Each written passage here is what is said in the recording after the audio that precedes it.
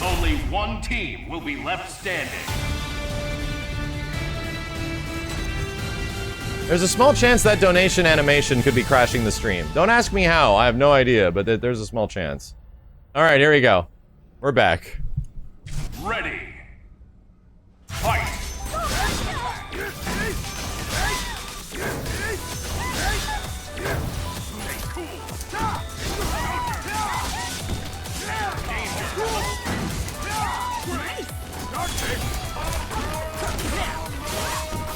Oh god, oh god, oh god.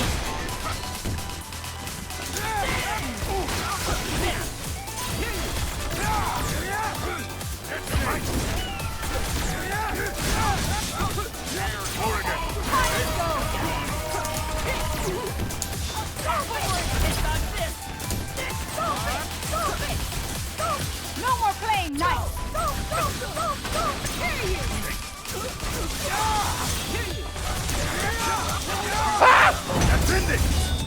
Oh, that went terribly! That went terribly! Get a bad one.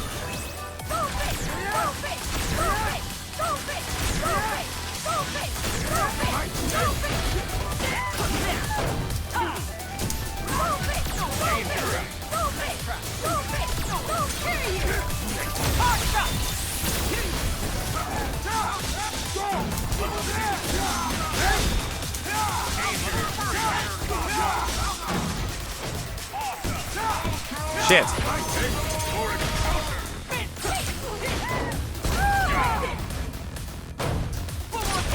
The fate of two worlds! Armor equipped!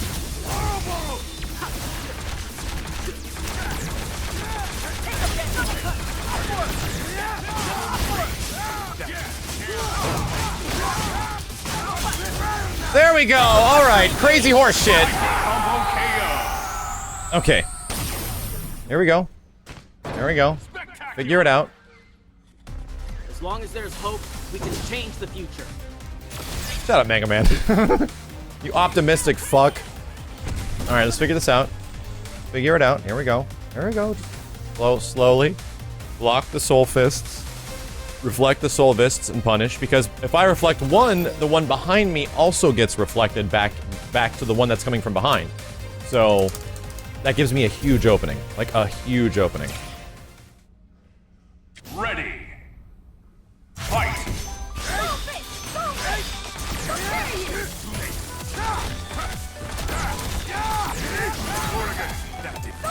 Get a bad one.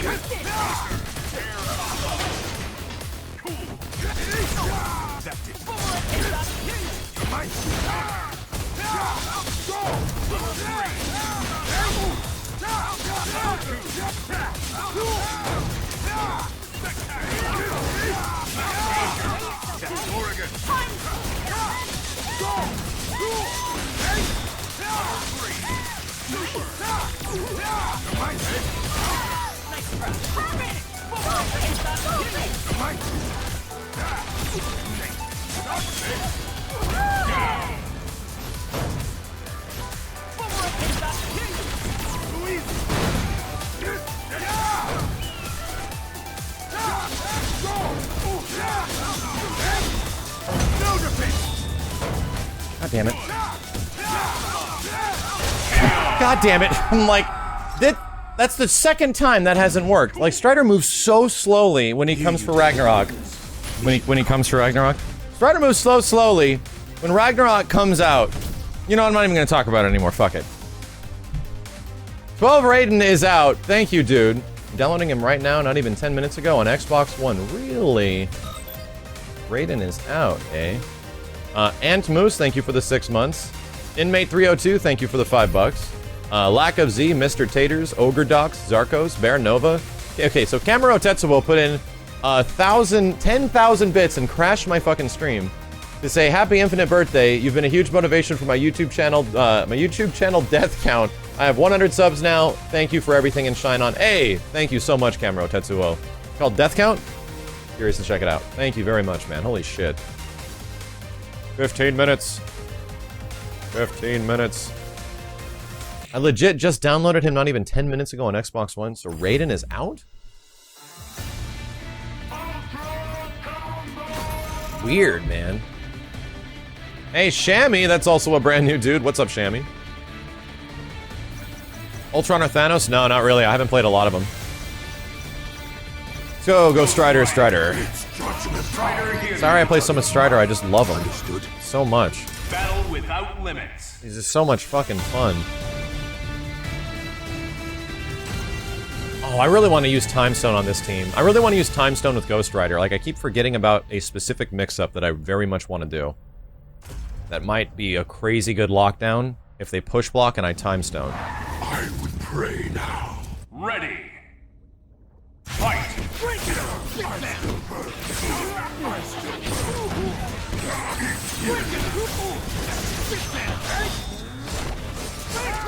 I jumped like a fucking idiot. I jumped up back. Yeah, I deserve this. Whatever's happening, I deserve it.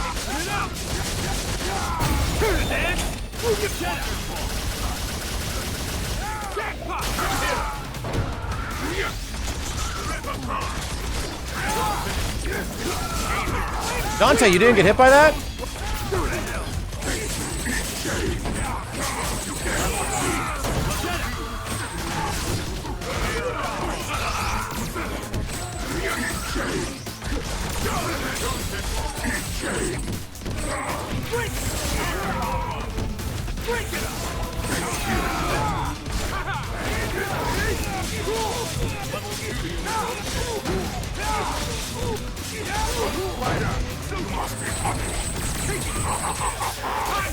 Face me. Be my better half. Start your soul.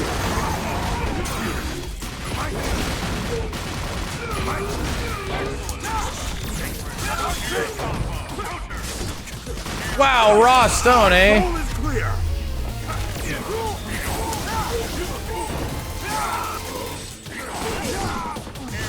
You cannot withstand.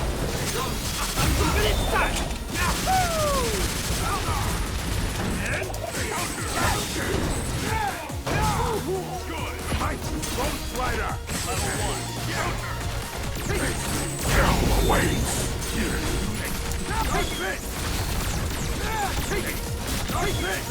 Better get serious. Shut up. Ghost Rider. Watch out.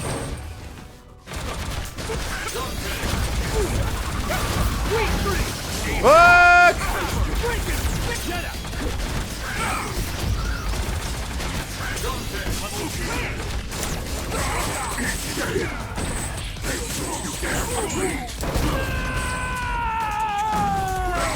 Say your prayers. Formation. Be gone.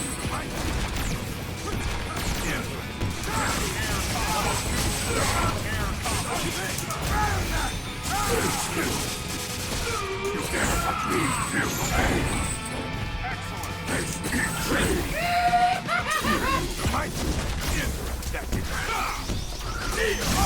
Fuck! Okay. Here we go.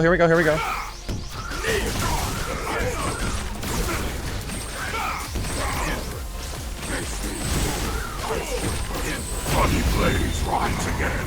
Judgment is upon you. Start your soul. Oh, right on this bitch! To hell with you! Then he chucked the bike on him. Fuck! You have challenged my hellspawn. Wow. And lost. Every time I've resorted to using the bike, it works. Like, every time. I don't know. Oh my god. The fucking bike, man. Okay. Darth Gideon, K Disable, Anonymous, Epic Gallant, thank you guys very much. Alright, here we go. This guy definitely wants to rematch. Ready. Fight.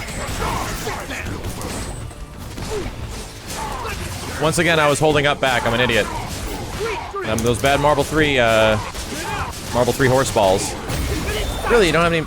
Okay, alright. I'm not gonna tell you to play.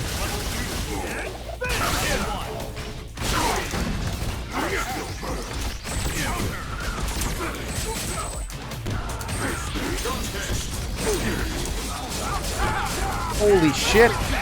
My chain missed. My chain missed.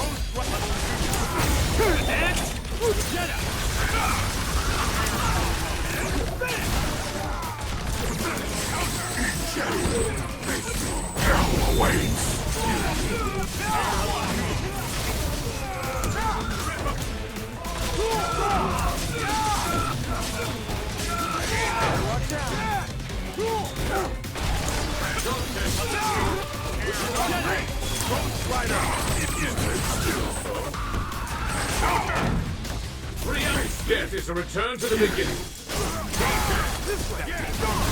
Formation! Counter! Break it up!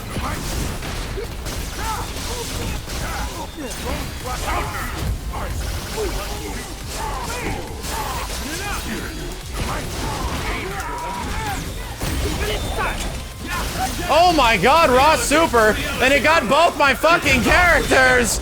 Oh, the screen is flipping the fuck out! I am judge, jury, and executioner. Ah, Jesus! Okay, I got Strider. I got Strider.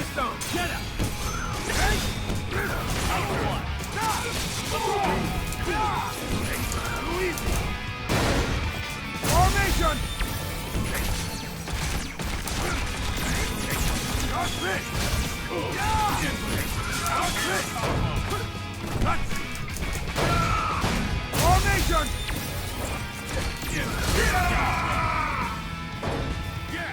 Get off the fucking wall, Strider! Easy win. God damn it! I was mashing on it. I must have been mashing Time Stone or some shit. I think I was hitting the wrong button. I was woofing the fuck out of what I thought was heavy kick. As Strider is stuck like a goddamn, like, fly on a spider web to the wall. I'm like, get off the fucking wall, kid! What are you doing? I might have been hitting the stone button. Small chance I might have been hitting the stone button. Okay. Here we go. Here we go. This is a fun fight, dude. Holy fuck. Okay. These games are hella close. Jellystone! Fight. What the fuck? No throw?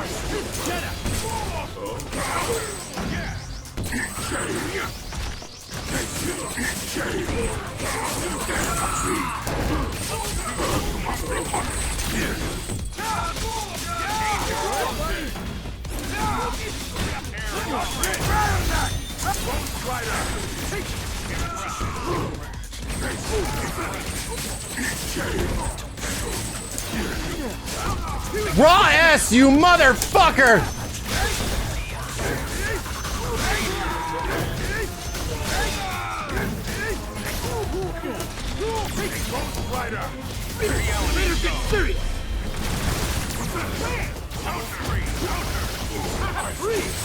Bloody blaze right. Ah! Oh, let's turn on this bitch. Come on, come on. Let's go. Let's fucking go. Let's fucking go. Come on, come on. Fight me. Fight me. Yeah.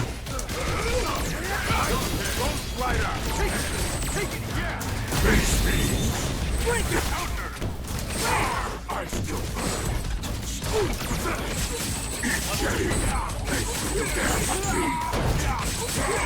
All right.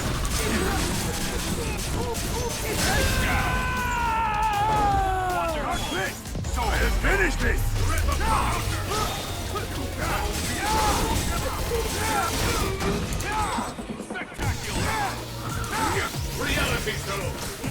Shit.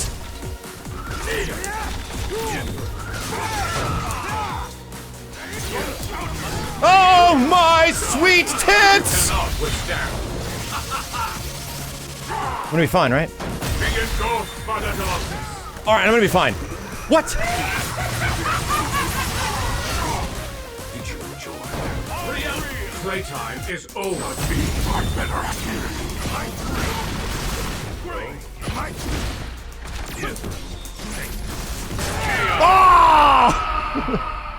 Oh my god. I love the bike. I'm honestly thinking like Ghost Rider and Strider is definitely a thing I'm really enjoying. I think I'm really it's legit happiness. Legit horseshit happiness. This is Boner Town. Thank you, dude. It's always Boner Town. Neo, 3rd DLC today. Thank you for the 5. Darth Geddon, thank you for the 10 as well, dude.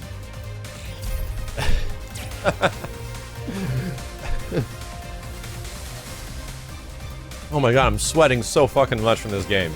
It's like not even hot in here, and I'm sweating like goddamn crazy. Ugh. Bike versus Monster Hunter armor move, who wins? They actually showed that. Monster Hunter beats Bike. Yeah, in terms of like armor versus armor, Monster Hunter beats Bike. Alright guys, last 25 minutes. I'm sorry, last 5 minutes for the giveaway. Get your chances in. Go, go, go, go, go. If you haven't yet, do it. Okay, we gotta give the same team to this guy. This is a run back. It's judgment time. Strider, hear you. You do this your way, I'll do it mine. Yeah, the Monster Hunter's charge hit is too strong. It beats, I think, every single thing in the game.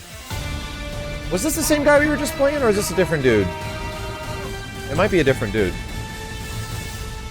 Adventure time, Stone! That's not funny. That's not funny. Ready. Fight. Wow, that was a great conversion. Holy shit. Good shit. I get shot. That was off of like a jab, man. That was really good.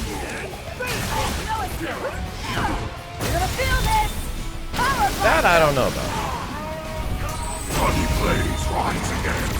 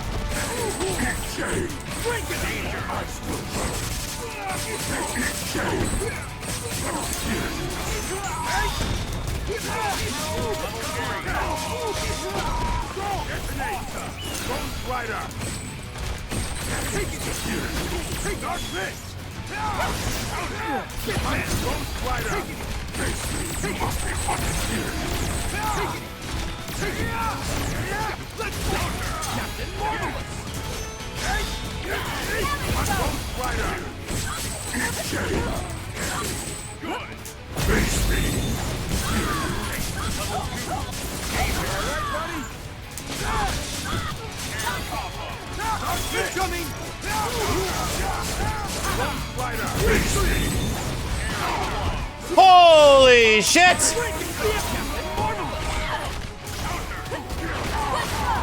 That was crazy, dude. The hammer had full invincibility to beat it.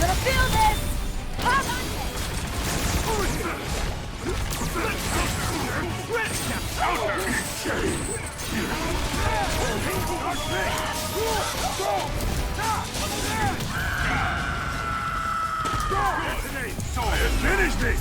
Horrible!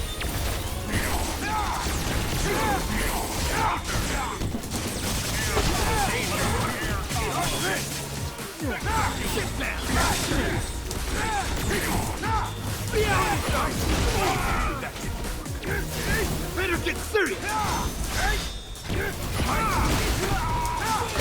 Woo! Alright! Alright! We're figuring it out. This game is a lot of crazy horse shit, but we're figuring it out. Mission accomplished. Yeah, Captain Marvel's death scream is one of the most horrific things I've ever heard. Ah! Like, Jesus, lady. Oh my fuck, I'm sorry. I'm sorry. I don't want to hear a woman scream that horrifically. Like, please.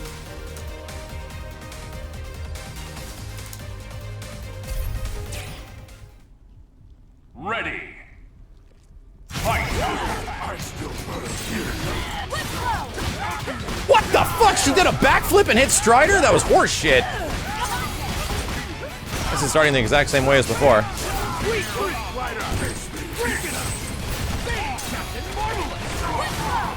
What? Oh my god, I thought I was fucking Dante. No, I didn't think I was fucking Dante, but I thought I was Dante, you know?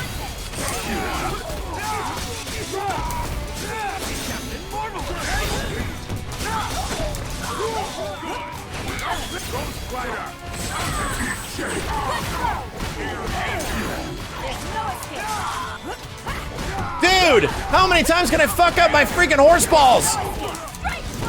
Only so many times. I've given this guy literally like 6 chances. I've given him 6 chances.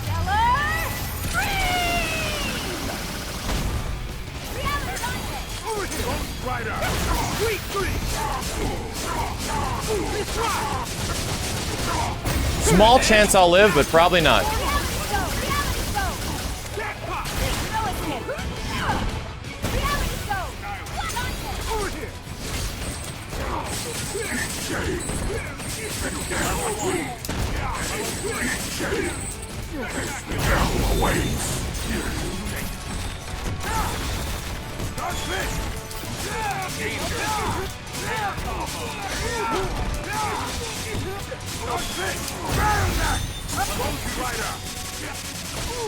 Face me. Vengeance awaits. Let the nightmare begin.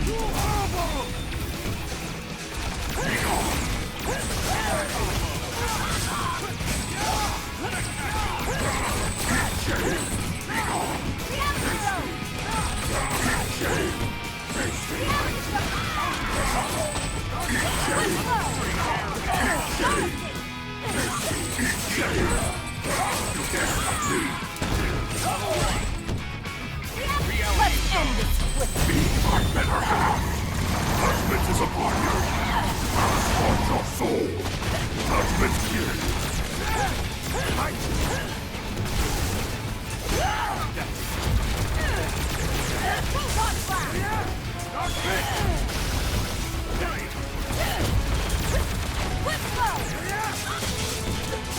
Let's go! We do it! Oh my god, dude. I didn't blink for, I swear to god, like 60 in-game seconds or some shit. Oh. Good lord. This fucking game. I was holding my breath for a long time, too. That might actually end up being a problem. Good games. Oh. Alright, I'm pretty sure the giveaway's over. Let's go check on that shit. Oh, chat room, what the fuck? Okay. I think I like this game. I think it's pretty fun. I think I like this game. Alright.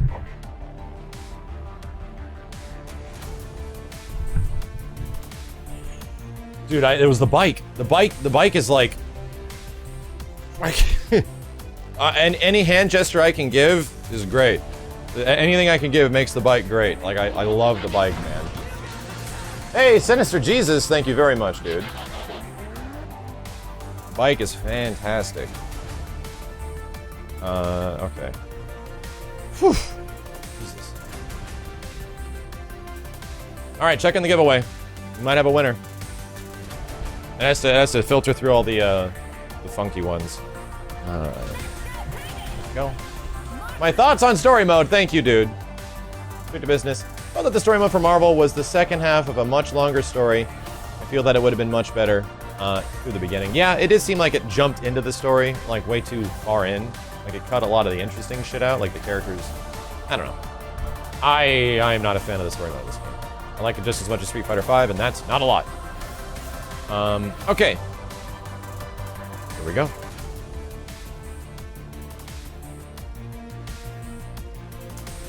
Okay, let me see if I can pull the winner. So if you guys have the link to the widget, the same bit.ly link that is in the top of the page, you can copy that. I'm gonna post the winner to that thing right now. Now here's the stipulation. If I can't get a hold of you within 48 hours, I'm gonna contact somebody else. And that's pretty much the best we can do, because there ended up being a Dragon Ball code that didn't end up going to anybody. So because of that, if the winner doesn't contact me within 2 days via email, then I'll pull somebody else when I get back. So, let's see what's going on. Draw winner. Yes, all entries. Here we go. Pulling.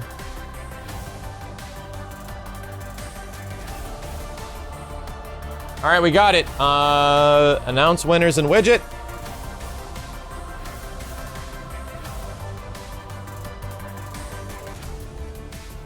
All right, so the winning, let me put up here. Winner was Trevor R. Trevor, you're out there. Trevor, if you're out there, congratulations. Everyone was saying rigged before I even posted it up here because it got put in the widget faster. Rigged, rigged. I'm upset too. Whoever this Trevor guy is, you son of a bitch. You son of a bitch. He also goes by Terror Rook. Terror Rook, are you in the chat? Terror Rook. Damn you, Trevor R! Is Terror Rook in the chat? It was a subscriber. Yeah, it was a Twitch sub that caught. Let me see. No, I don't think he's on. I don't think so. Anyway, if he doesn't respond within 48 hours, I'll pick a new winner, but I'm gonna go ahead and send him an email really fast. Yeah, my name should win, yeah, right? I usually put in like 1 for my name, just in case. If that's the case, I can re-poll. Yeah, I don't think he's in here. Okay. Right here, I changed my name. Don't worry, guys. I'm gonna try to make this worth it to you guys, because we got a lot more subs that I want to make happy, especially after the Dragon Ball streams and everything, so... Like I said, when I come back from the trip, I got a few arcade sticks to give away. I got a very special thing that's going to be going on with Asus. And Asus is going to be giving us a beefy-ass laptop to give away. I could keep it, in all honesty, and I could upgrade the laptop I have because it's now 3 years old. However, my laptop's fine. I don't have that much more of a reason to use it like that, so I'd prefer to give it to you guys. That's the cool thing about Asus as being a sponsor, is that they give me the new stuff that they get, and I just show it off to you, but I'd prefer just to give it away. Because I like hearing the stories of the guys that get laptops, and then the 2 dudes that have gotten laptops from our streams when we do give them away, have done, like, content creation with it, which is fucking awesome. Which is really goddamn cool. So, yeah, if there isn't a better sponsor, like, Asus is a great sponsor of the channel, so I'm very happy to have them along. Same thing with the Twitch guys. Same thing with the Elgato dudes. It's been great. What arcade stick do I recommend? I use a lot of Quanba and 8-arc stuff. That's gonna be the stuff we're giving away too, but the old Mad Cat sticks still work really good. Hori sticks do work great as well. The new, what's it called? The new Razor sticks work really good, the blue ones. So, yeah, we're gonna be giving away, when I come back, we're gonna be giving away a Quanba Dragon. And that's a big fucking $300 stick. It's a big ass stick. Let me send this email really quick. Hold on, chat.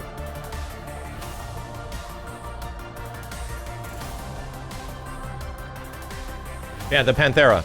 Yeah, the Panthera stick everyone's saying really good things about. Are we in the Real Talk segment yet? I think so. I can't actually go super late tonight. Hey, Wesablow. Thank you very much, dude. MDSKCMO, Gojira Kira, Mogo Lagans. So, chat room, start thinking about good topics that you would have for a Real Talk. Let's make it focused around either, like, specific YouTube stuff, like YouTube content creation, Twitch stuff, just in general Twitch stuff, and fighting game stuff. If it's about specific fighting game communities, competition, random things that are happening in fighting games. I have a couple I kind of want to go over, but yeah, we'll just kind of talk about shit. Why is this game so fun? Because it lets you play it so much. That's why. Like, I've been breaking down the reasons why I think it's great, and it's just good. Real Talk is just where I get, like, I take a topic, and I just give you my brutal-ass honest opinion. You might not like it, but I just give you how I feel. Why Machinima not a different YouTube company? I could answer that one right now. I've been with Machinima forever. Like, they've been the only channel network that has been with me forever. And they're actually super nice to me. Like they are big fans of the content that I put up because it's a very niche thing, like fighting games, and they give me a lot of support. So I mean, I know Machinima has been rough to many creators in the past, but I've been a very lucky one, where I've gotten some very supportive people that have worked there, that I've talked to, that I've become friends with, and it's been good. Hold on a second, okay? Jesus, you're being so interesting. I gotta send this email.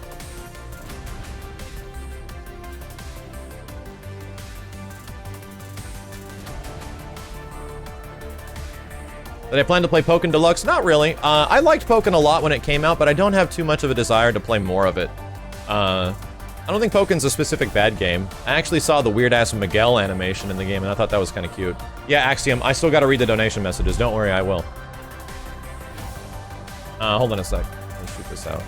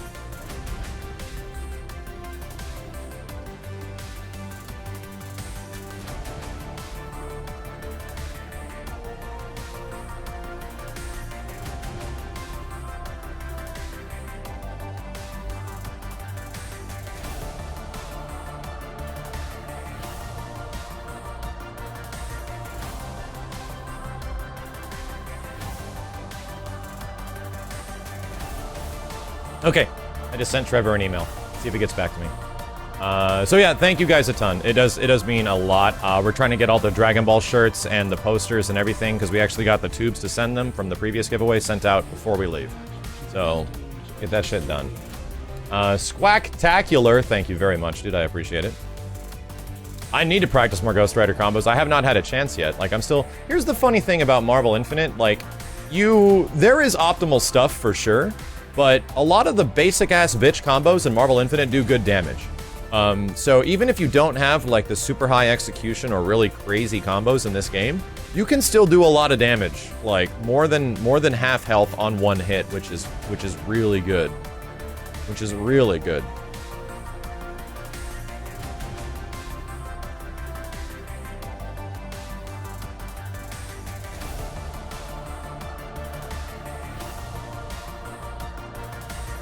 When I start holding raffles, I don't do them all the time, Decadent One. We only do them every once in a while. We've had a couple now ever since we did the Dragon Ball streams. We were giving away t-shirts and codes, and then we did MVCI. And just because the Dragon Ball Beta happened and then Marvel Infinite happened, and I knew a lot of people would, like, probably care about those games and I'd get the highest viewership, so I wanted to do giveaways at that time as well.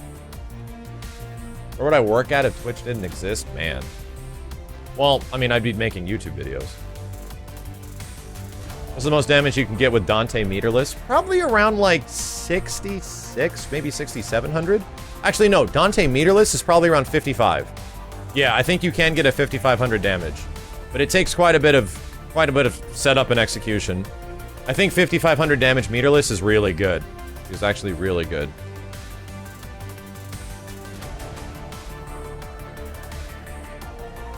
That's a great question. A fighting game you suggest for someone that wants to get into the genre? If so, why? That's a good question. That'll take like 5 minutes to talk about.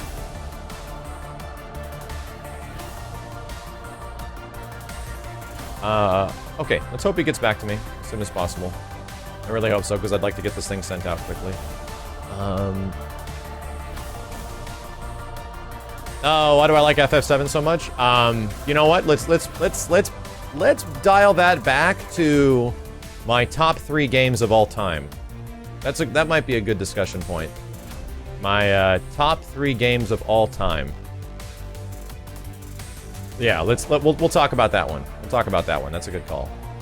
How do you hit buttons? One finger or two? I usually double tap my buttons, but one finger. What do you think about anime?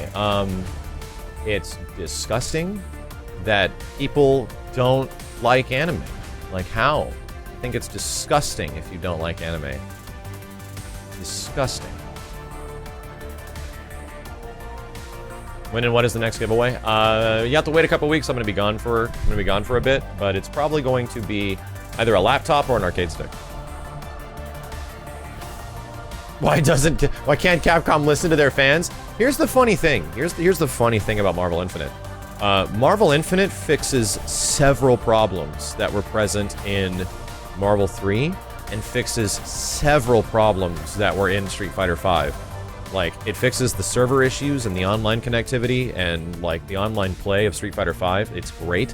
Like, it all just works in this game. There's, like, some matchmaking problems, but it's really not that bad. You can still play the game just fine. And it fixes all the horse shit of Marvel 3 with one-touch kills and X-Factor problems and incoming mix-ups. Like, they had a fix for fucking everything, and they make the players play the game more. Here's the thing.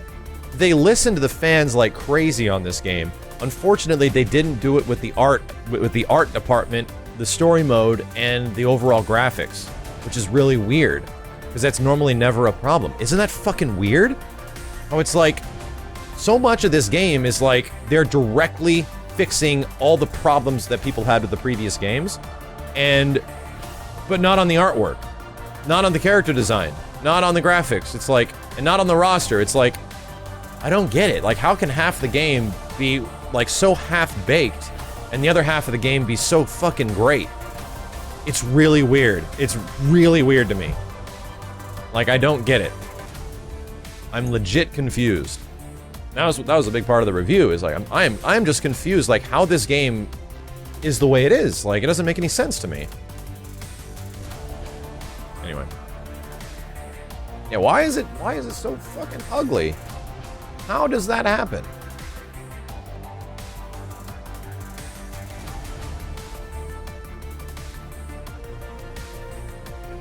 Well, I mean, whenever I've talked to the developers, it did seem like Capcom USA had a lot of input in terms of the gameplay.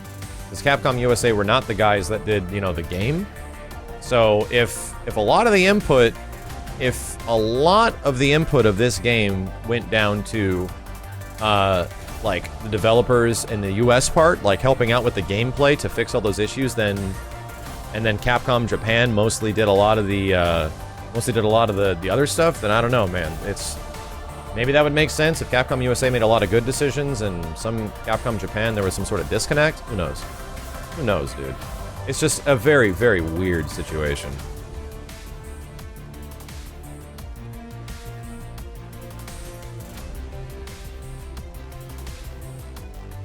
Hey, Celeris, thank you for the 13 months, dude.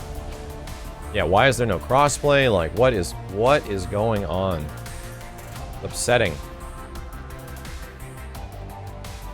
Let's check this really quick. Yeah, the down-downs, like, why is there down-down motions? Why don't they just give us the option, you know? Why don't we just have options for that stuff?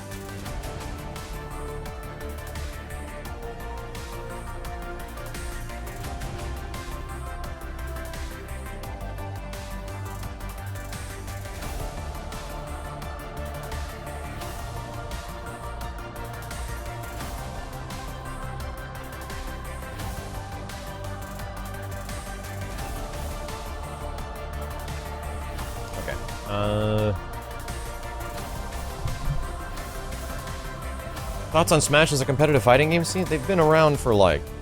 There's no questions about that. Like, Smash has been competitive for over 15 years. Like, it's not even a question. It's not even a question. Real talk, read it later. Thank you, dude.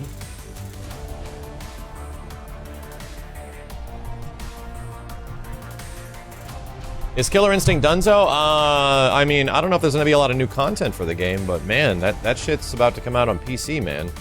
That shit's about to have a Steam version, and it's gonna work with all the other versions online, so... Yeah, I'll play some music in the background. We're gonna find, let's turn this off. Ew. Samurai Rocker, yo, what's up, Chris? Thank you for the 2 years, dude. For you guys that don't know, Samurai Rocker is the Predator in all of our movies and the Alien in a few others. Just to let you know. Just to let you know. And he likes Final Fantasy VII, so he's a good guy in my book. He's a good guy. Shit. Crass.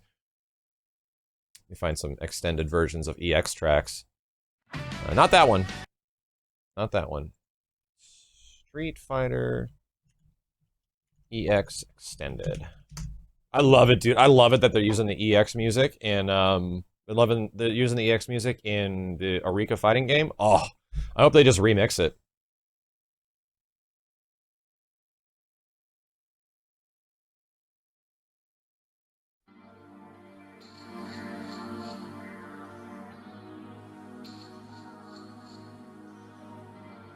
Some chill bullshit.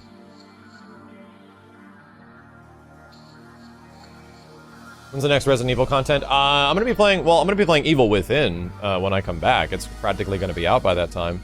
And after that, Resident Evil, the next VR DLC is going to be in December. So I'm looking, I can't wait. I cannot wait. Okay, let me grab a few of these messages. What's the certain brand of model and lights you used to film with? You just get some photography lighting. Like, go to Amazon and look up photography lighting. You can grab these fill lights that, you can grab these, like, fill lights that don't cost very much. This one's gonna be very bright, but they, you can see a better one over there. They don't cost very much, and they fill your whole goddamn room with light. They're very good. They're like, they could be under 50 bucks for, like, 2. My eyes! You guys were all in a dark room. Yeah, dudes were in their beds with their cell phones, like, right in front of... It's like someone threw a goddamn flashbang in Modern Warfare 2. Silent Rapper, thank you, dude. UFO Fleet. I'll never forget that. I remember after, like, long binge sessions of COD 4 and Modern Warfare 2, you'd be sitting in a dark room alone, just, like, jamming and getting kill streaks. And all of a sudden, some motherfucker flashbangs you, and it's actual pain. Ah! My eyes! It was so fucking bright as the sun. Your LCD, like, 30-inch TV blows the room out with white light. It's like, fuck!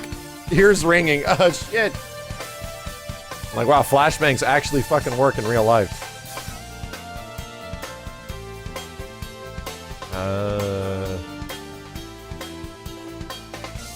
Where were we? Good times. My eyes, good times. With all the streams, how are your power bills? Plentiful. I mean, the biggest part is that we have to keep this room cool. They're plentiful, man. If I told you just to, like, run the streams and all this shit that's in here, I'll just say it's a lot. The support you guys give the streams is very helpful. I'm gonna tell you that. The subscriptions and the support helps a lot because I don't know how the fuck I'd afford even the power bills. Dark Lantern, thank you, dude. It's a lot, especially in the summer, dude. It's crazy here. It's really expensive. Fighting games help, thank you, dude. Like, for example, the electricity bill in the summer when we're streaming like 6 days a week, trying to keep this room cool, much less trying to keep a house cool, much less like having the lighting on and all the equipment and the computers and the graphics cards and everything like that. We get billed every 3-month cycles, so it's quarterly. The 3-month cycle is sometimes more expensive than the first car I purchased. Like, no shit. And my first car was a 1990 Nissan 240SX for around 2,500 bucks. There are some times when the shit is even more expensive than my first fucking car. And at that point, I'm like, god damn, I am very lucky that we could even support this kind of a bill. It's crazy. And I feel like we're kind of cost efficient. Like, I don't know. I don't know. Welcome to California. That's exactly it. And I was talking to my friends, like, and my friends who don't even, like, aren't even doing that great, some of them are like, dude, ours is even more. I'm like, I don't even know how it's anymore. Like, holy shit. No, I don't have solar panels. Our house doesn't have any. That was not an extended version. What the fuck? Let's take Giles. Wasn't this the one we just listened to? I think it is. Alright, here we go. I'm gonna do that. I'm gonna do that. I'm gonna do that. There you go. Chun-Li's theme is good.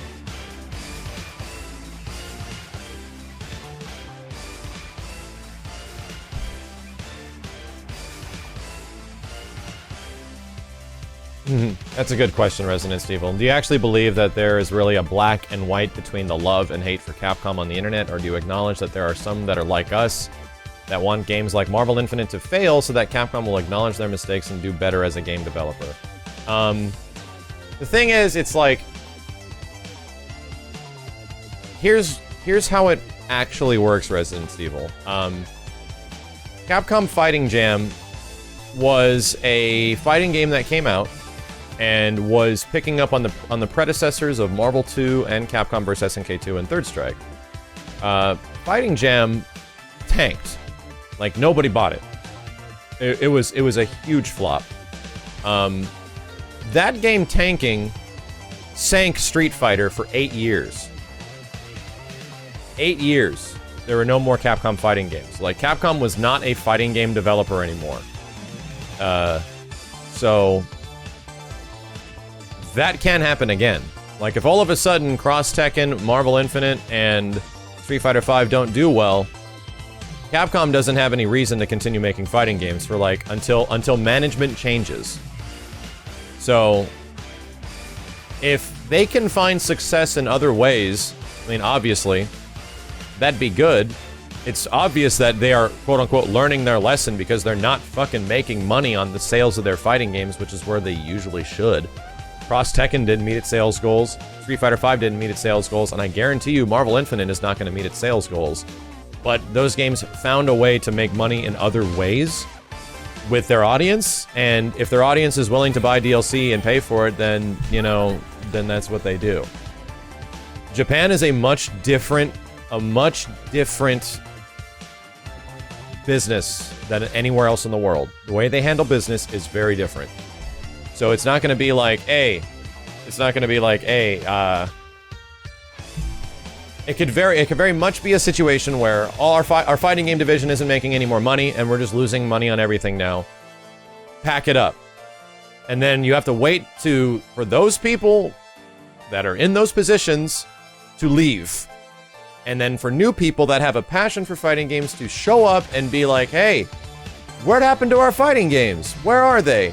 Let's bring them back. The problem is that people don't leave positions in Japan. People don't get fired in Japan. So the people that are higher up stay higher up for their whole life. Like, their whole life. So the problems in these games are super apparent. Like, they are obvious and they are brutal. The problem is, even as a result, I hope they find success in some way. I don't even like Street Fighter V that much. Like, I really don't like playing that game too much. But I don't hope it to be unsuccessful. The fact that Capcom USA and they were able to esports it, and they were able to find ways around making money, and yes, their DLC is overpriced and ridiculous, but I'm certainly not buying it. I don't need those stages. I don't need those CPT costumes and shit, but people are buying that stuff, and if they have their audience that wants to get it, then so be it. You know, so be it. Of course I'd prefer them to make everything look awesome, play awesome, and run great online. But if things just go terribly and nobody buys anything, fighting games are going to be done. Like, they're not going to make anymore. That's the way Japan handles things. So, there's a situation where I want Capcom to learn from this stuff, and it's the fact that we're 3 fighting games in now that have tanked. Like, Marvel Infinite is going to tank. Street Fighter Cross Tekken tanked. It didn't tank, but it definitely didn't hit sales goals, and Street Fighter V didn't hit its sales goals. So, even with all that considered, they were able to find something to make people still get stuff. Like, Cross Tekken was updated to 2013 and made the game a lot better. The on-disc DLC stuff always haunted the game. The gem stuff always haunted the game. I didn't even like playing the game beyond the first year, really.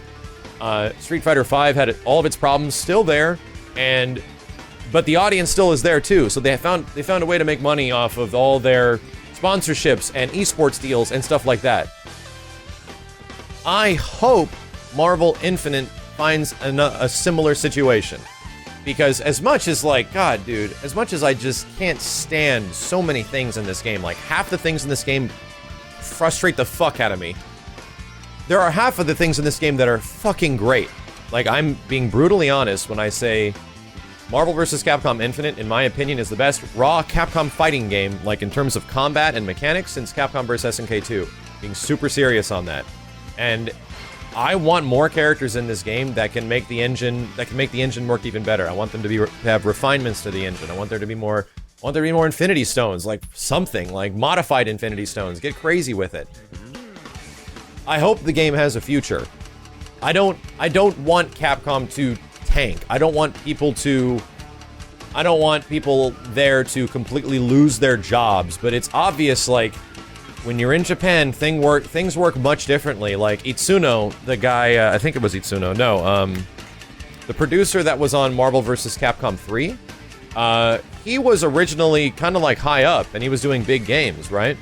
And he worked on Ultimate Marvel 3, but Ultimate Marvel 3 suddenly doesn't sell very well, so the next game you see the guy working on is like a JoJo game. Like, he made the JoJo port, and I haven't heard anything about him since then. The guy essentially got, Nitsuma, he essentially got demoted like crazy.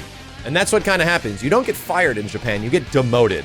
So because Ultimate Marvel 3 didn't sell well, and it really didn't meet sales expectations, Nitsuma was like downgraded to really low tier games. So I think that sucks because that game, the quality of that game was fantastic. Just like how there's qualities of Marvel Infinite that are fantastic, and there's other qualities that are just not okay. Like, I was looking at our Onimusha, someone gave me an Onimusha 3 standee for my birthday, and I'm like, how the fuck do the character models on the front of the Onimusha 3 standee look better than every single character in Marvel Infinite? I mean, I know it's CG, but this shit is 13 years old. What's going on? So, I don't know. It's a situation where I think they know better, but there's a lot of shit that's out of people's controls, and I think the big problem is management. Like, if you want to talk about the actual problem, I think it's management. Like, I think there's a huge problem with upper management at Capcom. And they're trying to do things right. Resident Evil 7 was a step in a great direction, however, Resident Evil 7 did not meet sales expectations. Shit, dude. Yeah, Nitsuma worked a little bit on RE7, but he was not a lead producer. The lead producer of RE7 was the same guy that worked on RE5 as well as Lost Planet 2. And I forget his name suddenly, but he was one of my favorite producers. He actually makes the fun-ass Capcom action games. Like, he did a really good job. So, it is what it is. Like, I don't want Capcom to crash and burn. And that reason is they have the greatest properties in video game history. Like, next to Nintendo, they have the greatest properties and characters of all games. And sadly, very few of those are actually in Marvel Infinite. A couple are.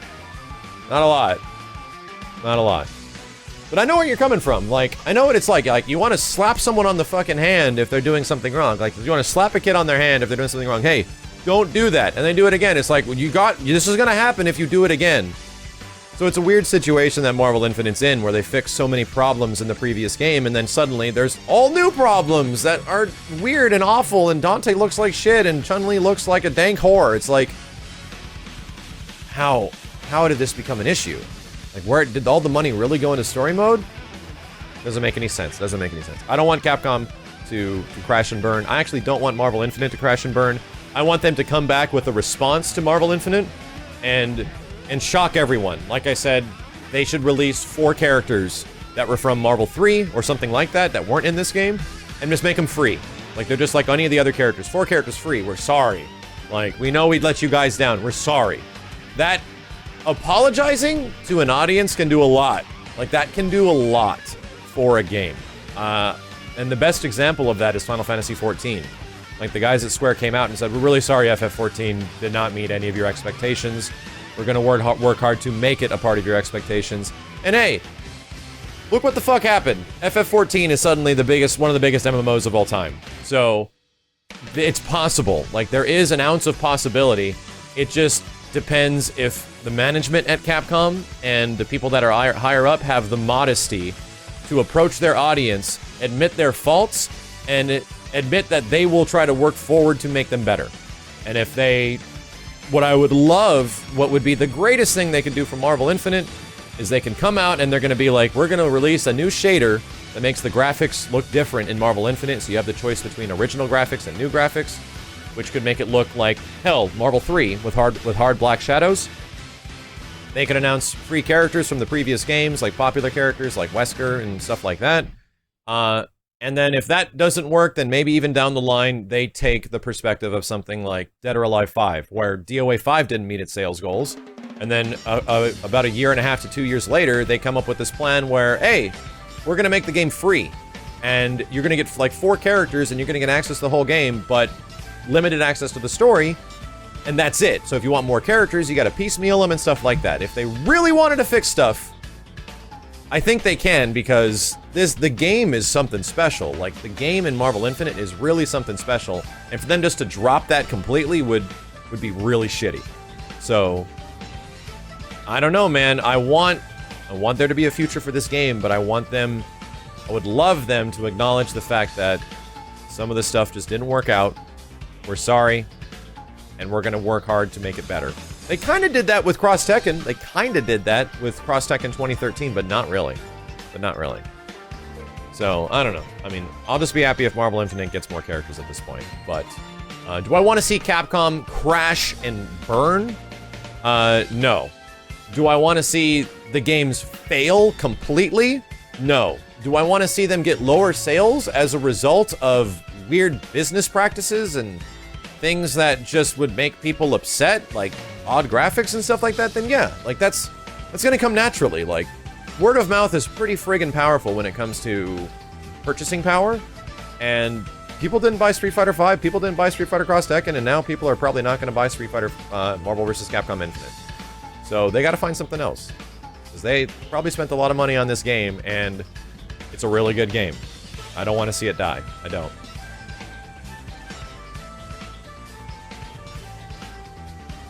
Yeah, unless you hate Capcom. I can understand. But if you hate something, you hate something. You really hate. And that's the thing. Capcom is the abusive father in my life. Marketing ruined MVCI. Choosing to show some stuff, like focusing on story mode specifically, didn't help. Really didn't help. Really didn't help.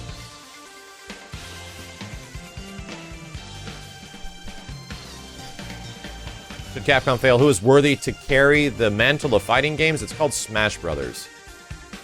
Get over it. I know you're not gonna like it.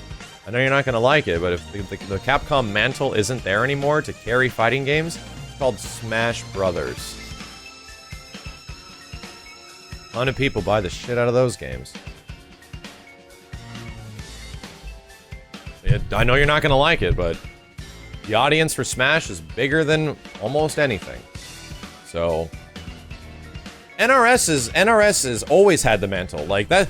And here's the funny thing. You say, like, what about NRS? NRS is always gonna have the mantle. NRS games always sell. It's like, if you're talking about, like, the mantle of the fighting game community, the fighting game community's mantle has never been NRS games. Like, NRS games are always a side thing that gets bundled with games like Killer Instinct and weird side titles. Like, the FGC focuses so much on Capcom stuff, because that's where the roots of it are. The roots of the FGC are in Third Strike, Alpha 3, Super Turbo, Marvel 2, CVS 2. That shit carried the FGC from the mid-90s all the way to the late 2000s until Street Fighter 4 came out. So, NRS has always been kind of like a side considered thing, but NRS has always carried themselves because their games sell great. Like, NetherRealm Studios games sell so good that they're just gonna make a new game every 2 years, so you never have to be worried. You never have to be worried about NRS. Like, NRS is always going to have an awesome looking fighting game that's gonna come out with a whole bunch of fucking characters, with a shit ton of content, and you're gonna be playing it for about 2 years until the next game comes out. So that's why people don't stick around with NRS games, because they know another game's on the horizon. Like, I guarantee you, I'm going to be playing Mortal Kombat 11 in about 9 months at E3. That's gonna be happening. No matter what, that's gonna be happening. That's how Warner Brothers and NRS operate.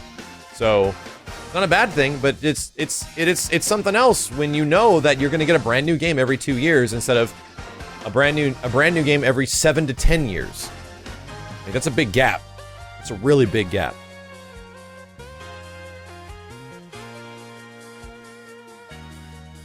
Yeah, isn't it crazy, Magus? He says, it's actually crazy how Injustice 2 looked like complete ass. It didn't look like ass, but some parts did not look good. Like, I'll say that.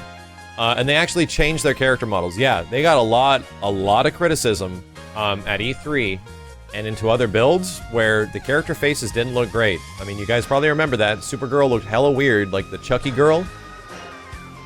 And then all of a sudden they show up in early 2017 and they show off the characters' faces and they all look gorgeous. And it's like, what the hell happened? And they directly said that we got a lot of criticism about the way our faces look, so we looked into brand new facial capture technology and facial capture rigging and bone structure to make the faces look the best in all video games possible. Like, they literally fixed the NRS face problem because people complained. And that's...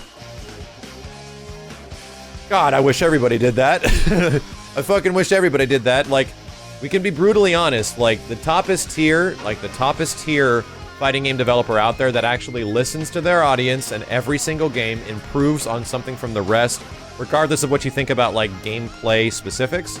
NRS games get better and better and better every single year. From MK9 to Injustice to MKX to Injustice 2, they always fix something that was a big grading problem in the previous game, and then it looks better than the previous game somehow as well, and it runs better in many ways. So, NRS is up there. They're also huge. They have like 300 devs or some shit like that. There's a lot of people that work at NRS. So, and they make a fighting game every 2 years. So, just because I'm not a fan of like playing Injustice as neutral doesn't mean the game isn't bad. I mean, doesn't mean the game is bad. Like, I really enjoy playing certain aspects of Injustice 2, but there are so many other fighting games that are out there right now that I really, really, really enjoy playing. Like, you know, Tekken and Marvel and KOF and Guilds of Gear and everything else that I would just prefer to play that. There's so many options for fighting games out there right now that I can acknowledge this stuff is amazing for Injustice 2, but I just prefer to play it on other stuff. Yeah, NRS and Arxis are always improving. Dragon Ball is another great example. Another great example. It is what it is.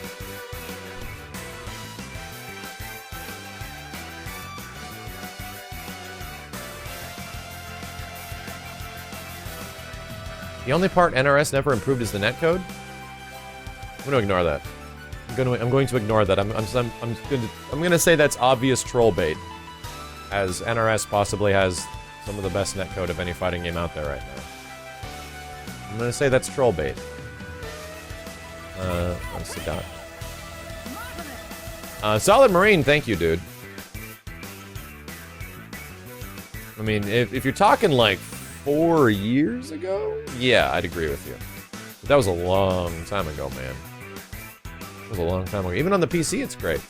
Yeah, PC netcode for MKX is fantastic. Really good. NRS needs to give better PC support. Well, that was the idea, was that, man, MKX launch was terrible, but they fixed it. Like, they actually fixed all the problems with MKX on PC with the update. And there's a rumor that Injustice 2 is going to be getting a PC port as well. Like, it's going to be a thing that's launched at some point this year. Like, it was leaked through a couple retailers and shit. So, that's like exactly what they should do. They're just like, hey, console versions are first, we're working on the PC version. That's fine. That's fine. As long as they don't release a totally jacked PC version, then we're okay. And if it's the same guys that made the fixed version of MKX, then Injustice 2 PC will be pretty cool. Hey, Super Limo, thank you very much, man. Alright, hold on a sec. Let me read some of these donation messages.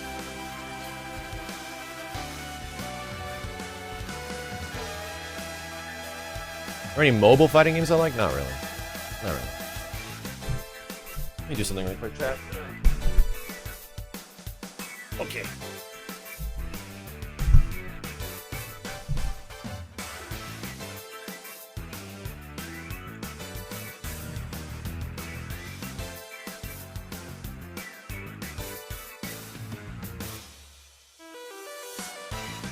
Top 3 best games. That'll be... We'll talk about that. Don't worry. We'll talk about that. What the hell? Where did I leave off at? Here we go. A couple real talk suggestions. Thank you, guys. Axiom also says, it's pretty apparent that fighting game developers are good at making fighting games, but not the best at crafting well-told stories. Fighting games have always had lore with them, but do we really need a mode exclusively for it? I don't think a fighting game needs a story to be good. Yeah, we'll talk about that here. Let me actually start writing this shit down. Let me start writing these down. Like, these are good topics. Axiom asks, fighting game stories. Is it necessary? Right? Real talk suggestion from, I think it was Super Bro. Clickbait thumbnails, that's a great one.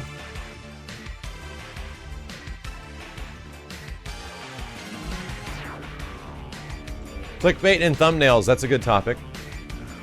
That wasn't your question, Axiom? Oh shit! That was the one before it.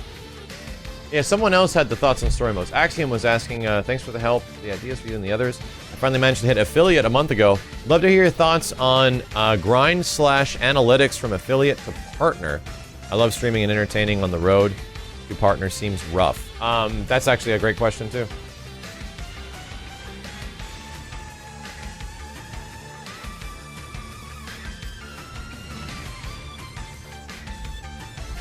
That's actually not a bad question for YouTube as well as Twitch. Is video game graphics better than mechanics? I'll answer that question right now. Graphics are very important to sell copies of fighting games, and it just makes the game look good, because doing cool shit and making it look cool is very important in fighting games. However, a trashy-looking fighting game, you can keep playing, because the game is fun. A fighting game that looks great, but plays like shit, you're probably not going to play very much. Games that look amazing, but play terribly, don't usually last very long. Like Order 1886 is a good example. There are several fighting games from back in the day that look really good, but kind of play terribly. So I'd say that if you have both, if the game looks amazing and plays amazing, then those games are the ones that are actually remembered, like the Soul Caliburs, the Tekken 3s, everything like that. So if a game, like Marvel Infinite is a great example, a game that plays amazing, but does not look great, and has a really crappy presentation, people will continue playing this game, because goddamn, is it really fun. It's really fun. You know what, but here's the thing. I don't think Injustice 2 specifically plays bad. I think it just is something that's different, you know? It's not MKX. It's not Capcom game style. Injustice 2 is the way it is, so you can't really get mad at them for making that kind of a game, because some people like it. Some people like it. It's just not for me. Like, I'm not gonna say the gameplay is terrible, because the game functionally is fine. It's just different. And it's just not for me.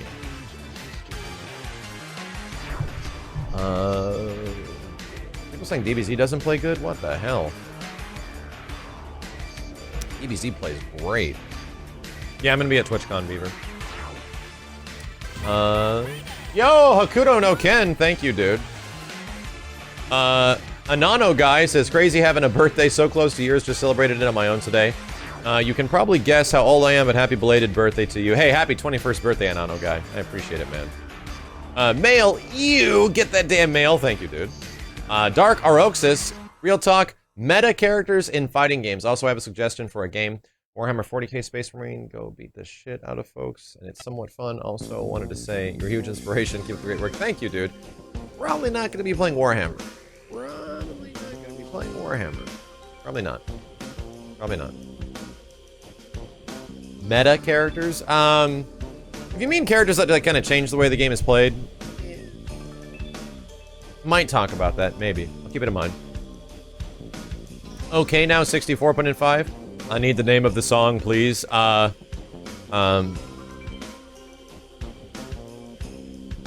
True Survivor. Yeah, it was True Survivor. Look up that song. Mad McMuscles, thank you for the $100 earlier, dude. Holy shit. White Bizan also put 10,000 bits in. Thank you, Bizan. God damn. Dragoon put in 5 to say happy belated birthday. Finally got to visit Galloping Ghost Arcade on your recommendation.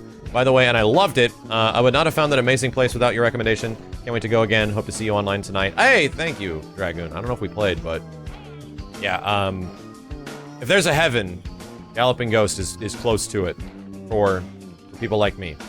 They're close to it.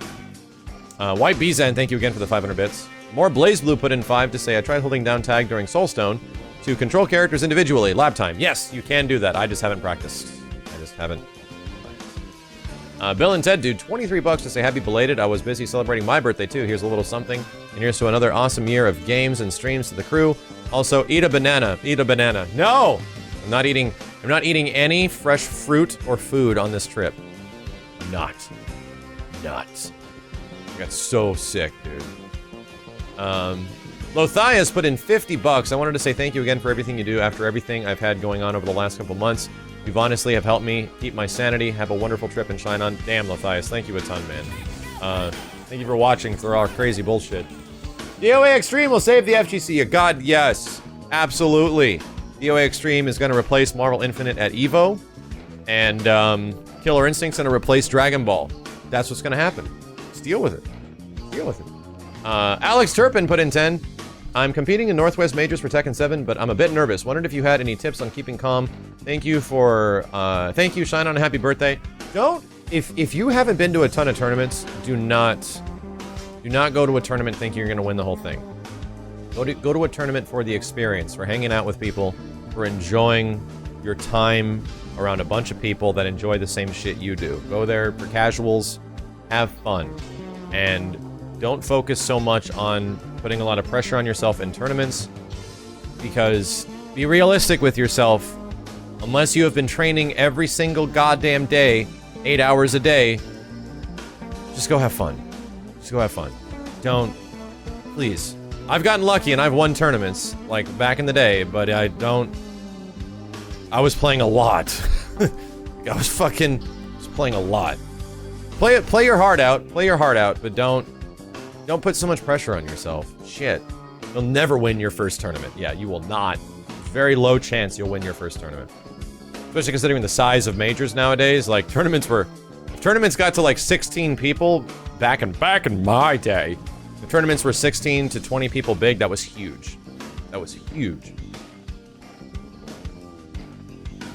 Thank you again, Alex. Sir Jocka Player put an 8 to say, I hope to see you guys have a good vacation.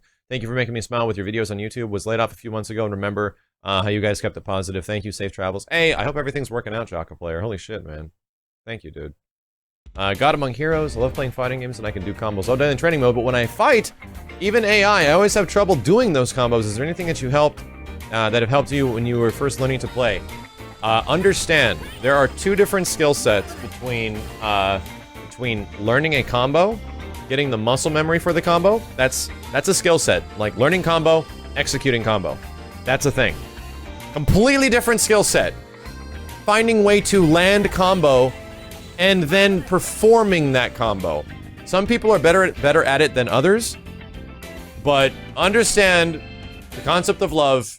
Also understand there are two different skill sets. So just put that into your head when you land the combo, that like, oh, I have to start thinking about the other thing, which it's a totally different other thing. Comboing under pressure is completely different. Like, it'll start working out a bit better when you realize that, man, now that I know the combo, I actually have to get to it and then remember to do it. What is this jazzy-ass fucking horse shit? What is this? Oh, it's Volcano Rosso's theme, no wonder. Jesus Christ, I'm like 10 feet stuck down in Oregon right now.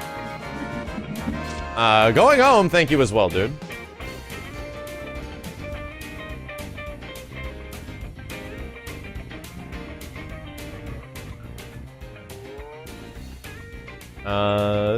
God Among Heroes, got you. Zero the 13th, Redheaded Man, assist me win. When we come back, we'll start figuring things out. Josh Bodewell, in all honesty, I was a bit worried Marvel Infinite might not, like, live up to my expectations, and I don't know if I should do an assist me for this. Like, I was kind of there. Like, I was excited for it, but I was kind of waiting. Like, I didn't want to just start making assist me for a game that I might not like. That was a big thing. So, now that I'm pretty convinced and I actually like Marvel Infinite quite a bit, and I'm okay with supporting the game because there is a part of the game that I think is worth supporting, which is the gameplay. Yeah, we'll be making assist base. We will. We absolutely will. Just gotta give us a little bit of time. Josh Bodewell put in 5. Got some max swag from Ender's World today. Hey, I got you earlier. Thanks, dude. Keystone Yinzer put in 10. Happy belated birthday. You single-handedly rekindled my interest to get back into fighting games, even though I'm a total scrub lord. Keep up the good work. Hey, we all start somewhere, dude. In every single game. Chopper 25, 50 bucks talking about the MVCI review. Thank you, man. Yep, the game is fun. The Rage put in 5. Akuma Master of the Fist. Nice to see you're enjoying Marvel. Quick question. I'm having trouble turning my brain off to the point that I'm overthinking basic cancels and I can't shake it reliably. Any advice? Take breaks. Yeah, just take breaks. Don't play this game. Play something else. Like play a not fighting game. You know, you should trust me. The worst part is that when you start playing a fighting game so much, you start overthinking shit.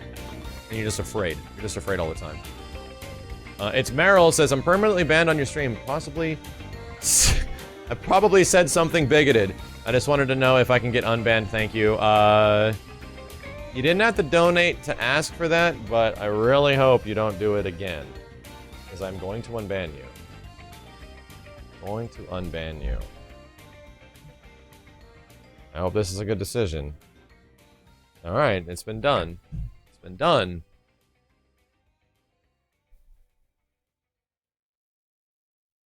Alright, keep an eye on that guy. I'm not gonna say his name. I don't want to get him. I want to get him blown up.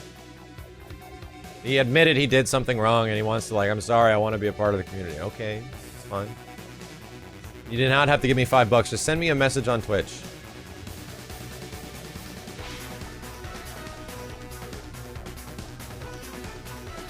Somebody said he did it again, and I went up and I looked and I was like, did he really do it again?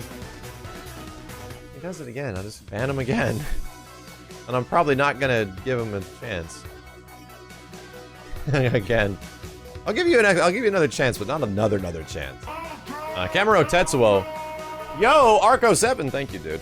Camaro Tetsuo says, happy infinite birthday. You've been a huge motivation for my YouTube channel, Death Count. Hey, thank you again, Camaro. I think I checked this out earlier. Inmate 302. Huge fan here. I can't help but want to hear your thoughts on something that saddens me and pisses me off when a cool franchise seems affected by bullshit decisions made by corporate dicks, Disney and Konami. It sucks. Like, you can't help supporting something because you like it so much, but knowing that you're on the receiving end of something terrible, like, it won't fly. Like, that's the thing, is that it won't fly. Like, things that don't come out well are not gonna... Word of mouth is more powerful than anything on the internet now. Like, more powerful than anything, so... It's not gonna be a situation where they're gonna get away with it. Really not.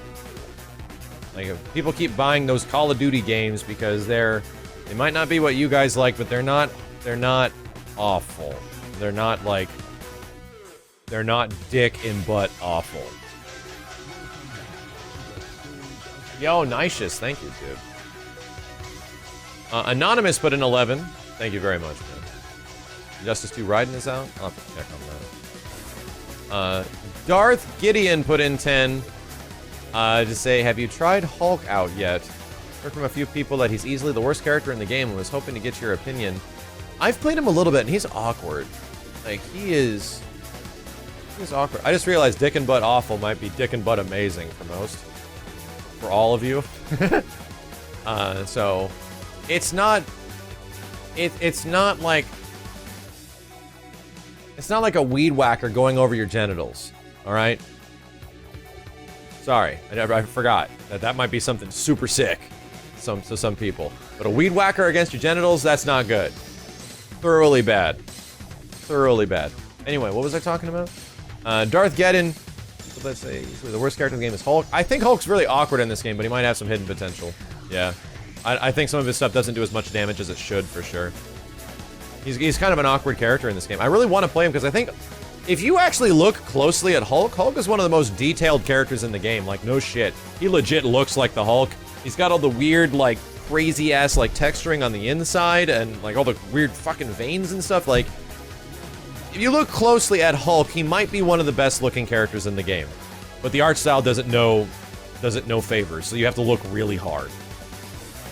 I kind of want to play him. kind of want to play him because nobody is playing him, you know? Is Jetta the most broken? No, Jetta's just okay. He's good. Panquake, thank you, dude. Ultron seems very good right now. Ultron's the Magneto of the game. He's the Magneto function. Real talk, read it later. I don't know what your drive is to make videos of fighting games, knowing that making them long and painstaking. I want to get into voice acting, but it's hard for me to get in right now, physically and mentally. Doppelganger Hunter, you start making this up because you want to. Like, you don't start streaming and you don't start making YouTube videos with the direct intent of making money off of them. I streamed for almost a year before I ever even wanted to take donations, and I had to. It took a very long time for people to convince me to even do that. And I made YouTube videos for 5 years before I made any money off of it either. So you just have to care. Like, you just do it. Like, if you really want to do it, if you have an idea, like the thing I always tell people, go make the things you want to see. Like, if you've been waiting for something on YouTube to show up and you're like, man, that would be so sick if that was there, go do it. If you have a sick idea and you think that would be awesome, just go do it. Go make it.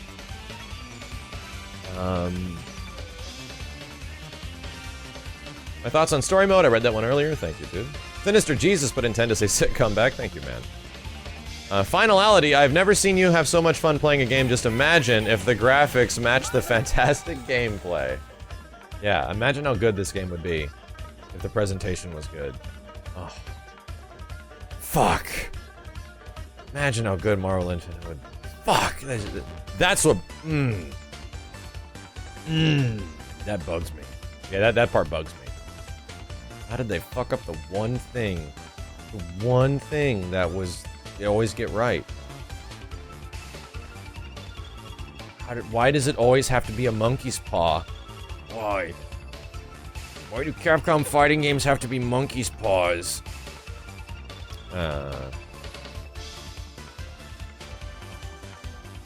Neo 3rd DLC, finality. Fighting games help, put in 5 to say, which fighting games would you recommend to people who have only used an arcade stick once or twice, and why? My stick is just sitting here collecting dust. Street Fighter V is a good game, because there's not a lot of inputs. Like, really, SF5 is not a bad game. Tekken is not a bad game for that either. You don't have a ton of inputs in those games. Keep the suggestions, guys. I'll ask you guys for suggestions, and then we'll just start talking about it. Fluffy and Uranus put in 5 to say, with high-pitched voice, we would like say you are doing a great job at what you do. You're an inspiration to many out there. Keep up the good work. Now, if you excuse me, Mr. Duckman is about to eviscerate us again. Shine. Ah! Thank you, Fluffy. Marketing ruined MVCI. The roster and some of the art is bad. Venom as a legacy character should never have been considered to be DLC, but not enough to ruin the game. Look back at the marketing where the functions thing happened. Also, SF5 destroyed the trust of a lot of people. Yeah, I think so. I think Marvel Infinite... Hey, Bub Rub, thank you, dude. Marvel Infinite carries on its back the immense amount of distrust and hatred that was established with Street Fighter V. And that doesn't fix the very obvious issues with the game, but it is something that made it much harder. And that's why that there should have been a very specific amount of caution put into the presentation. Like, how did they not? They just think people will like it, it's fine? No, they didn't. They definitely didn't. They did not.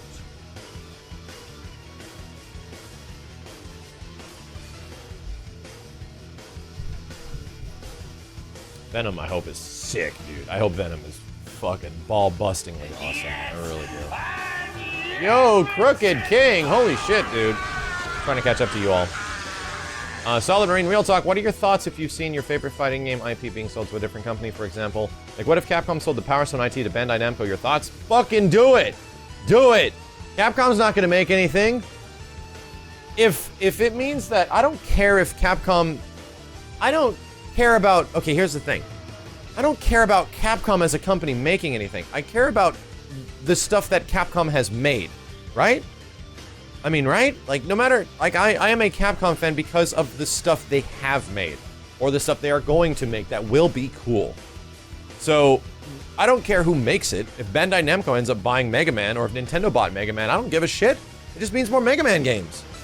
Fuck it. It's just, that's the same thing for everybody. That's the same thing for Sega. It's the same thing for Microsoft, Nintendo, like whatever.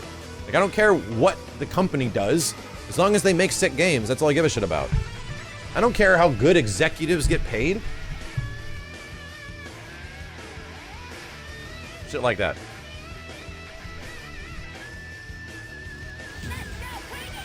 Yo, Formula Front, thank you, dude.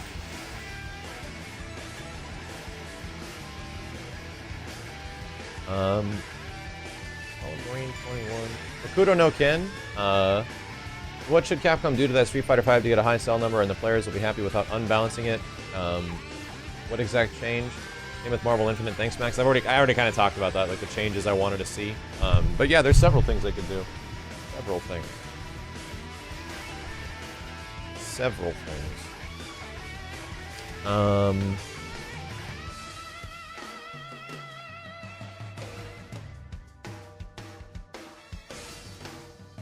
Would you do a first to 10 for a fighting game charity? I would just do a charity, Justin. I would just do probably a charity. It really depends on what charity it is, because I have beef with certain charities. I prefer individuals over charities. But I usually don't do like first to whatevers, just because it's like internet jumps on either side, and I don't want to be a part of drama. Like I hate that shit. That's why I don't ever talk about big FGC stuff or specific people in the FGC a lot, because I don't want any drama. Can't stand it. The best first to 10s will get it with me and Steve. Well, there are some charities that are not okay. That are not okay. Which is why when we do charities, we make it go to people directly.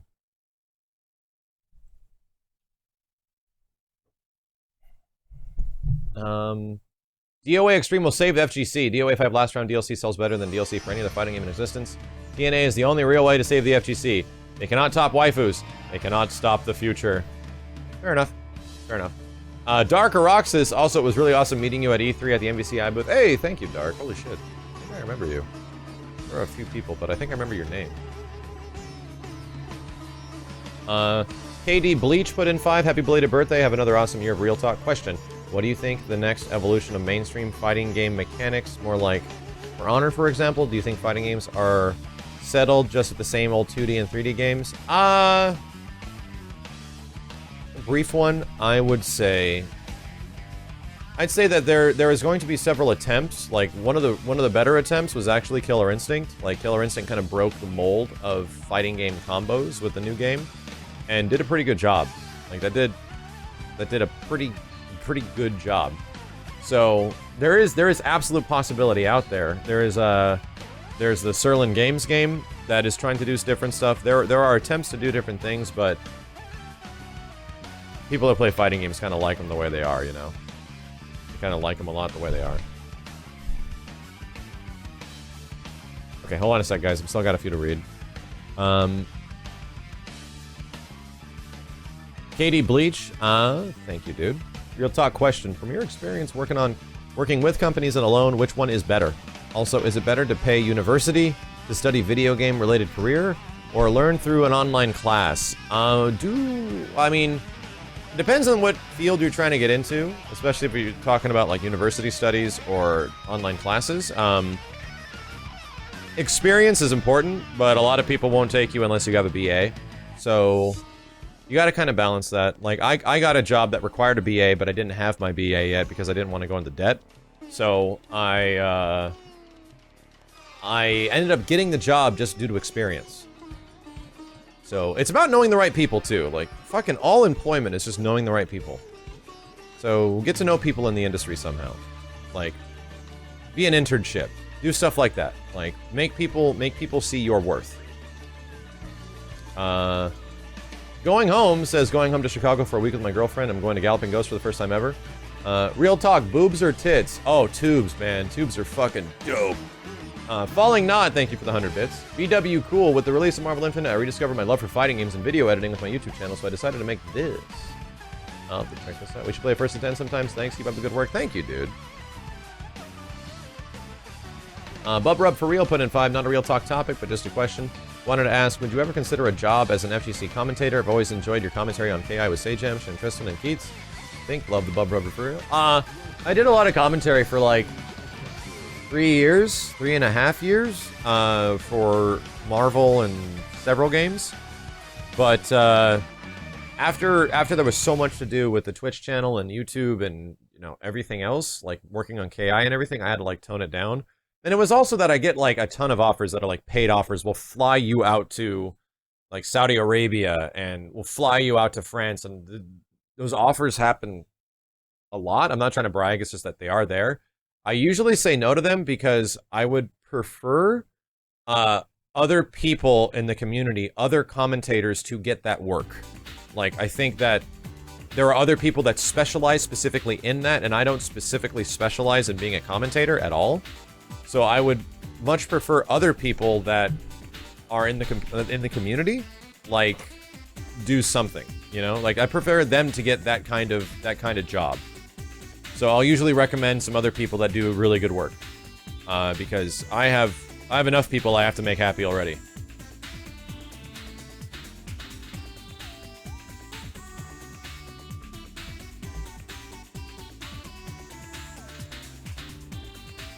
Crooked King put in 25 to say, hey dude, you and the whole crew deserve a vacation, enjoy yourselves. Thank you for the 25 bucks, dude. Holy shit. Formula Front put in 5. I felt like it was also MCU, Marvel in general, that influenced how bad the game looks. Max, if you think about it, their mobile games look quite similar. I'll not say that's not true. I'll not say that, Contest of Champions. Hey, let's hope they treat Marvel Infinite like they treat Contest of Champions, right? Right? How good would that be? How good would that be if they treated Marvel Infinite like Contest of Champions and made it like free at the start and you can buy characters? That'd be really good. That'd be really good.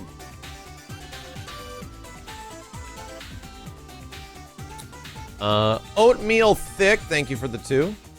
I think that's everybody. Yeah, free-to-play model. Go with it.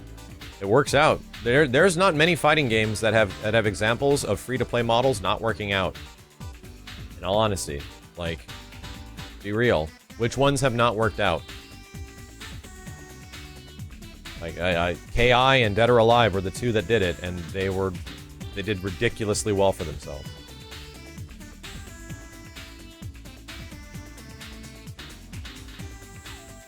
Okay,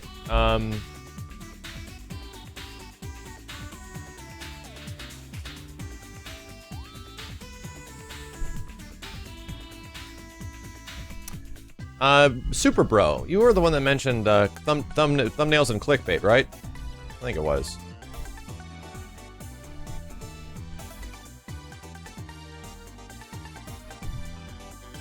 Yeah, Tekken on PS3, but that wasn't really free to play. That shit wasn't free to play. That shit was arcade style. That's the thing. The Soul Calibur free to play game wasn't. It was a single player game. That's different. Like DOA and Killer Instinct are online fighting games where you play people and you have access to single player stuff. The Soul Calibur game was a single player game that no one cared about. That was essentially just a modified version of Soul Calibur, and Tekken Revolution was a modified version of Tekken Tag. But it wasn't free. Like, you got limited access, and then to play anything, you had to give, like, quarter tokens, and you had to buy tokens to play, so you could essentially spend more money on... You could spend more money playing the game than buying the game. There was no option for you to just buy in, Like, Killer Instinct and Dead or Alive give you options to buy in. They're like, hey, if you want everything, here it is. Here's what it costs. It costs the price of a normal game. Same thing with KI. If you want everything, price of a normal game, but you don't have to do that. I think that's fine. Like, giving people a buy-in option is great, but this whole nickel and diming, that's mobile horseshit. Like, Tekken Revolution and Soul Calibur were perfect examples of mobile horseshit that no one wanted.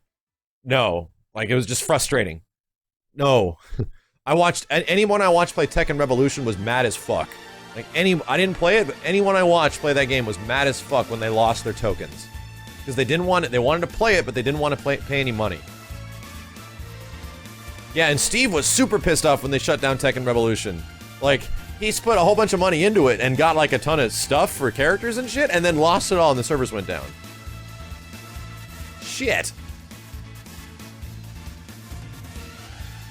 So yeah, as long as fighting games are like free to play, but you have a buy-in option, we're good. Like Killer Instinct does it the best, where if you like the characters are what, like $5 a piece in KI, and you can buy them single piecemeal if you want. But you can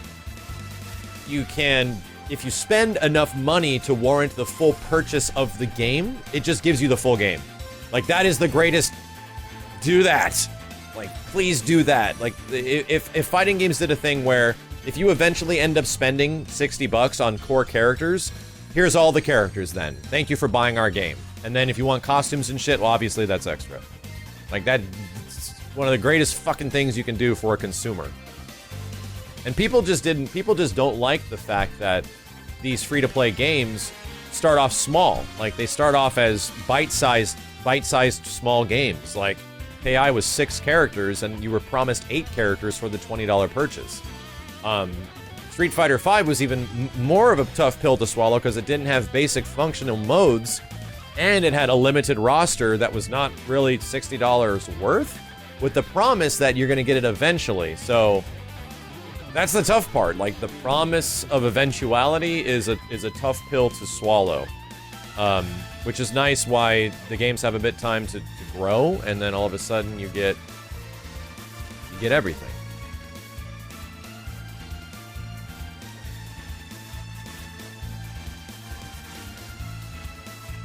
Let's see. I'm looking for suggestions right now. Customization, I like your face. Do you think SF5 or Super Street Fighter 5 would do better if they add create a character features and give in-depth customization? I don't know if that's a full... That's a good question. I like your face. I think that was from you, and we'll just do a couple rapid fires.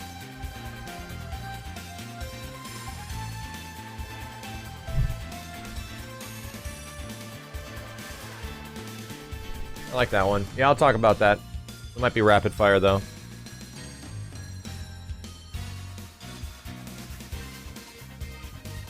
Suzoxy, thank you, dude. Applesauce as well.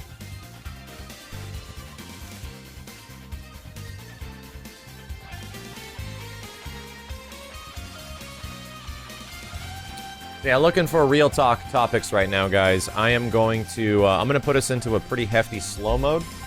Like, we're gonna talk like a minute. So, 60-second slow mode, so I can possibly read a few of these.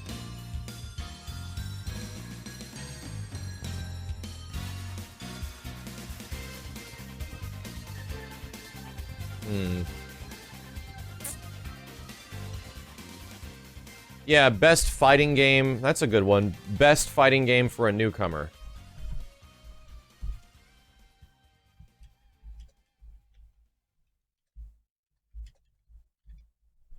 Yeah, it's a great question. That's a great question.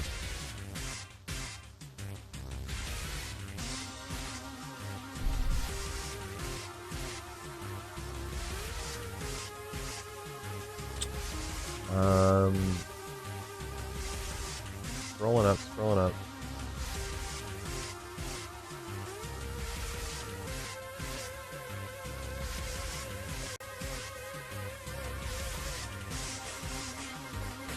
Reading a few, sorry.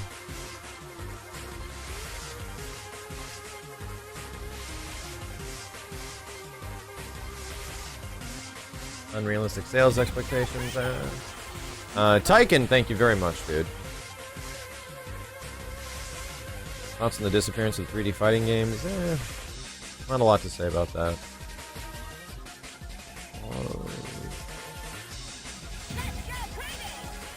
Hey, Riot, thank you very much, man.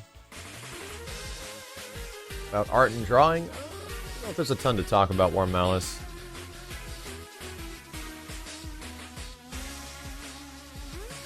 The requirements are there for older fighting games to get HD and online versions? It's too obscure. I actually don't have really an opinion because there's not much information. Tag games of 2018. What are the odds Soul Calibur ever coming back?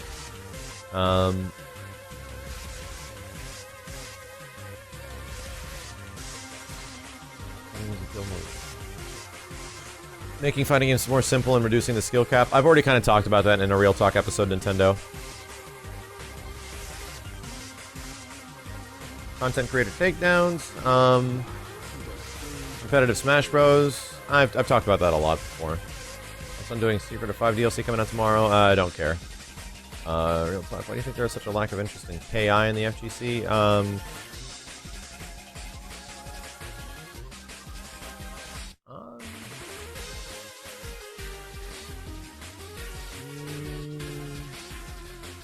It might be a good one.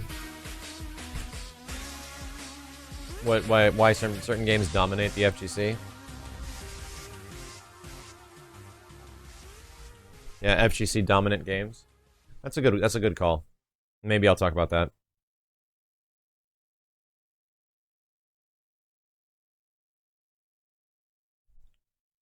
Take on.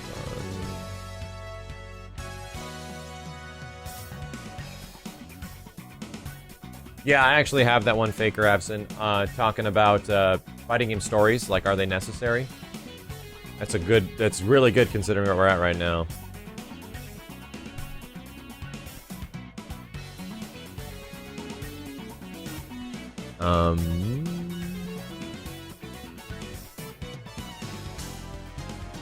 Sammy, he's asking, should they go back and work on the story mode to make it better? No. That is absolutely a waste of time and resources. Absolutely not. Please don't ever do any more story mode stuff. Just don't. I think Capcom should focus on the things that they do well, which is like gameplay. Gameplay and cool characters. Focus on that. Let NetherRealm do the story mode stuff. That's what they do. People don't expect good story modes from Capcom games. And they're obviously not selling any extra titles. And they're obviously very expensive to do. That's my personal opinion. Known as me, Max Senpai. Thank you, dude.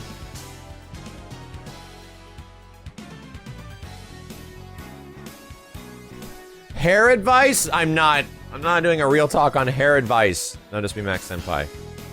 No. I'm reading this stuff. There's a lot of suggestions.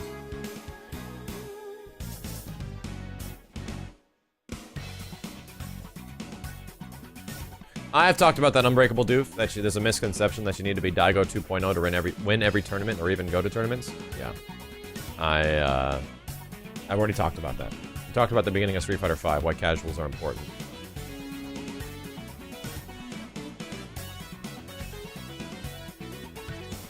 Okay. I lost my scroll, so let me keep reading more.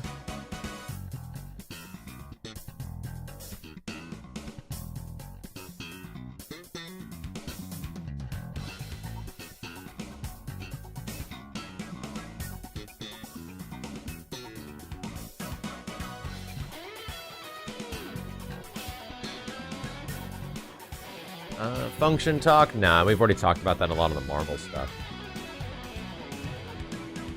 Easily accessible fighting games?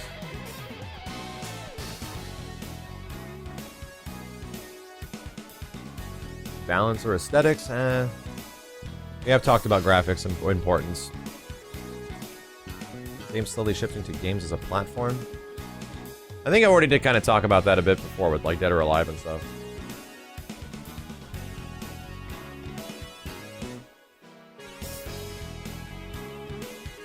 Yeah, that's fine, Resident Evil. In all honesty, I might actually make that topic a real talk like episode.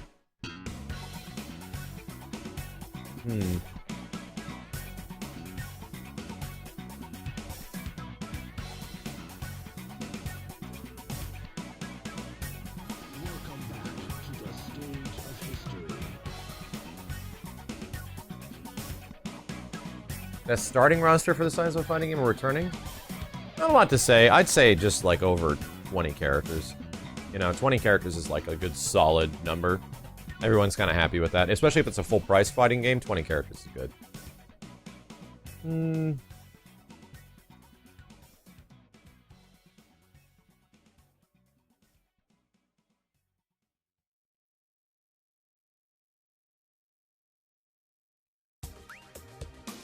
do you think of the explosion of guest characters in fighting games? Ooh, okay. I'll talk about that. That's actually a great one, Wolfie. Thank you. That's a good one. And you guys all have good questions. I'm thinking of one that I can actually talk about for like more than 5 minutes, without just like a basic bitch response. Guests in fighting games. Are they good? Bad? Do they tickle your dick? Do they rub your nub? Or is it like a hacksaw to your genitals? You decide.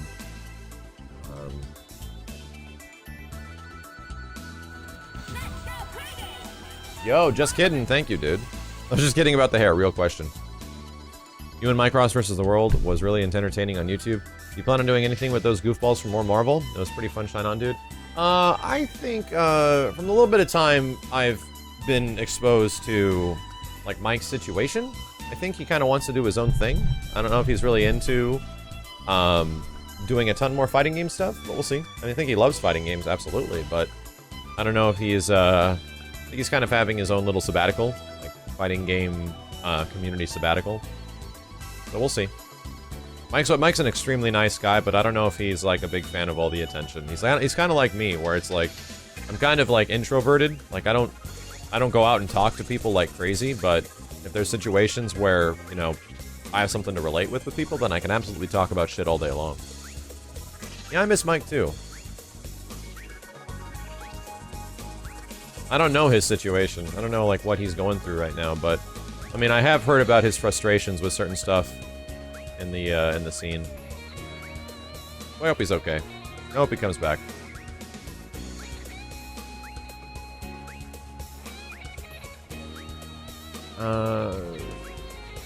Esports influence. How is his baseline so funky?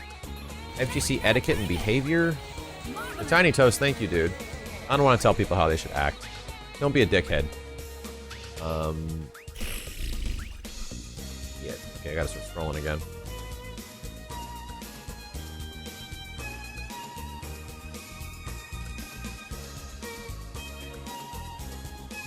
Top 3 games. Yeah, I'll do a top 3 games. I want to maybe do 5 different topics.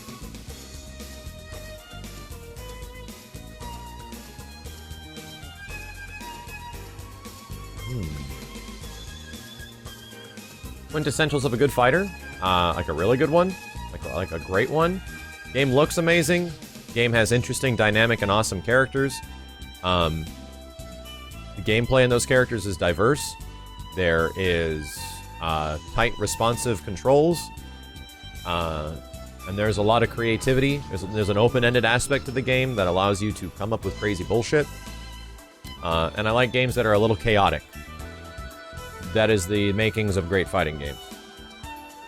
There's several that are like that.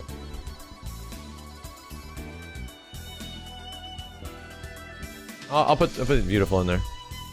I see you, Otaka.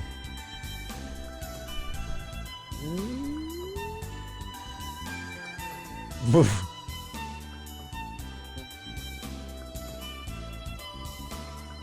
is this jazzy-ass horse shit? Oh, it's just EX3. Solid swag, thank you, dude.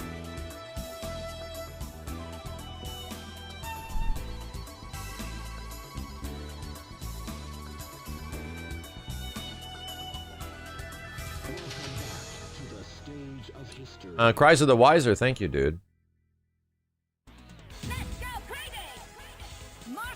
Hi, it's Fitz, thank you, dude.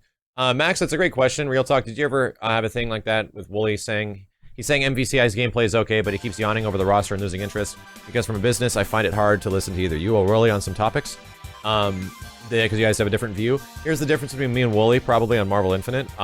Wooly probably doesn't have, like, 2 or 3 characters that he absolutely loves that are already in the game, and I do. So, I already have, like, X and Ghost Rider and Strider in the game, and Strider in Marvel Infinite is, like, the best version of Strider in any fighting game, in my opinion. Like, he's fucking great, and the amount of crazy shit you can do with him is awesome. So that alone is, like, a big modifier of my personal feelings on Marvel Infinite, because similar to Steve, he got X and Zero on the same team, so he's super happy. Like, he has a great reason to keep playing. But that's not for everybody. Like, a lot of people are missing core characters. Like, Lythero's a great example. He lost Phoenix Wright and Joe. So, having him be super excited for the game is a much more ambitious request, because they lost the characters that they loved And I got a few characters that I love, and I really wanted in all these games. Like, X finally is showing up in a Marvel game.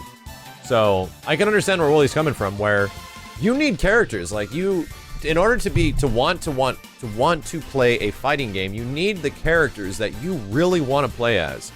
If you don't have that, and then you're just looking at functions, you know? Then you're just looking at the core of the game and just its mechanics. And some people do that. Some people just like Marvel Infinite for the mechanics. Believe it or not, the mechanics of Marvel Infinite are really good, but my god, dude, if Strider or X were not in the game, I might not be nearly as excited for it as I am right now. I'm lucky. I am very lucky that I got a few characters, and I lost a few too. We lost Doom and we lost Wesker. Like, Doom is one of my main characters I play in every single Versus game, and he's gone now. So that sucks. But at least I got X and Strider. So, the reason a lot of people are super bummed out about Infinite is that, yes, the roster does suck, because many of the mainstays that so many people liked from the previous game and the games before that are not here anymore, so there's nothing to get attached to. That's why people aren't buying. People are waiting. Like, no shit, I guarantee you a ton of people are just waiting for an Ultimate version or just waiting down the line so that they're just gonna get an eventual character in the future that they'll be happy with. So, I hope that happens. I hope that we're gonna be put into a situation where Marvel's like, fuck, game didn't do good. Spit out the X-Men. Just put in Wolverine. Like, start making executive decisions. Yeah, that'd be awesome. That's the best case scenario in my opinion.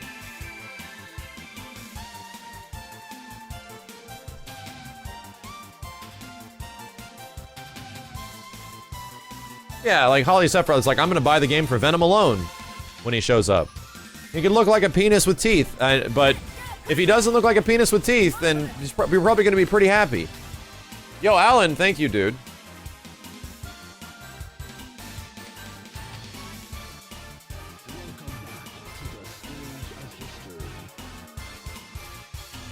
Fallen Devil, thank you for the 46 months, dude. What the fuck?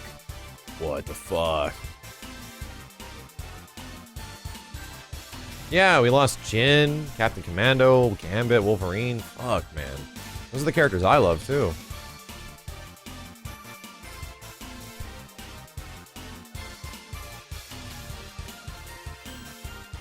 You know how Capcom fixes this whole Versus game debacle? You know how like the roster problem gets fixed in a situation like Marvel Infinite? You know what the solution is? Drop all the Marvel characters and to make a Versus Capcom fighting game where it's just the Capcom characters. That way you don't have to waste any slots on the Marvel characters. You just get sick-ass Capcom characters.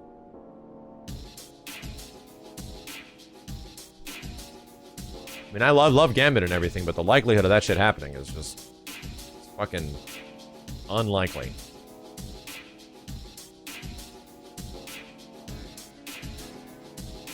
I look back at how many, in the Versus games, how much I actually play the Capcom characters in Versus games. It's like a staggering, like 80 to 90% of my teams in all these games are Capcom characters. I think I played the most Marvel characters in Ultimate Marvel 3.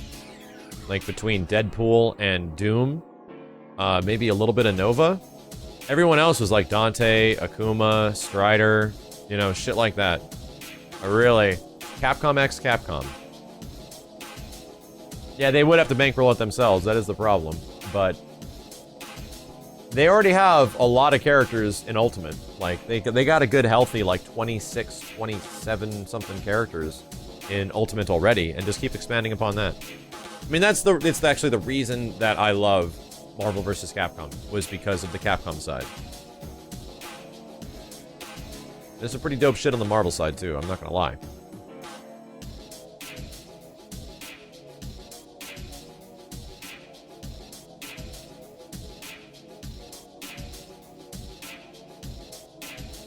Real talk, stereotypes in fighting game characters. It's a thing. It still is a thing, and I don't think it's necessarily horrible. Like, it is... The entirety of the Street Fighter II series is based on the foundation that they were all stereotypes in some way. Every single character. And sometimes when you're designing fighting game characters, making them a little stereotypical is kind of okay, so people can empathize with that character in some way. Like, the Tekken series is notorious for this as well. So, I think stereotypes are jacked up for the most part in real life, but when it comes to, like, some sort of character interpretation, it depends, it really depends on how it's handled. Like, if it's just, like, if it's super awkward and it's like, really? You went that far? Like, DJ rides the line, you know? Like, DJ rides a very fine line of you being like, or, I think that's okay. Like, it's a really, yeah. How the hell is, like, yeah, Zangief, for example, is this giant Russian guy, like, that fights bears and shit. Like, I don't know if that, I don't know. Hey, Tiny Toast, thank you, dude. I've heard my earlier donation would take my money. I think I did. Thank you, dude. Okay. I think I've got a few topics we can kind of hit on, even though I've kind of, like, slapped on a whole bunch already. We still got a bunch of music to listen to. Oh yeah, we do. Hell yeah. Some jazzy-ass themes, man. Okay.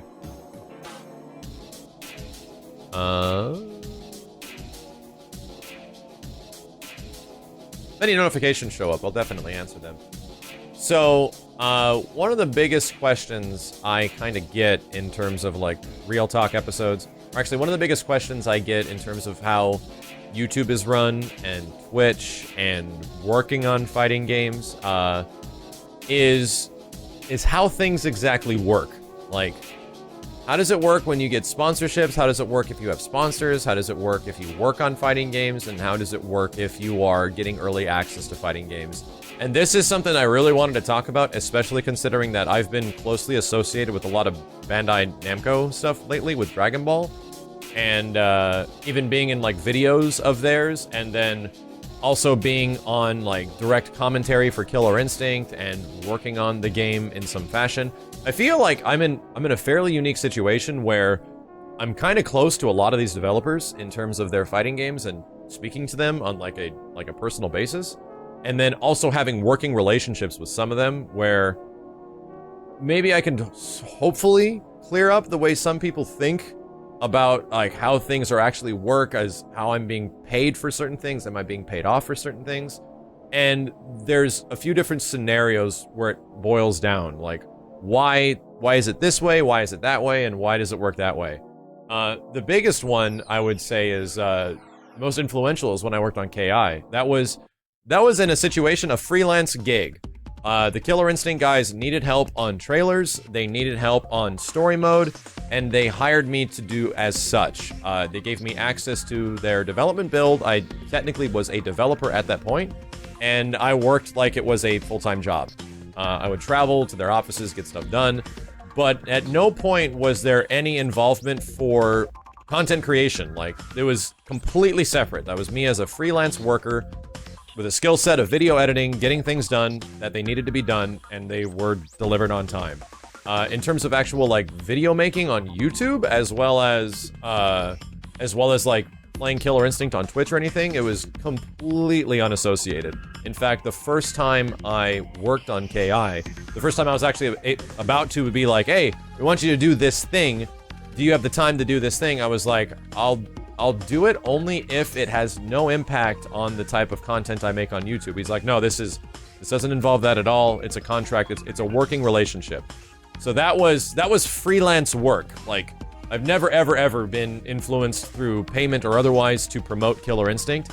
I've genuinely liked the game ever since it was fucking announced. Continue to like the game to this day. Haven't played a lot of it because there's a billion other fighting games out there right now. But there was an opportunity for me to work on the game, and that was a dream come true, so I absolutely took it. Has it prevented me from being critical about KI in the past, even while I'm working on it? No. Has it potentially upset the people that are employing me, that I'm being critical about Killer Instinct? Maybe. But I always got my work done, I always got the stuff done, and I hope it came out good in the game, and the product is great. Like, that's what I like about KI, is that the game is still uniquely really awesome. there's another situation, which is like a sponsored situation, which I've been in several times and on several YouTube videos. Not a ton, though. We have, like, sponsors on YouTube and Twitch with, like, Asus and Elgato guys and XSplit and in the past NetDuma that pretty much just, that run as sponsors to get, like, their name on things, to get, like, promotional things in the credits on YouTube videos, on Twitch, anything like that. But their influence only really goes so far. The best thing about it is that they give us product to give away to everybody else. So that is just, it's just helpful in terms of being a content creator. I'm able to get new cool stuff to make the stream better. And it always really, I always make sure sponsorships focus around things that you all would actually care about. Like, I don't want to all of a sudden get a product sponsorship from Downy to check out how soft their new sheets are or some shit. And that if you are sick as fuck in Tekken 7, I'm gonna send you some dope sheets, man! Look at these fucking sheets! Like, that's not gonna, I'll never take that. It just doesn't, even if they were like, here's $10,000 to promote our sheets, I'd be like, are they fighting game sheets? Can you print Street Fighter characters on those sheets? Then I might, like, maybe. But otherwise, no, I'm only gonna do sponsorships around things that make sense. And the ones I would say is like a best example is when Street Fighter V came out, there was a sponsorship deal to do a video on Nash. Like, very specific, like, do a video talking about Nash in some way. So I'm like, hey, how about I do a thing where I actually explore Charlie's backstory, how Charlie dies, becomes Nash, the progress arc that goes from Street Fighter Alpha to Street Fighter Alpha 3 to the different appearances that he makes in other games. And I tell that story, and that was actually a sponsored video for Street Fighter Resurrection, which was the movie that was being made around the time.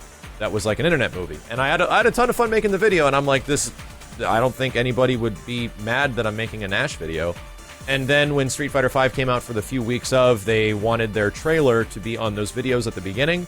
And I said, as long as it's less than 30 seconds, and as long as I can tell them that it's a sponsored thing, then okay. That's the really transparent thing about anything you do on the internet. If you don't tell people that you're getting paid to do this in some way, then you can get in a lot of trouble. Like, you can get fined in upwards of tens of thousands of dollars if you do not disclose the fact that you were paid in some way or delivered this to say this. And I like to be very, very, very specific in any situation like that. We had a Tekken 7 stream. Like, the Tekken 7 boss rage stream was technically sponsored by Tekken 7 when we did that. And I'm like, well, I was already going to be playing Tekken 7, but if you guys would like to host a sponsored stream, that's great. It had no impact on the length of the stream or anything. We actually streamed for like friggin' 12 hours or something because Tekken 7 went into the wee hours in the morning. But we were only sponsored for like 4 hours of it. So they were super happy with it. They got a bunch of people watching Tekken. We had a lot of fun. We eventually beat Dickhead Akuma, and that was that. So there's two different scenarios. There's a freelance situation, and then there's a situation like with Killer Instinct, and then there's a situation like Tekken and Street Fighter V Resurrection, the movie, where you get sponsored to make content. And I don't have a lot of examples of that. The big one that happened recently was when I went up to Bandai Namco, and all of a sudden I'm showing up on tutorial videos for Trunks and stuff like that. So what that is specifically called a media trade. When you work in the industry, or you're like IGN or GameSpot or a big YouTuber or someone that's going to cover a game that a developer kind of wants you to cover, the developer has thing, like we have Dragon Ball. Then here's a guy that likes Dragon Ball or likes fighting games and wants to play that thing. They sort of get together, talk, and they're like, well, we're going to give you access to this thing and footage if you want it, and you get the choice of what to do with it. Whenever I've had the opportunity to go up to Bandai Namco and capture footage for Dragon Ball, or go to Capcom to capture footage of new fighting games or anything like that, it's strictly like a media situation where, hey, you're like media coverage, you have an audience that wants to know about this just as much as you do, we're going to give you access to the game early for a limited period of time. So I grab footage, I bring it home, and I could honestly not do anything with it. Like, I could just sit on it and never make the content. I don't have any contracts, there's nothing that's signed, which is a completely different situation than having a sponsored deal and being like a freelance worker.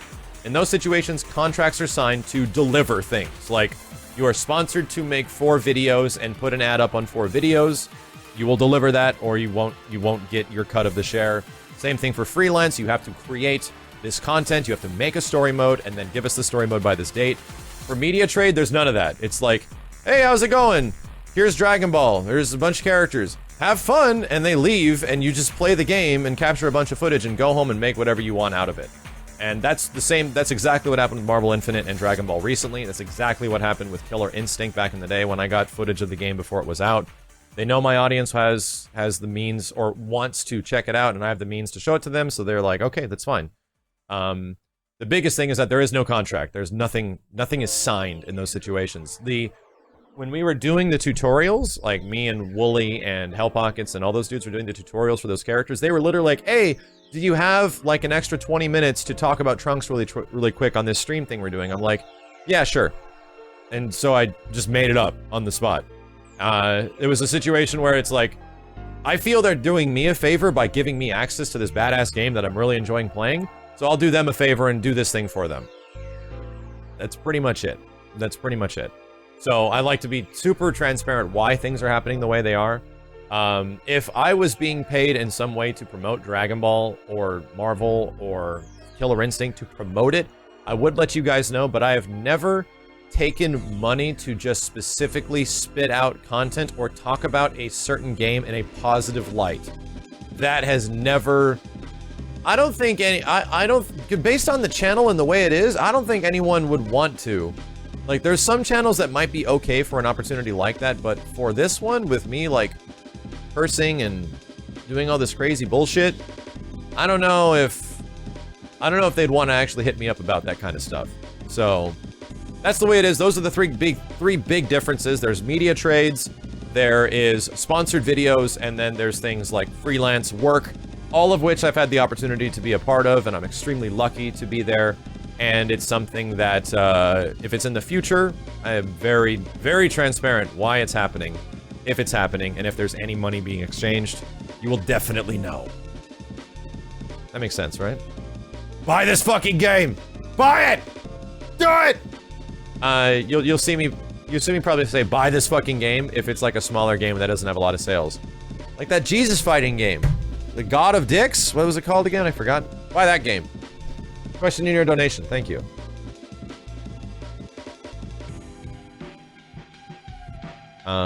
Generic random name. Abby's Corner. Tiny Toast. Any recommendations for a controller, Abby's Corner? Sorry for the bad wording. For a controller? For fighting games? I actually think the PlayStation 3 controller works really... PlayStation 4 controller works really good. In my opinion. I think the PS4 controller is really good for fighting games. DSR, thank you for the 8 months. Generic random name, what are your thoughts on fighting games that take a different approach than traditional fighters? Example, Absolver being a fighter with some RPG elements. And if done right, would you be interested in more of those shoulder fighters? Yeah, that's actually a great question. Shoulder fighters. So, I think the best examples we can talk about shoulder fighters are like... I don't think arena games are shoulder fighters. I don't think that counts. I would say Absolver and, shit, what was the one last year? The one by the Ubisoft developers. Medieval one. What the fuck was it called? For Honor, thank you. Yeah, For Honor.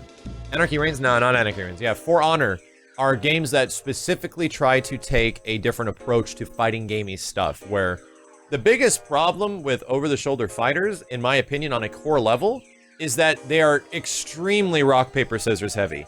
And rock, paper, scissors is a thing that's in every fighting game. There's always RPS elements, or things boiled down to an RPS type of situation, which is like a one-third choice type of thing. That's a huge nature of fighting games. But for the most part, it seems to be ridiculously surface level with a lot of those games. It's even a very much surface level thing in Killer Instinct, but it's balanced out because you can reverse the RPS element on someone immediately with counter breakers. So that's like someone's huge frustration with a game like KI. A lot of over-the-shoulder fighters really rely on RPS elements. I didn't play a ton of For Honor, I didn't play a ton of Absolver, but I did kind of get that impression even at very early levels. But I don't think it is the entire resource of it. It's just on surface level. The biggest thing that I find frustrating about over-the-shoulder fighters is that they're not really exciting. Like, they seem to lack a certain excitement. Like they're boiled down.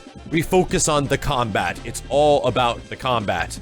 And while a game like For Honor did have good graphics, there was a direct lack of excitement. When I was playing For Honor, I would add epic music to it because it made it so much better. Just the addition of some like epic trailer music as we were playing the game was just incredibly better. And then I kind of lost interest because I didn't find the gameplay super fun. They also seem to be ridiculously simplistic. Like they don't specifically add a ton of things the character can do. I think Absolver is a unique example of that because Absolver gives you a ton of stuff that you can learn and you can do and you can customize and all that stuff. It's just the surface level of Absolver isn't specifically bad, but it's a game that focuses so much on its combat at its core that the things around it aren't really exciting enough to make me want to jump in and just drown hours into it or play that outside of a game like KOF 14, XR, Guilty Gear, Marvel Infinite, Tekken 7, like anything else that's out there right now. You tend to get drained pretty quick. That's what happened with me with For Honor. I just got drained really fast. It depends on how engaging the combat is, how much freedom you give the player as a result of that combat, and how much awesome shit you can do as a result. And for some reason, a lot of over-the-shoulder stuff seems to be kind of similar in that way, where they sort of take the same approach where we're gonna make it super easy on everyone. Well, make it easy on everyone, but give us a ton of badass things we could do. Like, a good example is, once again, KI, because KI gives the characters a ton of tools that they can pull shit off with, and a combat system that allows for a lot of crazy shit to happen for the defender as well as the offender. So I think there is going to be an over-the-shoulder combat game that will be super sick, that isn't like an arena-style game. And I don't even think that For Honor or Absolver or any of those games are specifically bad games by any means, but from the little bit that I've tried, I'm just kind of like, I think I'm good. I think I'll play a traditional 2D / regular 3D fighting game instead. Well, yeah, that kind of boils down to the same thing as like the importance of music in fighting games. Music is hella important. I love music in fighting games. Like, to have music choreograph itself to your fight is incredible. Like, they started that with Street Fighter 2. You'd get the main theme, and then when the life went down to like 20% on a character, the critical theme would show up. A theme that is specific to you only having low health. And I think that's actually the case with a game like Absolver and For Honor, is that the music isn't really exciting. It doesn't like pump you up. Like, I want to get fucking pumped up when I'm fighting, dude. Like, I want to go the fuck in. And games like Guilty Gear provide that. Games like Tekken provide that. Games like even Street Fighter in certain titles provide that. And even other Marvel vs. Capcom games provide like jazzy ass, like upbeat themes. Not as much Marvel Infinite. And the best example is obviously Killer Instinct, because the music is actually choreographed around your actions, around your breakers, around your enders. Music cues jump in at certain moments. And it's obvious that certain games like the Mortal Kombat and the NetherRealm games sort of don't have this. Like, they kind of do, but it's not really exciting. I don't know. I like being hyped up. I like feeling like every moment is important in a fight, and everything about the game orchestrates itself, including the music, to make all those moments important. Yeah. Yeah.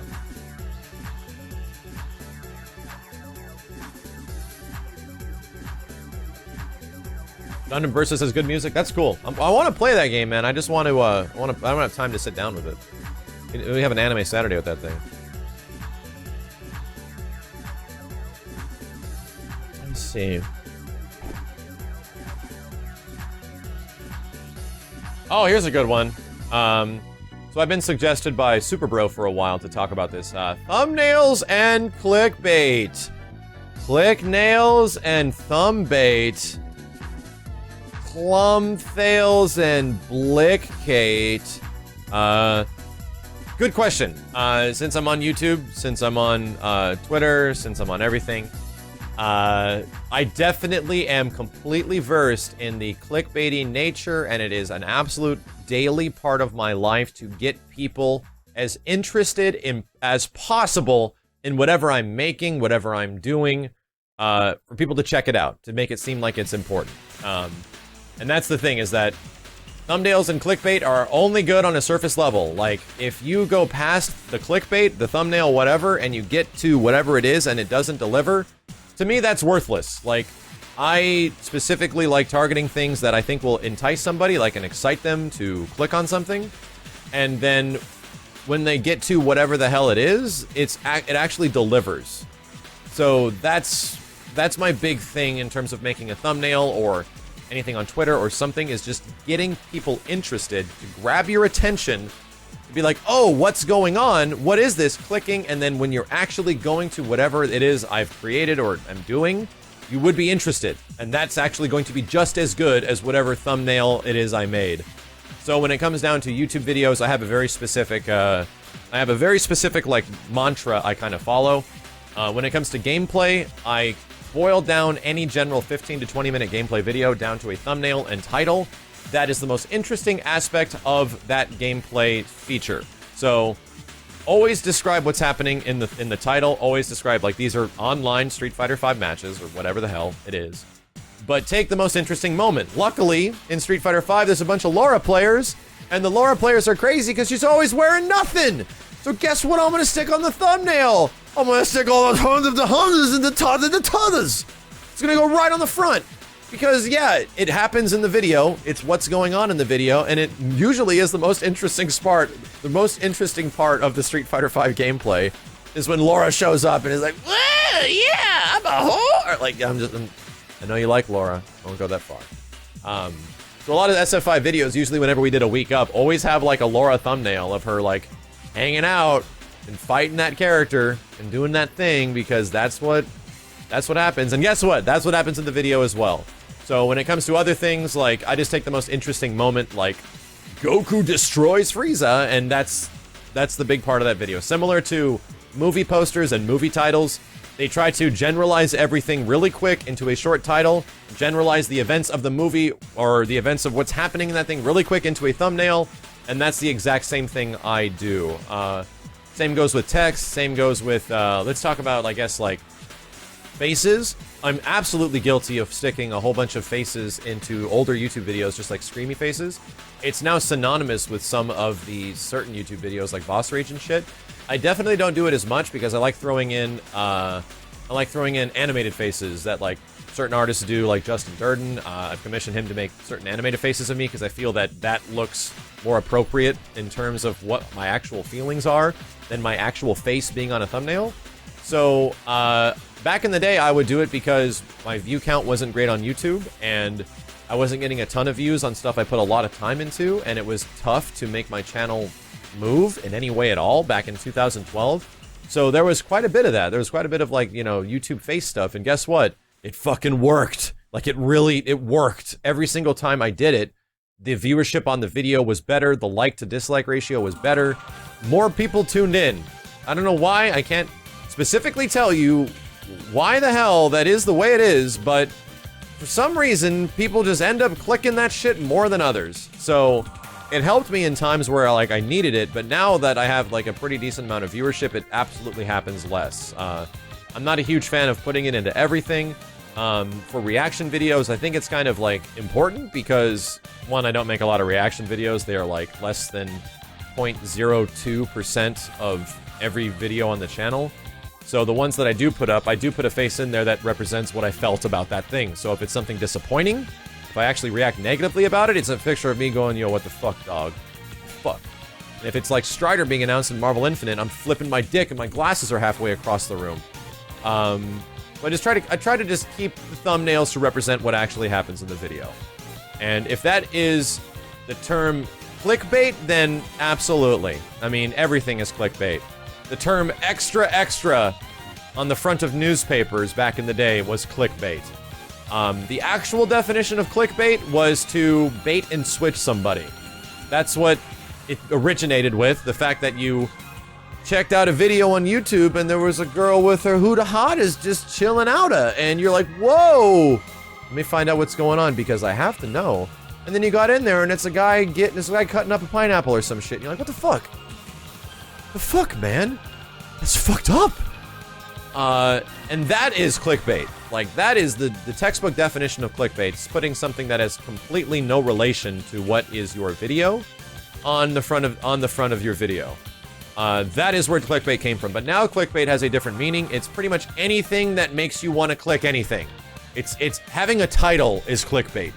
Having a appealing looking thumbnail that is completely related to whatever's happening in the video is clickbait. I've accepted that's like anything is clickbait now. Like that's just the way it is. I'm not going to try to like deny it, but yes, if the act of clickbait is to create enticing thumbnails, focusing the title of videos, making those thumbnails be clear and apparent about what specifically is the best moment that happens in this video, while also putting in the title directly what the video is about, like ranked matches, for example, then yes, I will fully exercise my rights of clickbait in every single Twitch stream, in every single YouTube video. I'm gonna get cute doggo faces, I'm gonna get Kenny's tits on everything, and hopefully we will reap the sweet rewards of those extra couple dollars we get on every 30,000 views.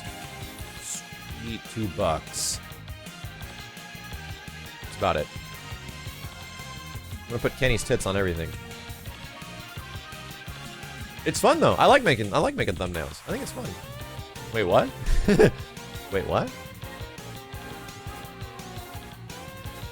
Yeah, clickbait originally was when like the title or the thumbnail was like misleading as fuck. Like you got woman's tit or dude's dick exposed on stream, and it's like you're watching Seinfeld episode. What? No, that's not what that is at all. No. I'm gonna grab more liquid. I'm gonna grab more liquid, chat room. Give me 1 second. Yeah, gone wrong. Like there are definitely trends like that. Like, oh, I think the only trend I ever actually like specifically tried to take advantage of one time. It was I wanted just to try it to see how it worked. There was a Marvel Infinite video where I did like an analysis of it, like an analysis of moves, comparing other moves. So I took a screenshot of like Iron Man doing Proton Cannon, and I took another screenshot of Iron Man doing Proton Cannon in Marvel Infinite to Marvel 3, and I put that in the thumbnail, and I specifically put like big pointy arrow, giant red circle, look here, look there, like really like gone wild, exposed, like terms like that specifically, like yellow circle, red arrow type shit. I did that in one video. Video got extremely high view counts and was like awkwardly well received, but there were a ton of people that were like upset, like, oh, please don't tell me you're doing this in every video. I did it for one video to kind of see how the hell it would work. Fucking works. Like that's what's shitty about it, is that it works. So everything anybody does is clickbait, but there are certain extremes, like Max gone wild, nipples exposed on stream, and there's no live footage of me at all. I'll probably do that in the future.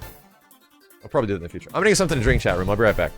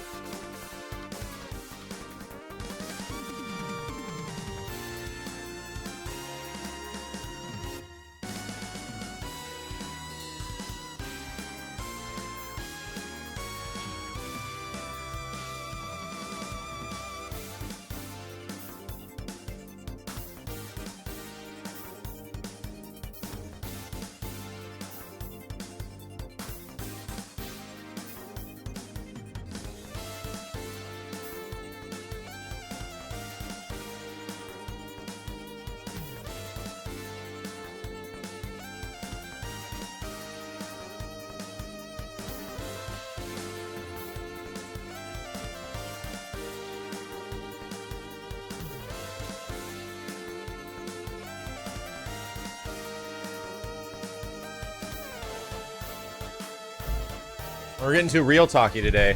There's getting too much real talk. There's gonna be like 16 fucking Reddit threads made within the next 20 minutes, chat room. It's gonna be a problem. It's gonna be a problem.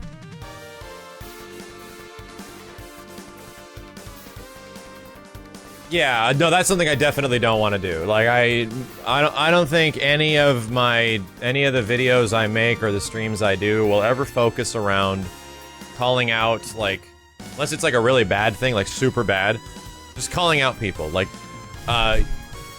YouTube analysis videos, you know, where YouTubers like talk about other YouTubers like all the time. That's like the drama. That was the drama apocalypse of like 6 months to a year ago, where all of the big YouTubers were just talking about other YouTubers and just making fun of them or talking shit or reporting on other YouTubers. I really don't. I actively want to not be a part of that shit. Like, I don't care. I like fighting games. I like fighting games and cool characters and shit. How about we talk about that instead? I really don't. That shit was, I really didn't, I just didn't even think about it. I just like stayed away. This is their own thing. So I don't want to be, I'm good. I like talking about video games and stuff and reminiscing about old shit and laughing at new shit. I don't want to call anyone out, but it's a huge part of YouTube. It's huge. Huge. I just don't care. Like, I just care if, like, fucking Mega Man X makes it into a video game. That's what I care about.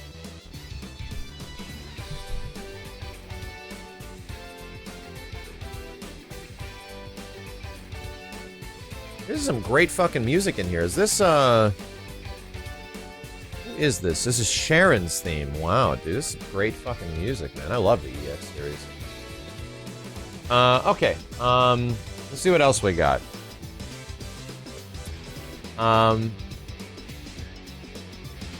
We've already talked about a few things. Sorry. We've already talked about a few things. What else have we got? Thumbnails and clickbait. Ooh, fighting game stories. Is it necessary? This should be good.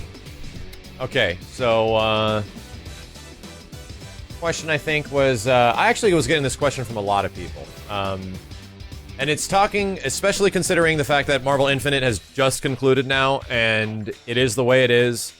Talking about fighting game story modes, like big story modes, and are they necessary? And I feel like I am kind of in a unique situation here because I was responsible for creating a story mode, like a story mode for a fighting game, with like limited resources and limited budget, but we had an idea and we wanted to do it.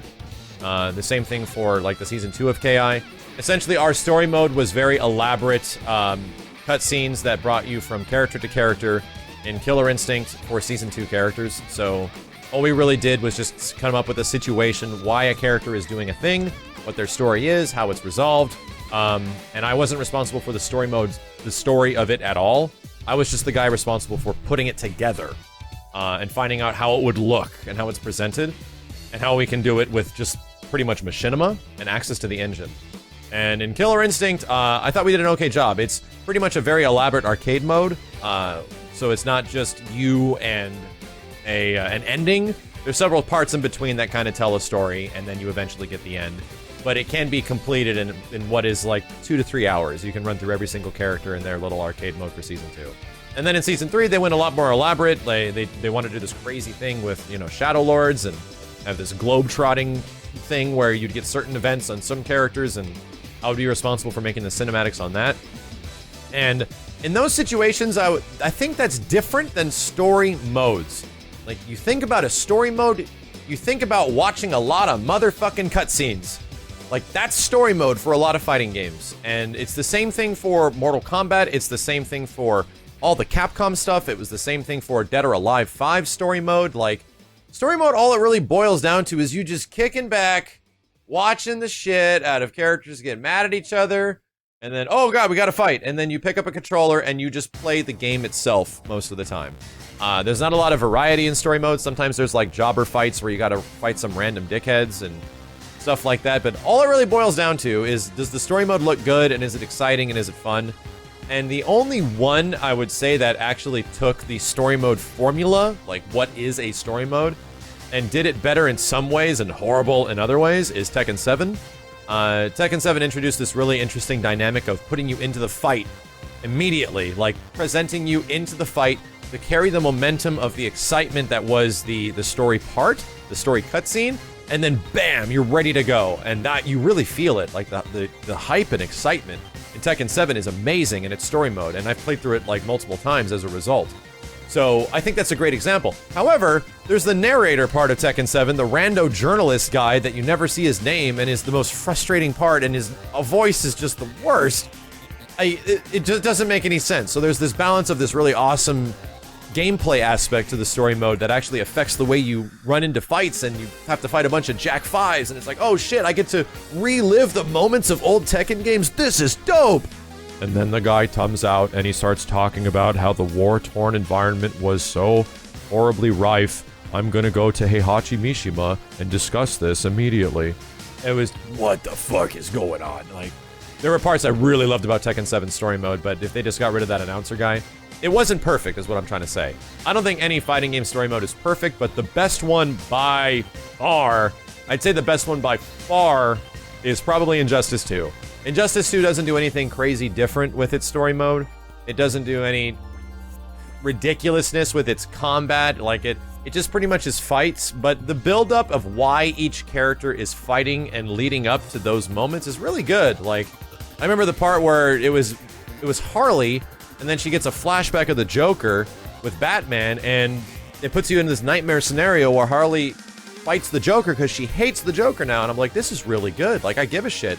The part of the story where Green Lantern gets confronted by Atrocitus all of a sudden and recites the Green Lantern theme. It's like a jobber fight in consideration of all the other story modes. They just threw it in there, but the way they tied it into the scene in the moment, the writing was really smart. The overall story wasn't that great. Like, the overall plot wasn't incredible by any means. Alien dickhead wants to enslave the world.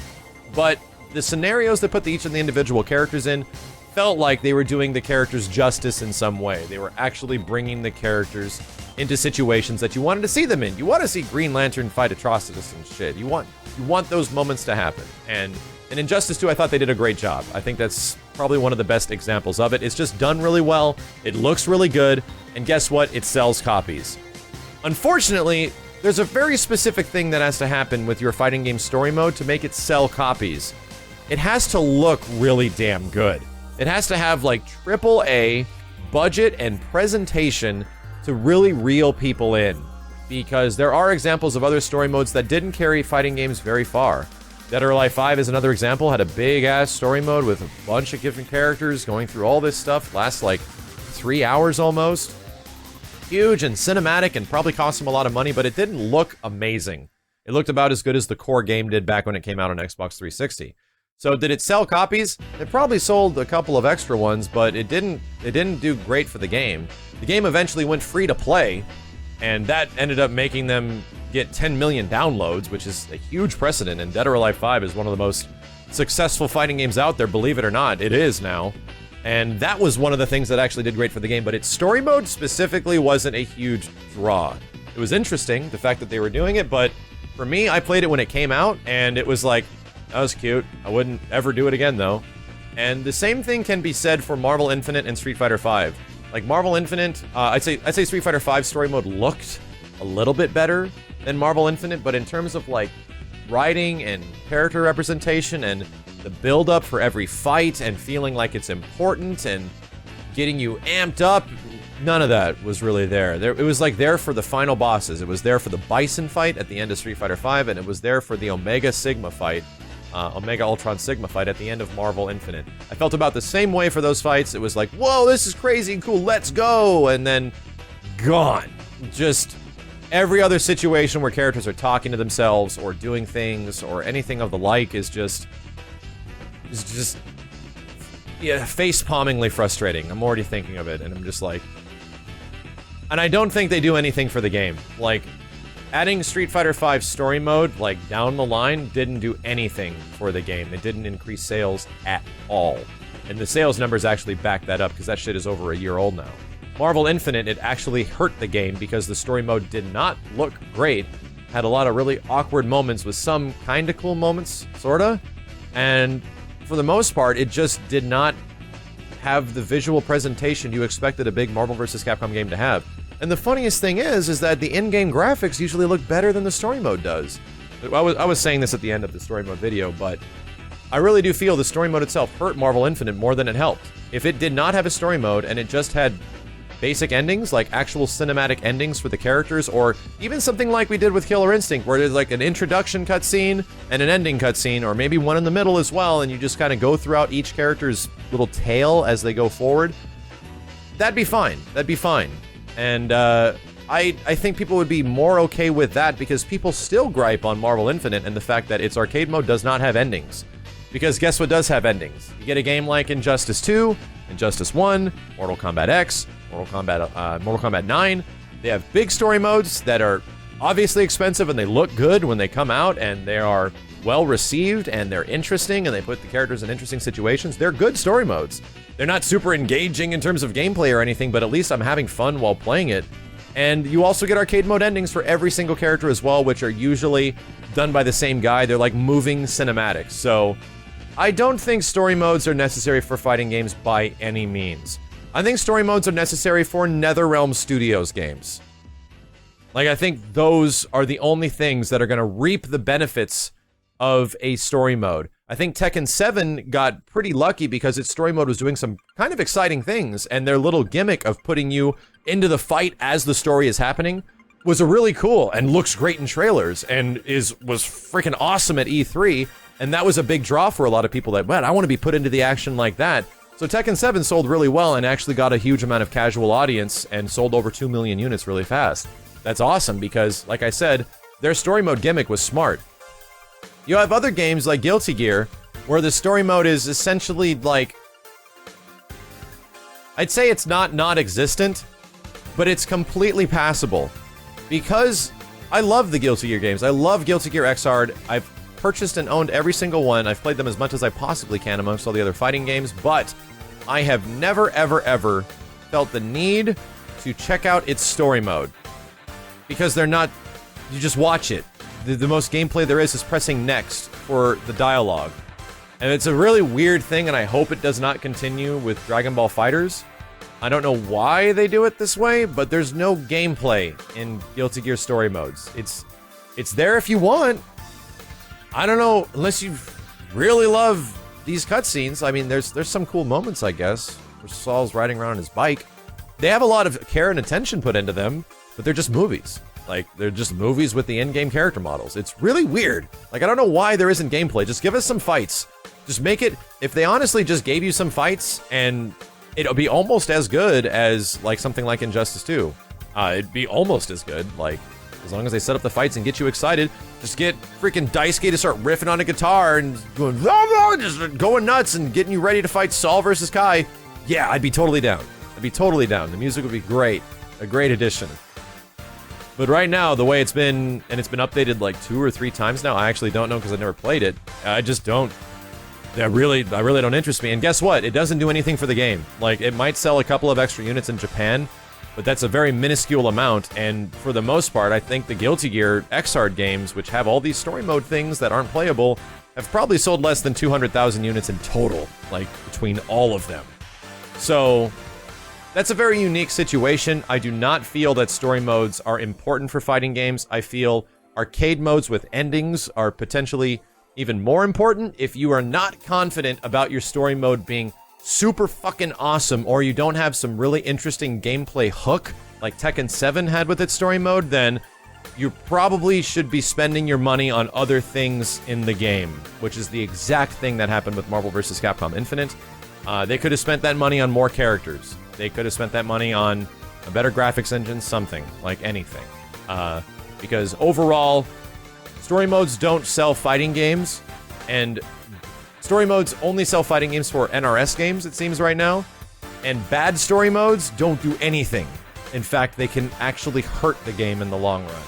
So, I like story modes. I think they're fun. I like knowing what's happening with the characters, but they have to give us a reason to give a shit. And if the reason looks really weird or doesn't look great, then who wants to play a bad story mode, you know?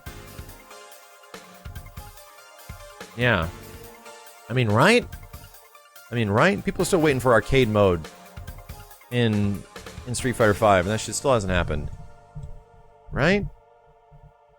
Oh, thank you, Tyken. I'll check that out. Makes sense? Does that make any sense?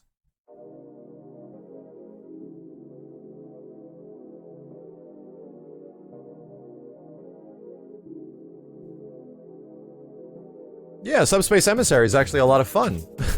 It was a good idea in Smash Brawl, but it's actually fun. Like, they give you a bunch of crazy shit that happens and all these things you can do and everything like that. I mean, I think arcade mode is more enticing because the reason arcade mode, people want arcade mode so bad in fighting games and arcade mode endings is because they're easily consumable. Like, you can choose the difficulty, you can choose to ramp up the difficulty. The best thing, like, how about you don't put a story mode into your game, give us basic-ass arcade mode endings, but give us a bunch of crazy shit that can happen in that arcade mode. Like, set up for some ridiculous fights. Like, maybe I would fight an evil-ass version of Mega Man X. I don't know why, but if I did a certain thing and I had to fight a certain guy in a certain way, I could potentially unlock a couple secret, like, sub-boss fights leading to the final boss, and maybe an ultimate final hidden boss or some shit. Like, that stuff is fun. Rival battles, anything, all that shit is great, dude. Like, we don't need QTEs, just give us more crazy shit that happens in a scenario like that.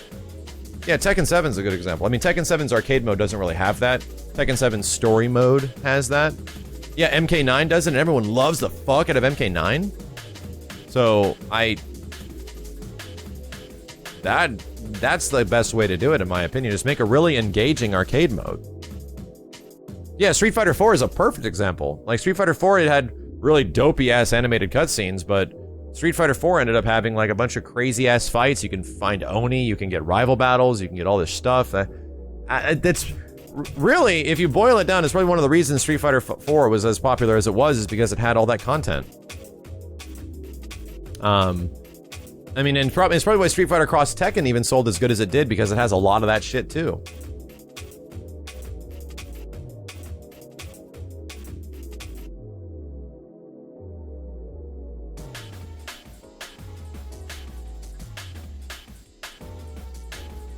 Is KOF like that? Really? Is KOF 14 like that? Or is older KOFs like that? Because I played through arcade mode of KOF a few times. And it's sort of like that, but it gives you the same cutscenes. Hey, thank you, Moxor.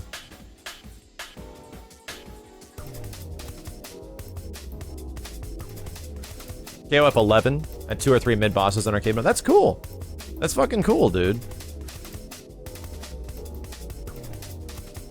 I mean, sometimes, like, and here's, to elaborate on it, here's the problem with an overarching story mode. Sometimes I don't give a shit what happens to Jack 5. Sometimes I don't give a fuck what happens to Hulk.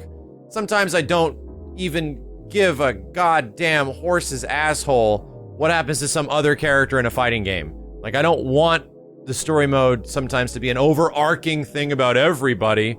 Like, I want to play through something that shows off my character. I want to know what happens to my characters specifically, which is why Injustice and NetherRealm handle it the best right now, because they give you an overarching story, and then they give you individual character tales that also go along with the usual story and elaborate on it beyond the story, which is smart. That's really smart. Like, I don't want to know what happens to every single character, I just want to know what happens to my own character. Right?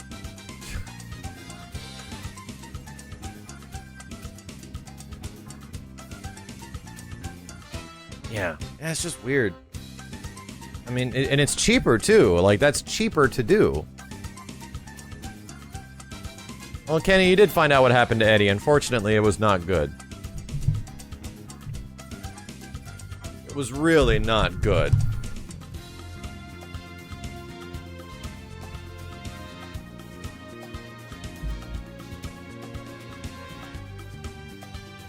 We could talk about that. So that was a good question. I've been getting this one a lot too. The overbearing focus on esports in games, especially fighting games. Now, esports is like dominating fighting games at the moment. There's still grassroots scenes, absolutely.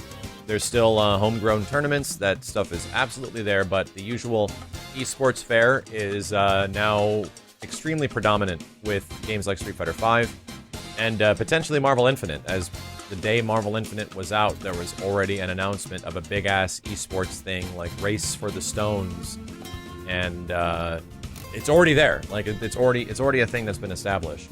So I don't Here's the thing. I'm not a huge fan of esports specifically. I like the homegrown arcade aspect of things. I like the fact that some random no-name guy can come out of nowhere and do really good, which happens at a lot of these grassroots style tournaments. While esports stuff is more focused around like the specific really good players and top players and their personalities and everything like that. They try to make it marketable like television shows are, where you get a character and you follow that character and what they do. That's the same thing with esports or teams in esports and things like that. I don't think that's specifically bad. It's just not what I'm really into. But the thing I always care about the most in esports, if it is an esport, is just watching people play characters. I just want... When it comes to competitive fighting games, I usually watch competitive fighting games because I'm either learning from people that are better than me, or I just like to see people use those characters in a badass way. I usually don't get attached to players, like even Daigo doing the third strike parry is one of the big things that inspired me to get good at third strike. And while that moment was esports, you know, technically, the thing I took away from it is that, goddamn, dude, that looks awesome. That looks so sick. I want to do that. And it was the inspiration by how awesome that looked to get good at third strike, get good at parrying and everything like that. So for me, the motivation is a bit different. I just want to do really badass things with the characters I like the most in fighting games and put them in situations where there's going to be really close fights or sick things that could happen. But for some people, esports is really focused around the players themselves, and that's the big difference between this channel and more esports-focused fighting game channels, Twitch and YouTube-wise, is because many focus on the community aspect, many focus on the player aspect, the esports aspect. I just focus on the games. I like the games. But it is painfully obvious that, especially on the Capcom front, that esports is a huge part of Street Fighter V and even Marvel Infinite. And I don't think it was intentional with Marvel Infinite. I think it's going to be a byproduct of it, but Street Fighter V, absolutely. And did it hurt Street Fighter V that it was more centered around esports specifically, and the fact that you're just going to play people and that's what you do? Yes, and Capcom is still reaping that today, and Marvel Infinite had to carry that on its back, which is another thing that is ultimately leading to it potentially not getting a ton of sales, despite it being an amazing game. Marvel Infinite is going to be kind of in a similar situation because Street Fighter V did the best with what it could. Like, I don't wish death upon the game, but esports is essentially what keeps that game alive. And now it looks like esports is going to be what keeps Marvel Infinite alive. That's not a bad thing as long as it results in a very specific thing happening, which is just make the game better. If it means that we can get more sick shit in Street Fighter V and more awesome stuff in Marvel vs. Capcom Infinite, even if it's DLC, even if it's costumes, even if it's these CPT stages that cost $30 or some crazy horse shit, I'm not going to buy it, but eventually there's going to be something I'm actually interested in and I will buy that's DLC, and that's okay with me. If they have their audience, they have their audience. Do I wish the game's more focused on them being great experiences with awesome graphics and cool arcade modes and just a brevity of awesome things that a fighting game should have as a video game? Yes! Because esports and the competitive scene and the natural FGC nature of things come naturally. Like, they're not crafted. And with Street Fighter V, it was crafted. It was built. And they found a way to build it up. And like it or not, it is successful. Like, Street Fighter V is successful as a result of it being an esport and the DLC and everything like that. For Marvel Infinite, since I like Marvel Infinite more as a video game and as a fighting game with characters that I would potentially like more to be in that game than a game like Street Fighter V, there's very few Street Fighter characters I'll be like super pumped about. Yeah, I actually hope that Marvel Infinite finds success in esports. Because it definitely did not find success in the things that were lacking from Street Fighter V and Marvel Infinite, which was its arcade modes and story mode and, you know, online features. All that stuff is there. The online features is the only thing that is a shining beacon in Marvel Infinite compared to Street Fighter V, because it actually runs good, and it runs the best of any Capcom game. But the story mode did it no favors, as we've explained many times before. And the esports side of it probably is just going to come as a result of its shortcomings in sales. So, to boil it down, I think esports should come naturally for any game. I think forcing esports upon any video game that is competitive in some way is rough. I do love the fact when developers kind of get involved and offer like worldwide tournaments, or worldwide like qualifier events. NetherRealm has recently done this for their games. I think that's actually really cool. It's nice to see the developers actually supporting the community with big prize pools, with big events that people can go to and hang out and watch as spectator sports. That's actually really nice, but to see, like, certain games try to shove esports, like, down your throat, this is an esport game, it just comes across as way too... Like, really, dude? Like, really? You got guys casting a game that nobody even knows how to play? Like, that just doesn't... That just doesn't appeal to me in any way. Maybe it appeals to somebody, maybe some people actually like it, but for me, it doesn't do anything. And I hope that fighting games more focus on the fact that, let's just make an awesome game, let's put it out, it's got a bunch of modes, it's got some endings in arcade mode, it might have a story mode, it's got good online, it's got a bunch of characters, the usual things that are great about a fighting game, and if the game is successful in some way, then maybe the developers can take that success and put it into tournaments, give that money to people, find ways that you can actually support your player base while your player base can support you back with esports. That's a mutual relationship which works out great. So, I honestly hope that happens for Marvel Infinite. I really do. I hope the competitive side of Marvel Infinite is badass and awesome. It's been really friggin' cool for the very few tournaments that it's had so far. But as long as it results in more awesome shit being added to the game in the future, then that means the game could get discounted. That means the game could actually be cheaper on the core level so that the DLC prices can even out, you know, purchasing of the game. That's cool. All I want is more characters, and all I want is really sick shit to be in my fighting games.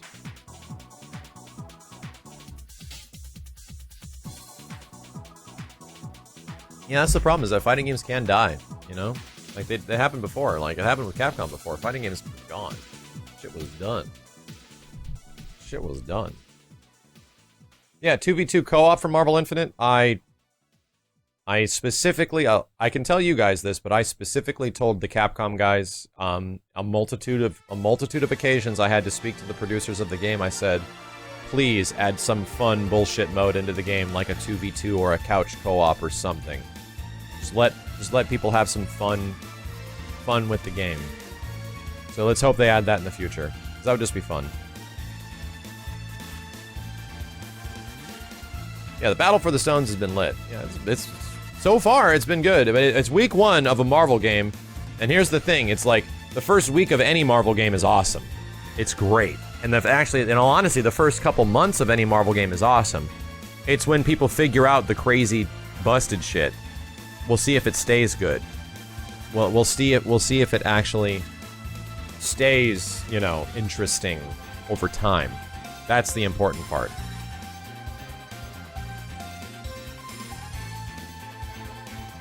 Yeah, I'd say this is like the height of fighting games. Like, no shit. For me personally, this is like a huge...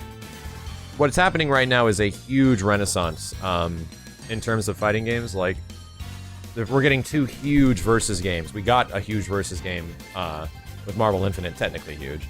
And we're getting a huge one with Dragon Ball FighterZ, and they're both great fucking games. Like, Dragon Ball's obviously a better quality game overall, and will most likely be way more interesting when it comes out and sell better.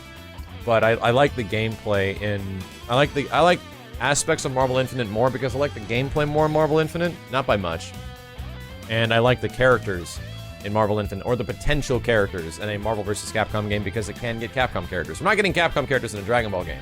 Like, the Dragon Ball FighterZ game is making me like Dragon Ball characters, but that inherent like fandom isn't actually there. But it's getting there. Like, there's several aspects of Dragon Ball I did not like before that I really like now.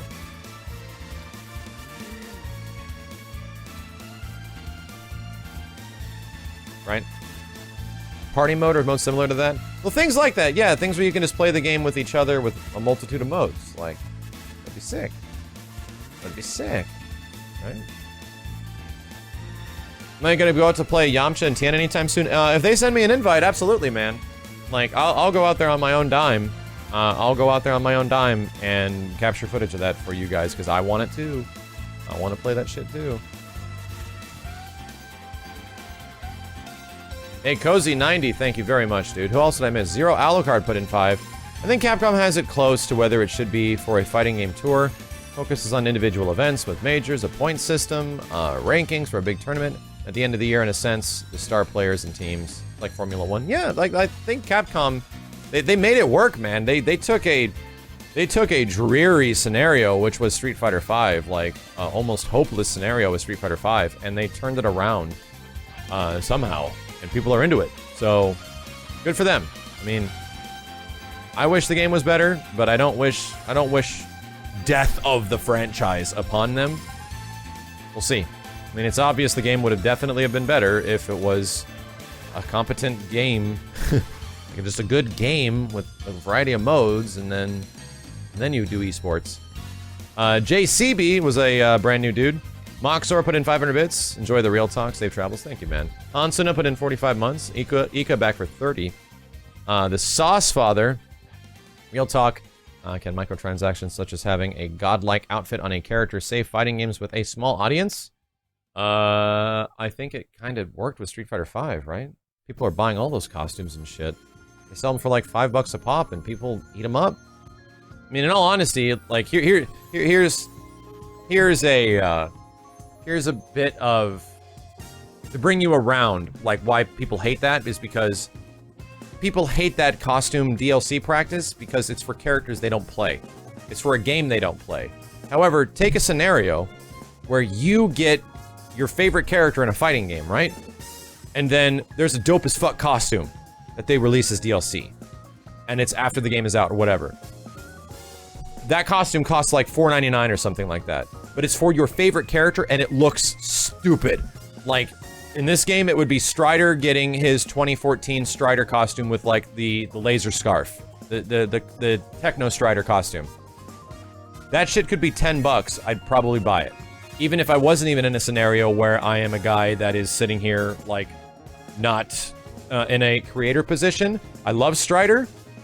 That shit looks awesome. I'd probably fucking buy it. It doesn't mean I'm gonna buy all the DLC, but if it is your favorite character, no lie, you'd buy the fuck out of it. And if you liked the game, even though other people don't like the game, you'd still buy it. So that's what they essentially did with Street Fighter V. You know why there's a billion Chun-Li costumes and a billion Ryu costumes? Because they're probably the ones that sell the most. We have like zero interest in seeing Flava Flav Ryu or anything like that, but it probably sold a ton. So, it is what it is. I think DLC is a situation where, hey man, if they want to do that, I definitely don't give a fuck. But if people like it, then if it's making people happy, then go ahead. It's painfully apparent that's what's happening with Street Fighter V. Like, it's painfully apparent. So if people dig it, then okay, man. I mean, I wish some other characters got some. Wish you didn't have to wait 3 years to release Ibuki and Alex's costume, because I completely lost interest in the game now. I was waiting for Alex's costume like the month after he was out to get into the character, and that shit never happened. I'm sorry, it eventually happened.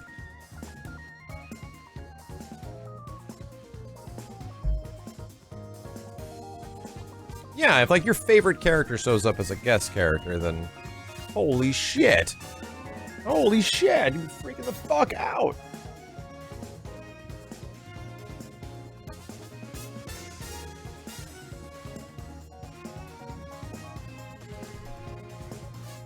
I think people aren't as interested in fighting games now. I think there's so many options. No, I think there's a lot of interest for fighting games now. But I think it's really specific how fighting games are successful. Like the free-to-play style platform of fighting games like KI and DOA have shown to be very successful. Like adding interesting story modes like Tekken 7 has shown to be very successful. And all NRS is always successful. So there is absolutely some fighting games out there that reap the success of, you know, a casual and hardcore audience.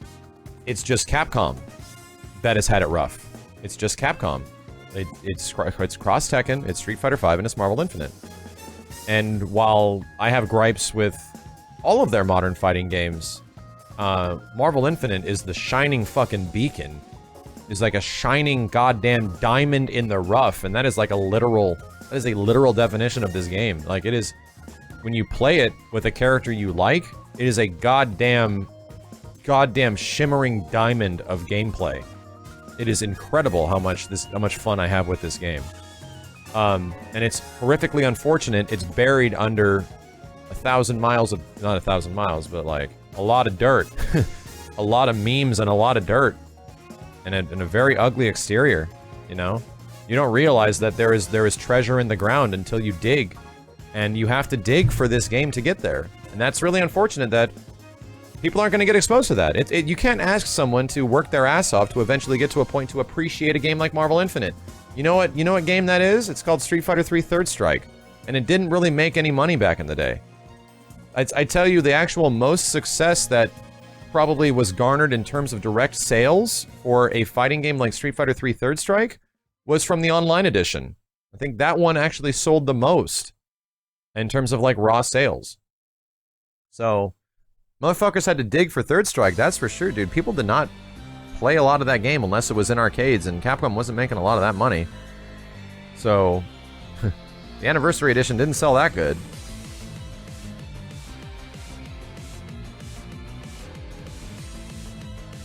There was someone that said, like, Marvel Infinite is the Third Strike of the Versus series, and while I do find that comparison currently pretty apt, like, that actually is a fairly good comparison. The problem is Third Strike took, like, years to be cemented as, like, one of the best fighting games, like, ever, or if not one of the best Street Fighters ever. It took years to get to that point. And yeah, that's an early presumption of this game, but there could be some super dank horseshit that shows up with the engine of this game fairly soon that completely goddamn ruins it. There could be a way for you to put 16 Reality Stone surges on the screen at one time and the whole game is fucked, you know? Like, that's not... Right now, it kind of seems that way with its gameplay. Like, it's really good, but it's hidden under this thing that is, like, got a bunch of... It's kind of tough for people to get into. I don't know, man. I don't know. Third Strike is pretty to look at, though. Here's the thing. Not a lot of people thought so back in the day, Janito. Like, the Street Fighter 3 series, people thought all the characters were fucking ugly. I thought all the characters were ugly. I only liked playing Ryu in that game. And it was being surrounded by Third Strike so much as I was learning it and getting good at parrying and going to arcades every single day that I learned to appreciate the roster of Third Strike a lot more and how weird and diverse it was. Like, let's be honest, Third Strike does have a lot of style, it has a lot of substance and a great presentation, but the Street Fighter 3 series in general really turned a lot of people off. Like, people did not flock to New Generation or Second Impact, much less Street Fighter 3 Third Strike at the start. It took years. It took years for there to grow a really, really big hardcore community.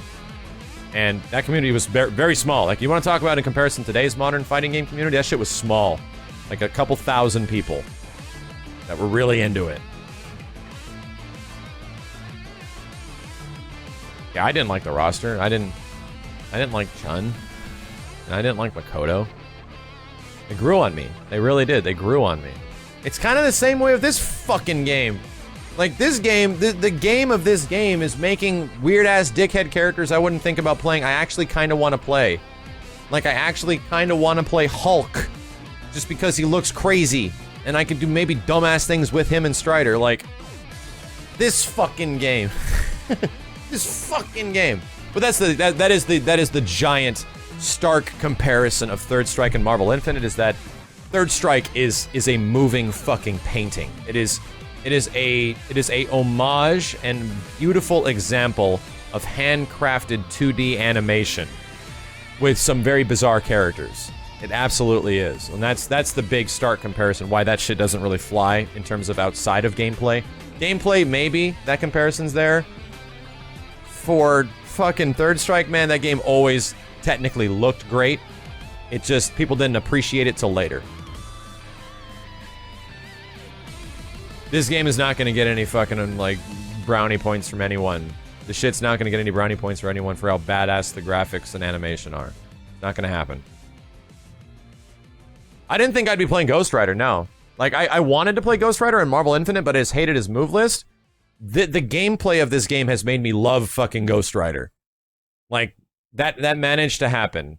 Like, that happened with Batgirl and Injustice 2, like, Injustice 1 made me love Batgirl as a character. So I actually think Batgirl's super cool because of her gameplay, and that has happened with this game. Like, the gameplay of characters has made me actually like the characters more. Is it possible to update graphics in a future update? I hope so. I think it's one of the things they should do. You just played Hulk and Ghost Rider online because of you and it was fun. Yeah, it should be fun. Ride that bike, man. Ride that bike in and start clapping him in the face with Hulk, you know? What game do I play the most off stream? I don't really. No, all the fighting games I play usually are all on stream. Almost every single game I play is on stream. I'd say the greater 99% of time I put into video games over the past 6 years has either been expressed through YouTube video or been on stream. Yeah, pretty much.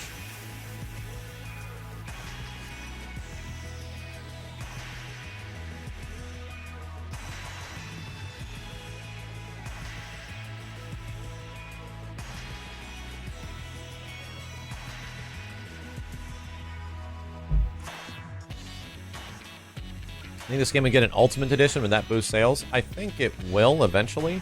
I think what will matter is that if the Ultimate Edition, like, somehow changes the appearance of the graphics of the game, like, changes the shader or something, and also does what a usual Ultimate Edition does, which is change, like, the menus and change the UI of the game and change the overall presentation of the title. If it does that, then yeah, I think that'd be very good. It'd be really good. And also, like with usual Ultimate Editions, it would have a whole bunch more characters.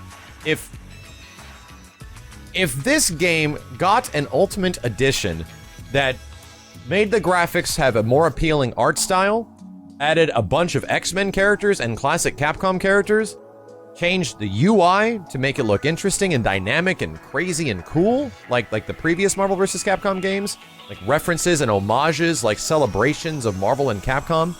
If it managed to do that while preserving its gameplay and expanding upon it while also still having great online with even more features in an Ultimate version, fuck yeah, I think people would be interested. Like, fuck yeah. I think all the people you missed that might not have bought the game at the start would probably buy the shit out of that. Like, that sounds exactly like the fucking Marvel vs. Capcom game we all wanted, so I do think that's possible with this. I think this thing you're seeing on the screen right now, this game, can be turned into that. It's possible. It just depends if Marvel and Capcom want to do it. It's possible. You can, and then repackage it like a year and a half down the line or something. Just give it a little bit of time. As long as I don't have to play the story mode again, as long as you don't have to, as long as you never show the story mode, just have it be there. Don't focus the whole game around its story mode. And yeah, I think this game could actually get a lot of success as a result.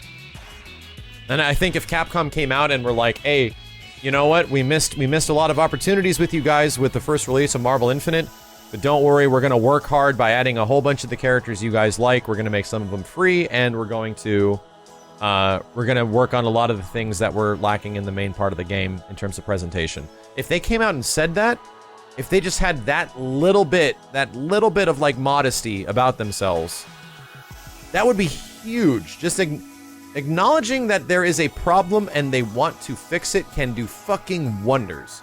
That can do fucking wonders for games. Like, it's happened on several games. The best example, like I said, is Final Fantasy XIV. Like, that game turned into something incredible that no one thought was possible. And it took a lot of hard work. It'll probably never happen, but I'm just saying how they do it. That's just how they have to do it. And really, it wouldn't even be that expensive to make the UI a little bit better, just to change the shader engine of the game, to give it a slightly different look that might make the characters look not the way they do. Just give us the option. Just the option. And even just drop in a whole bunch of the X-Men from Marvel vs. Capcom 3. Just, you don't even have to add a whole bunch of brand new characters. Just bring back the old characters. And just give them some new fresh paint, give them some new textures. They don't even need that many new animations, just like the core roster has here. Like, it is absolutely possible. Like, it's not going to be super cheap, but it's definitely not going to cost as much as the story mode cost in this game. All it depends is, do they want to do that? Do they want to try to get people back on their side in the future? Or do they want to just give up, do their 6 DLC characters with Black Widow being the last one, and that's it, sorry. We fucked up. That's all we got budget for. See you guys next time. Like, what's going to be the plan? What's going to be the future of Marvel Infinite? I don't know. I hope that's not the case. I hope Black Widow isn't the last character added where the DLC is to Capcom for Marvel. I would be fucking pissed. Would it stop me from continually playing the game? Probably not. The game is too good. The game is too much goddamn fun. But if they make it an esport, start addressing the problems, like, if they can do it with this supposed quote-unquote, if Capcom can do it with this Super Street Fighter V thing that's being rumored right now, I'm sorry, Street Fighter V Arcade Edition, where in my brain, Street Fighter V Arcade Edition is going to add new gameplay elements that actually open up the amount of accessibility to combos of characters that actually make things a little bit more creative, more V-triggers, more V-skills, things that make the game a bit more interesting to watch, so not one person playing every single character looks the same to everyone playing that character. If it changes the UI and the menu and makes things look more interesting and dynamic, like characters fighting in between the menus and shit, just like Super Street Fighter 4 did. If it manages to engage in arcade modes for every single character that aren't just static-ass images that are relatively poorly drawn for a majority of them, and have some interesting things that go over the story of that character in some way, that actually have a cool maybe final boss that's different than M. Bison, if it expands on the online features and doesn't have server maintenance issues every friggin' 2 days or so, and then also adds characters that are fan-loved characters and maybe makes a few of them free, I'll buy the fuck out of it. I'll buy the fuck out of it. If Street Fighter V goes through a transformation just like Street Fighter 4 did, moving into Super Street Fighter 4 as well as moving into Ultra Street Fighter 4, if they manage to do that, then yes, Street Fighter V is a much more appealing game. Like, I would definitely be a lot more interested, and I think a lot of other people would be a lot more interested, especially those that were turned off from Street Fighter V at the start. And if it's not $60, if it's like $40, which I think Super Street Fighter 4 was $40 when it came out. Yeah, I think they can definitely do that. If Street Fighter V Arcade Edition ends up actually being that, where it's like, you know, new V-triggers, new supers, new V-skills, and these things, we actually change the dynamic of the characters and how they play, and changes the combo system or something, just makes it more interesting in some way, that'll be super sick. That will be really friggin' cool. It won't guarantee I'll play Street Fighter V forever, because it really depends on how much the gameplay changes and depends on the characters they add, but that'll bring in a lot of damn people. That'll bring in a lot of people. So, I hope that happens to Marvel Infinite. Like, I do. I hope that's the exact same case for this friggin' game. I really do. I love this game. My god. Holy shit. I love this game. It's great. It's so much fucking fun. I want awesome characters in Marvel Infinite so bad. Because it runs great online and the matches are all super friggin' exciting and I can do whatever. I can do anything in this game. I know you guys are like, I hate to be cynical, but that'll never happen. I know, but if it does happen, like, that's what, I'm not saying that that is what Capcom will do. All I'm saying is that that's what Capcom needs to do. That's the decision that needs to be made for Street Fighter V, and that's the decision that eventually probably needs to be made for Marvel Infinite to get people back on their side.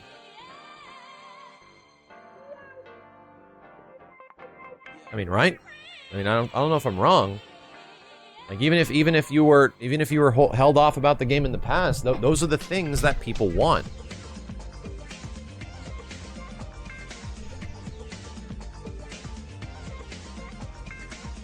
Yeah, this game is so fun, and I hate everything about it. That's Marvel Infinite in a nutshell. That is literally Marvel vs. Capcom Infinite in a nutshell. This is one of the greatest fighting games I've ever fucking played, and I hate so much stuff about it. I can't stand so many things in this game.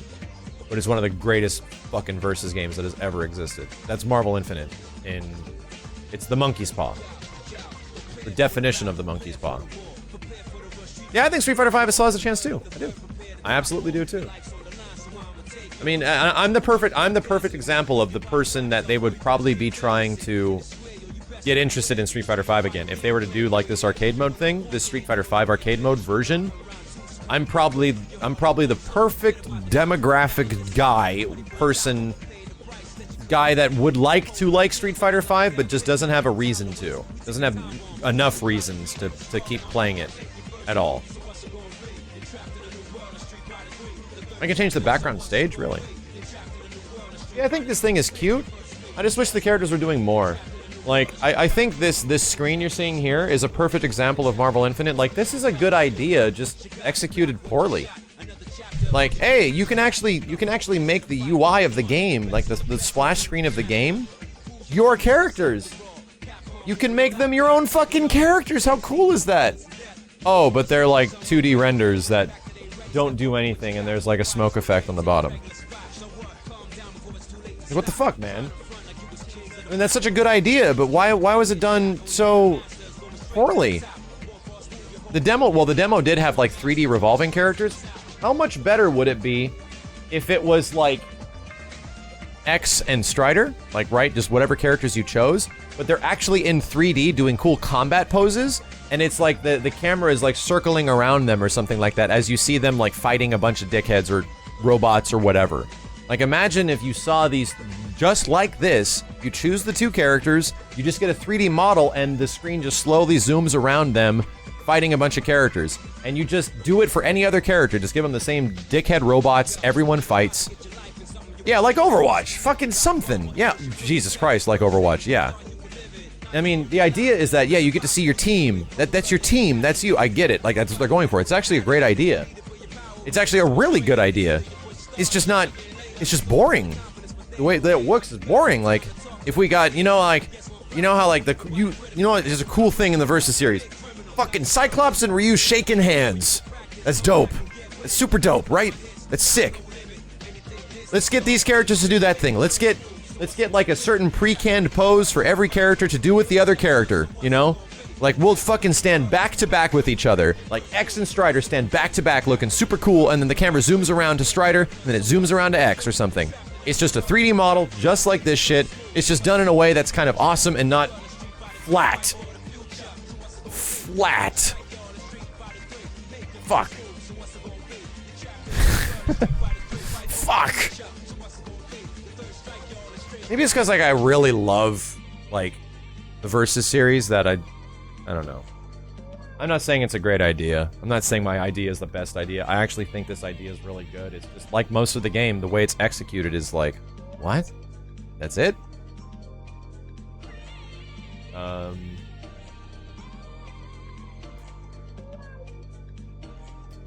Yeah, when I learned that, I was like, man, this main menu sucks. It's like Ryu and Captain Marvel? Oh my god. Ryu and why, what happened to the cool 3D thing with Chun, Ryu, Captain Marvel, Iron Man, I think is what it was. Like, what happened to that? That was really cool. And then, oh, they did this thing where you can actually customize your main screen. Like, oh, that's a good idea. And then you actually look at what it is, and you're like, oh, it's not nearly as cool. Yeah, that's exactly it, Super Freak. All that seems like extra stuff and ideas that would extend from passion and care, which is the opposite of how the game was executed. The presentation, the roster, and the art style. Let's be honest. Let's be specific. Because if you want to talk about passion and care, I feel that shit in the gameplay. Like, I feel that shit in the online. Like, there is a half of this game that directly addresses the problems of the Versus series before, and the things we wanted. And it's here.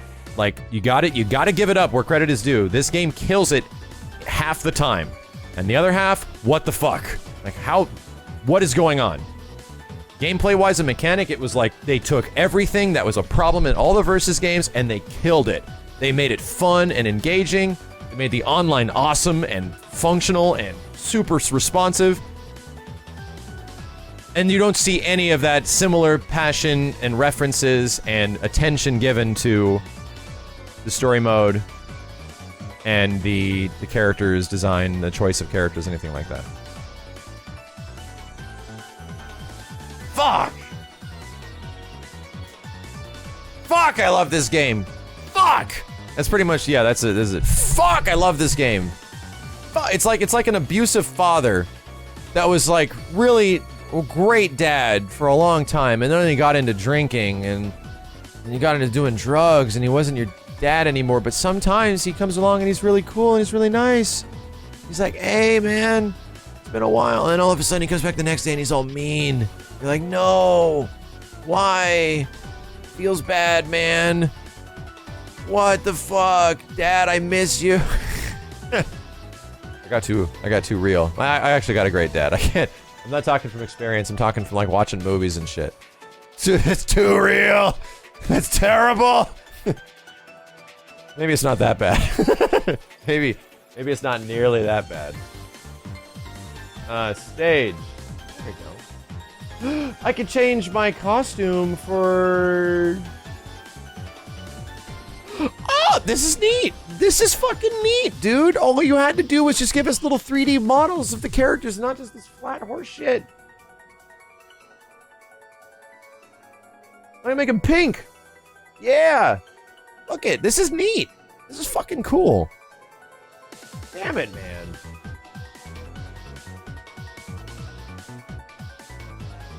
Oh, fuck you, Ultron. Get the hell out of here. Egg. This is neat, dude. I like it. I like it.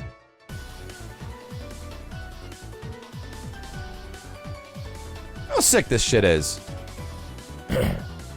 Thing is, I actually like love Capcom characters. Like, I fucking love them. Rigo, thank you, dude. I think they're like the best shit out there. I just want a fighting game to celebrate that. I just want a fighting game to celebrate the fuck out of how badass and awesome Capcom characters are. The game embellishes everything about how sick as fuck they are.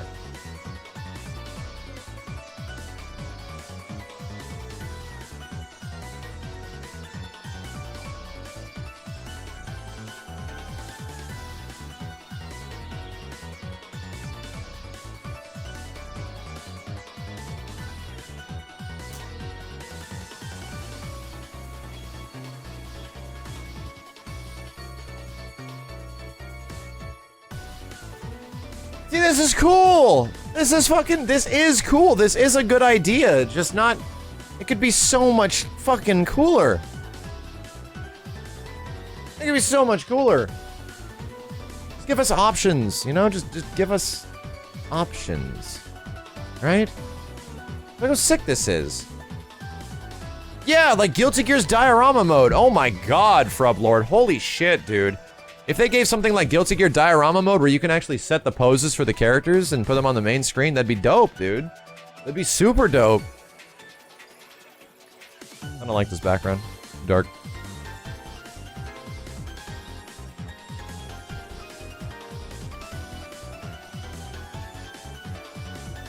Oh wow, there's a generic-ass space background.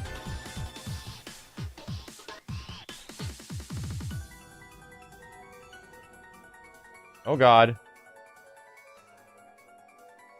I'm gonna take the generic space background. I like the space themes in these games. I really do. Like there's like a galaxy in the background when you're choosing your characters and shit. You're like flying through space, and that is actually present through some of Marvel vs. Capcom Infinite, some of it, but not like enough. Like, it needs to be there all the time. I wanna feel like I'm fucking riding a meteor of hype straight to the characters battling each other. Like, I want to be riding a fucking meteor of hype in the character select screen to the versus screen all the way to the part where the characters are battling. And yet, that's almost present in a game like Dragon Ball, except it's like not. Like, the Dragon Ball versus screen is like super generic right now, and the character select screen is like whatever.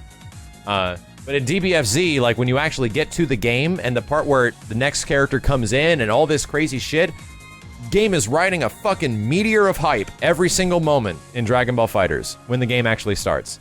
Not really in the menus, I'm not gonna lie. The menus are okay. But when the match actually starts, holy fuck, dude. Like, it is...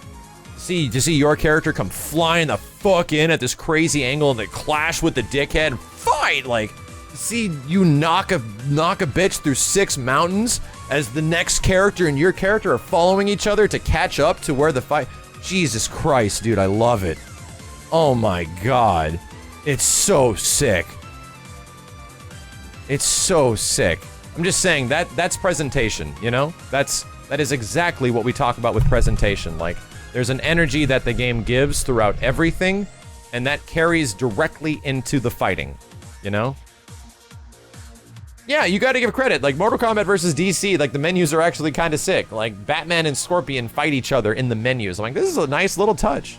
It's like they cared about Batman and Scorpion, but didn't really bother modeling them very well.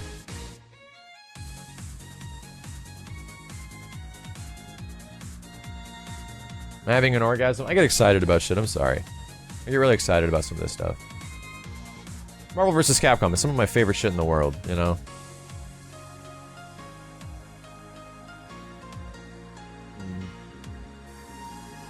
Well, chat room.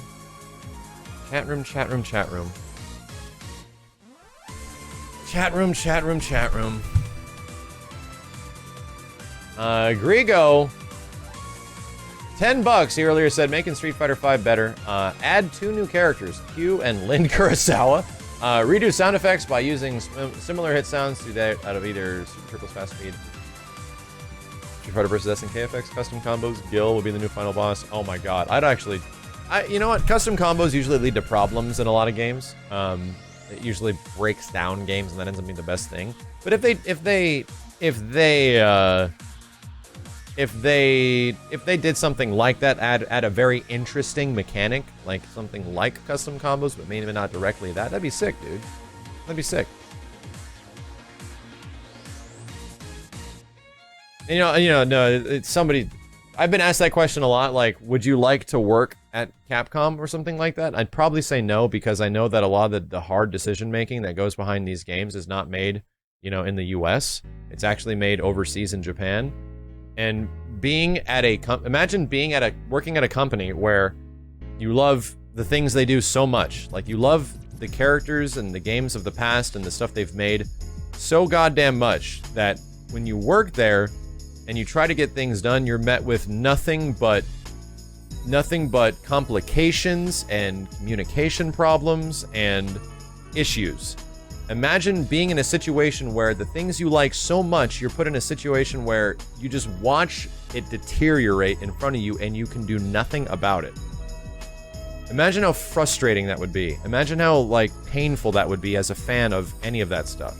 And then, as a result, be blamed for the mistakes that are being made elsewhere. Like, are being blamed directly for the problems in those games that are not even your fault, and you've actively tried your ass off to make better. Like, imagine being in that situation. Like, that would be painful. Yeah, people have to deal with that shit in real life enough. Much less, like, if I was in a situation working at a game company. Like, I was very fortunate that in Killer Instinct, I was able to make an impact enough to do, like, cool trailers for characters, if not make the story of Killer Instinct an actual possibility with other very talented people. Even with the very little amount of resources we had. Like, the story elements in Killer Instinct are literally a product of just us giving a shit enough. Like, I was absolutely paid for it. I was paid for, like, to do all that stuff for Season 2 and Season 3, but I'll tell you what, chat room, I would have been possibly a lot better off doing other stuff. Like, it wasn't incredible, but it was definitely something that was a labor of love. Like, it was a situation where, hey, you did Season 2 and it worked well. Would you like to work on Season 3? And I'm like, yo, okay. But, what are we talking about here? And he's like, well, we don't really have anyone else that knows how to do this, so we need you. And it's like, fuck, they need me. Okay, I'll do it. Like, if it didn't happen, if I wasn't there to, like, do those cinematics, then it would have had nothing. And that to me, like, hurt more. That was like, okay, well, Killer Instinct has to fucking have this then, so I have to do it. I did all the cinematics for Killer Instinct Real Chun in Season 2 and the majority of Season 3. So that was like, that was things where we didn't have a lot to work with, but we had fucking cool ideas, and they were receptive about story stuff with certain characters, and we just went forward with that. I mean, it wasn't fucking amazing. Like, I don't think it's the greatest story mode ever made, but I think it's the best that has ever been given to Killer Instinct characters than it's ever had before. Where was my voice in KI? I think I announced this. I was in Glacius' song. I did the We Are Controlling Transmission line from Glacius' song because that line was actually pulled from an old Twilight Zone episode, and they didn't have the rights to it, so Mick was like, hey, Max, can you shoot me a line of dialogue of you saying We Are Controlling Transmission? And I was like, sure. So that's my voice in that song.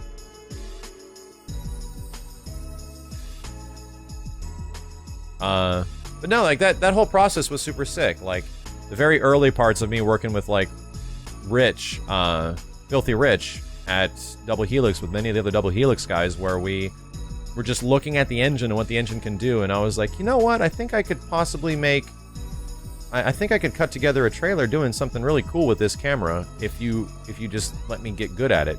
So So I drove 3 fucking hours in traffic and spent literally like $1,000 in gas bills to get to Double Helix's offices from where I lived on my own dime. They didn't pay for any of it. I wanted to do it so that I could eventually get good at the engine. I wasn't even an employee. They were just giving me access to shit now. And I figured out how to manipulate the engine to get stuff to happen around the characters, and I was like, okay, so I'm gonna put together a little cut now. I'm gonna take all my footage and I'm gonna show you my idea for a trailer for KI. And for some reason, like, no other fighting games really do trailers like that. I don't know why. Like, Japanese fighting games are really specific with their trailers. Like, if you want to talk about Capcom, they don't do anything with the camera. Like, their trailers for their fighting games are just basic-ass camera angles of the default position, maybe an intro cinematic or like a level 3 or something like that for Street Fighter V. But they never do anything different. They just show off gameplay, but they don't really embellish on the character. They don't try to like go into and tease things and really pull at the strings of people that would love stuff about the character. Like Jeddah was a great example in Darkstalkers. Like, when the trailer eventually came out, it's like, here's Jeddah! He does some stuff. Next character. Like, there was never a cool moment where it referenced Jeddah in the old games and how he's obscure and now he's back and he's realized in 3D. Like, that... And I just, like, wow, it just fucking popped into my head. We literally did that with Rash and Killer Instinct. That was this old-ass 8-bit character that eventually evolves and shows up in the Killer Instinct universe, and now he's this big, ugly fucking frog that's punching a ninja man and a dinosaur dog. Like that, and just riding the fact that is ridiculous, and going into all that crap. Yeah, Marvel 3 was probably one of the best examples because its trailers were these big cinematic things, and that was actually super awesome, but the gameplay trailers, when you actually look at the gameplay, they're just basic. Like, they're just, this is the way it is. Here's a character. They do stuff. They do stuff. Yeah, and that was the idea of Beautiful Otaku, was that in KI trailers, I'm not going to say ours is the best way to do it, but for some reason, like, no other fighting games really do it this way. When we took a character trailer, the idea was, I want to make it focused around the character and the awesome shit they can do, while showing all the cool little character nuances about them and their stage and what happens to their stage. Like, you want to show off all the badass shit. There has to be an appreciation of the character in some way. Like, the best one is obviously Spinal, because Spinal's looks amazing, and his stage is incredible, and his music was incredible, so it was perfect. It was just a marriage of, like, everything that was awesome about KI in one character. Which is why Spinal is commonly talked about being the best trailer, because I had the most to work with in Spinal. But I like Fulgor's a lot, too. Like, I really wanted to fucking build your ass up. Like, let me see if I can find... Yeah, Geese's? Oh, man! Talk about... Yeah, no, I'll be honest. Tekken 7 does some great shit. Tekken 7's trailers are awesome. Like, Geese's trailer was just... It was heartwarming. I was like, that's how you fucking do a trailer, dude. That is exactly what I'm talking about. It was great. Yeah, Geese's trailer was just... It was literally exactly what I would have done. Exactly what I would have done. I loved it. They just... And even Akuma's trailer, like when they revealed Akuma in Tekken 7, that was amazing. I was fucking... They teased you, and then they built it up, and then they showed some crazy bullshit, and people were flipping the fuck out. Like... It was awesome. I don't know, I guess I can try to pull up something. Hold on. Yeah, like character trailers. Smash had some good ones too, that's very true. Smash had a bunch of CG in their character trailers. Like, the Mega Man one had all this build-up and shit. Like, there are great examples out there. It's just the ones that just go with the default screen. Like, here is just raw capture footage of just gameplay with no HUD, and we're just gonna show you supers. I'm just gonna show you intros and supers. Like, to me, that's like a super boring way of doing a trailer. It's a super boring way of doing a trailer. Just with a little bit of effort, you can make that fight look dynamic. You can make the character look cooler than they actually do just by using the in-game engine. Yeah, there's Capcom trailers, yeah, pretty much. There's a lot of other fighting games do the same shit.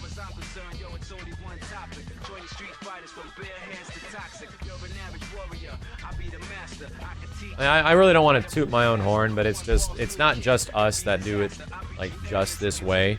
I mean, we started doing this back in like 2013, technically. So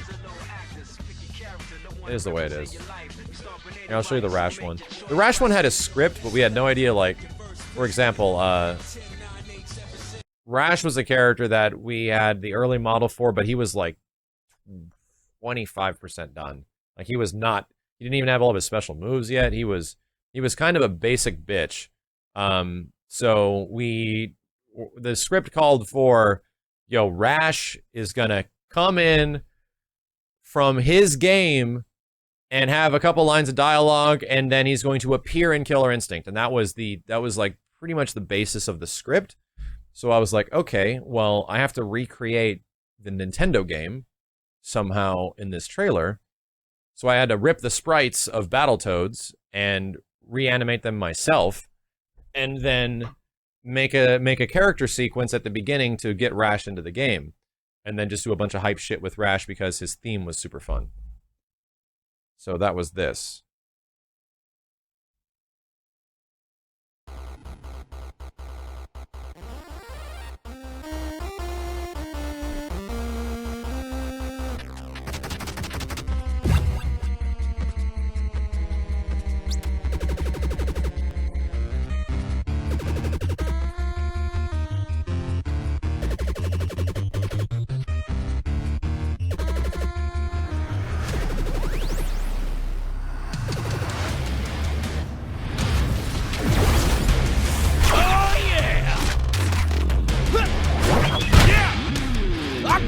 In this party!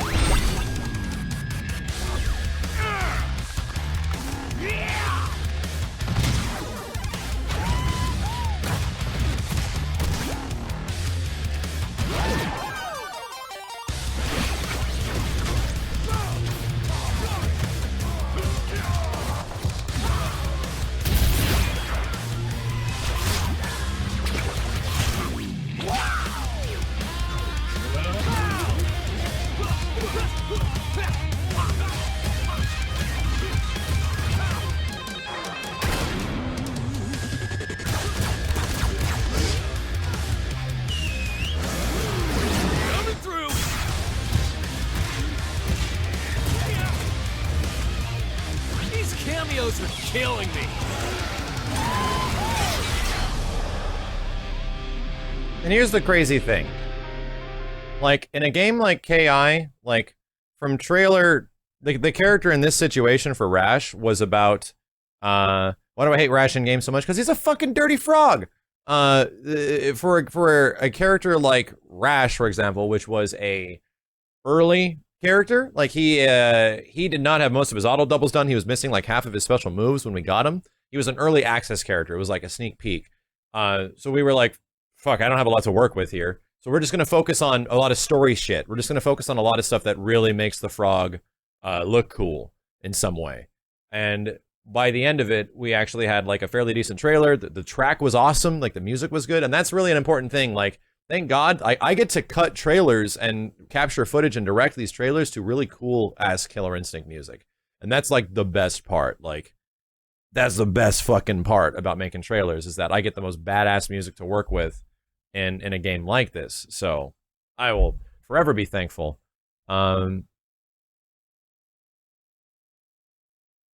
Where is...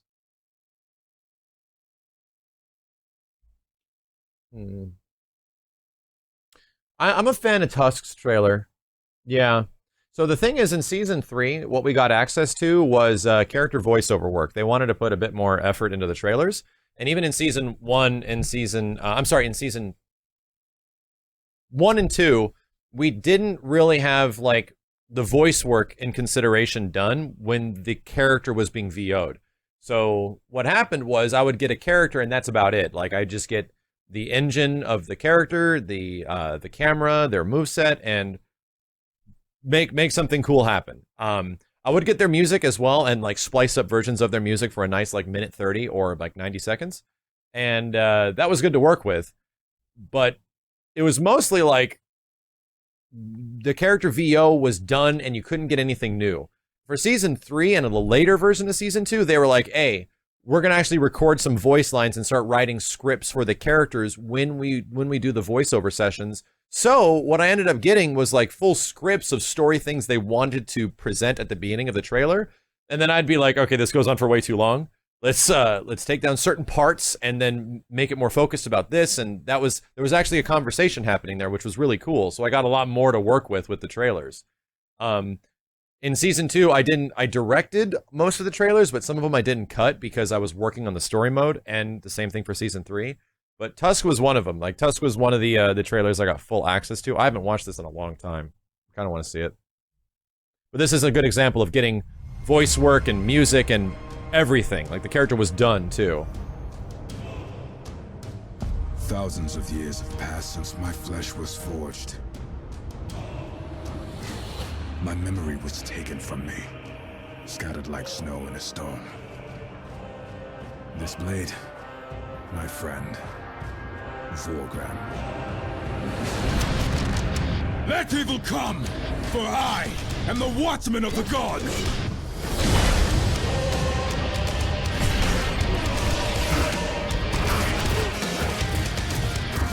You were fast, until I hit you. You play at being a dragon, little one. Playtime is over.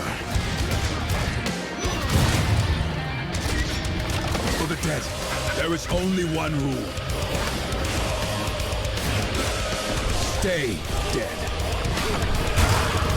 I love that. Crack!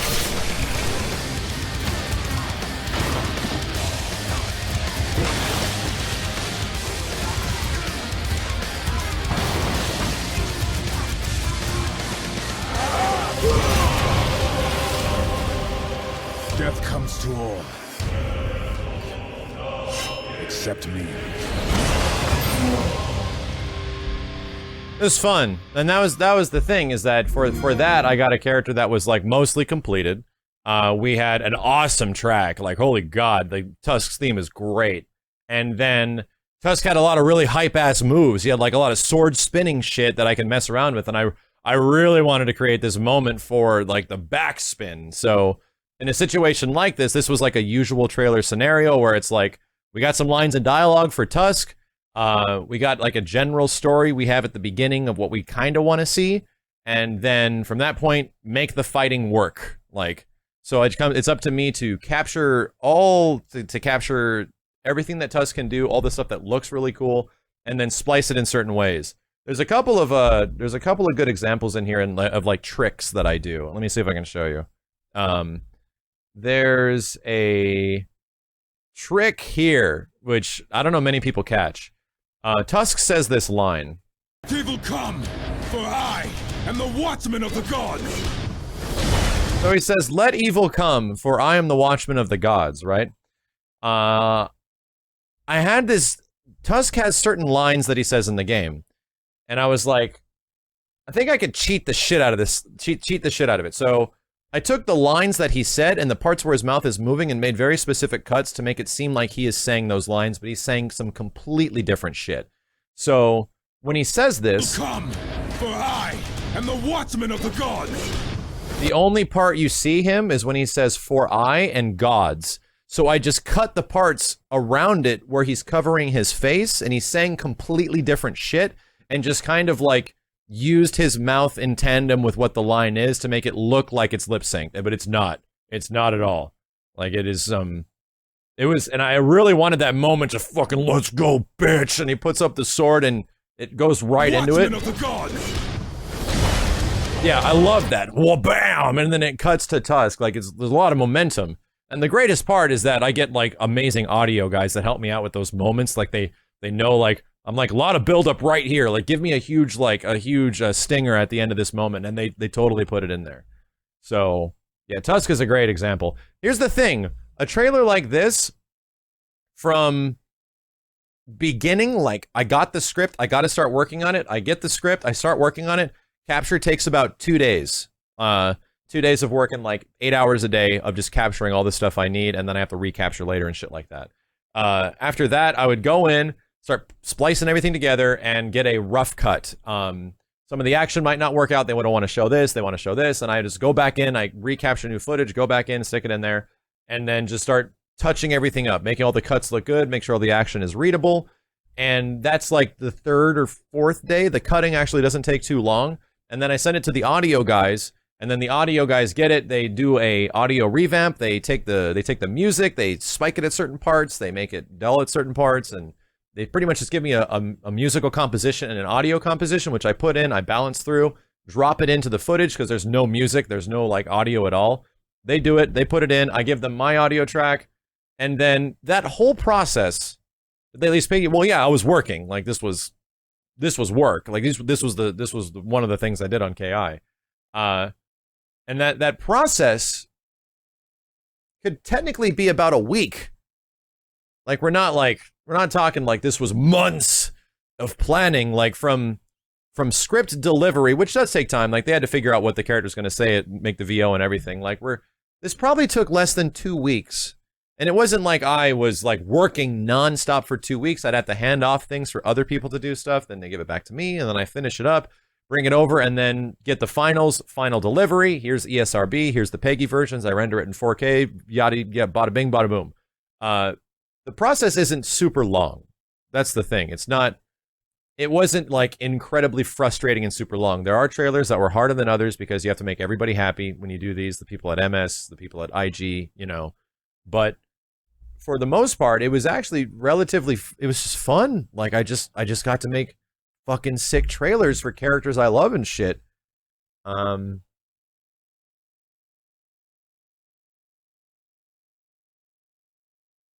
to find another one. Okay, so here's let me see if I can find it. Here's my favorite trailer.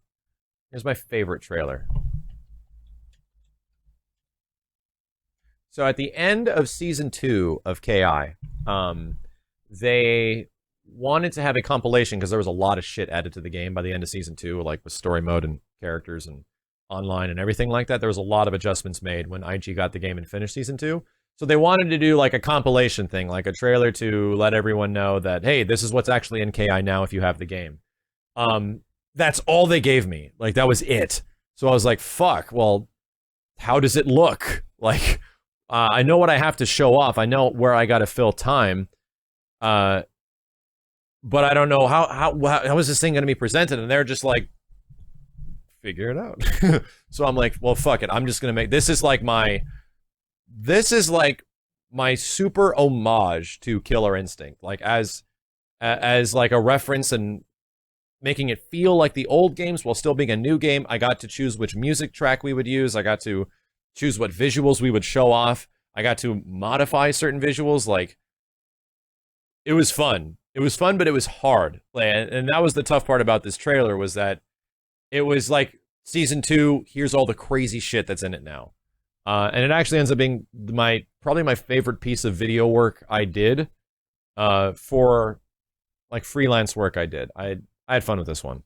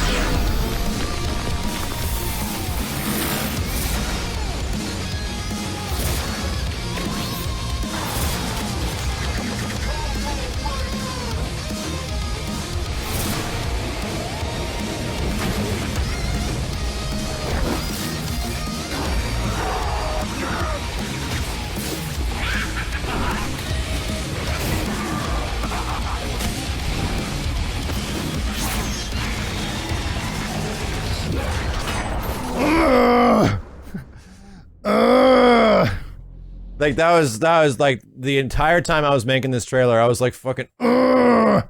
Like that was the feeling I wanted the whole goddamn thing to have from like the very beginning to the very end, just fucking going in! The whole goddamn minute and 40 seconds were going in! Yeah, it was, and the music really helps, but I'm gonna rapid fire the fuck out of everything. I'm gonna take the coolest looking shit in the game and I'm gonna try to make it look even cooler by giving it different cinematic camera angles and stuff, like all the stage killers, the stage fatalities, I tried to like make look as dynamic as possible because I got access to the engine. So I was constantly like kicking fucking Aganos out of the window, just looking for cool angles to capture it at, just over and over and over and over again. Yeah, that was a fun one, man. I really dug that trailer. I liked it a lot.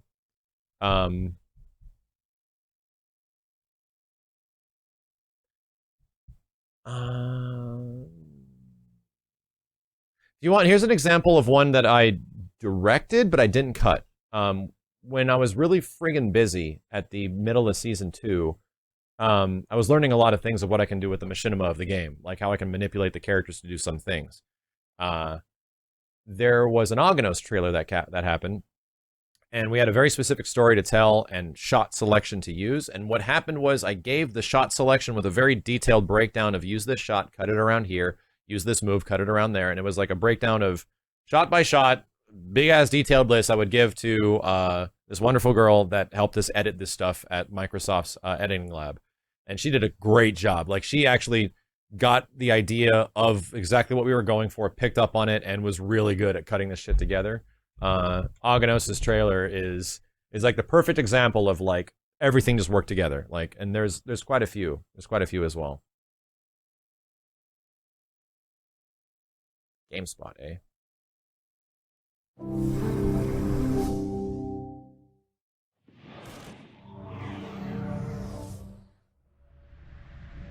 Why do you continue? Centuries have passed, worn you down, and yet still you pursue me. Was it that fool of a king? Was it his dying wish? I crossed oceans to elude you, yet still you found me. But here, in this new time, I have access to power beyond your feeble imagination. So come, find me, and let us end this once and for all. We always use Spinal because his stage looks so good.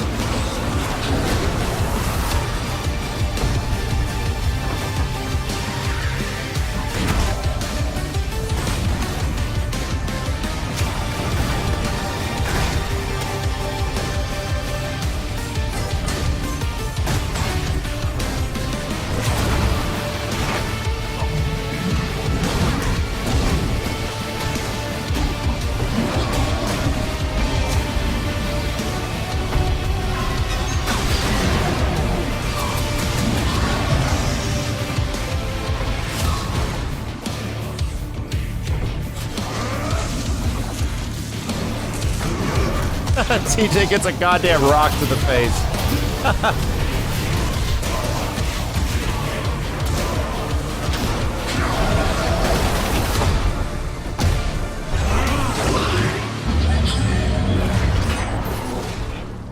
That's a super low quality on GameSpot, dude. They must have ripped that shit at like 4 megs per second.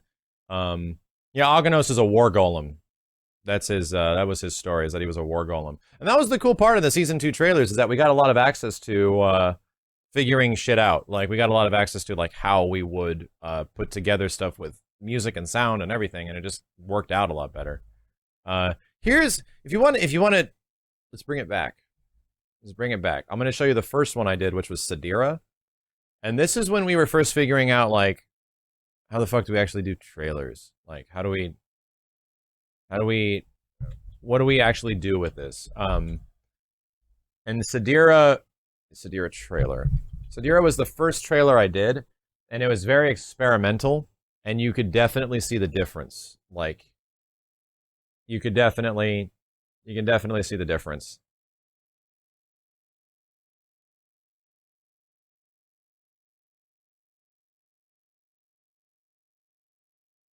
This was like the first time we had access to this shit, and we were like figuring stuff out. The pace of trailers wasn't really defined yet, and here's the difference. This was the first one that they gave me full access to make, and they were okay with. These are all on GameSpot.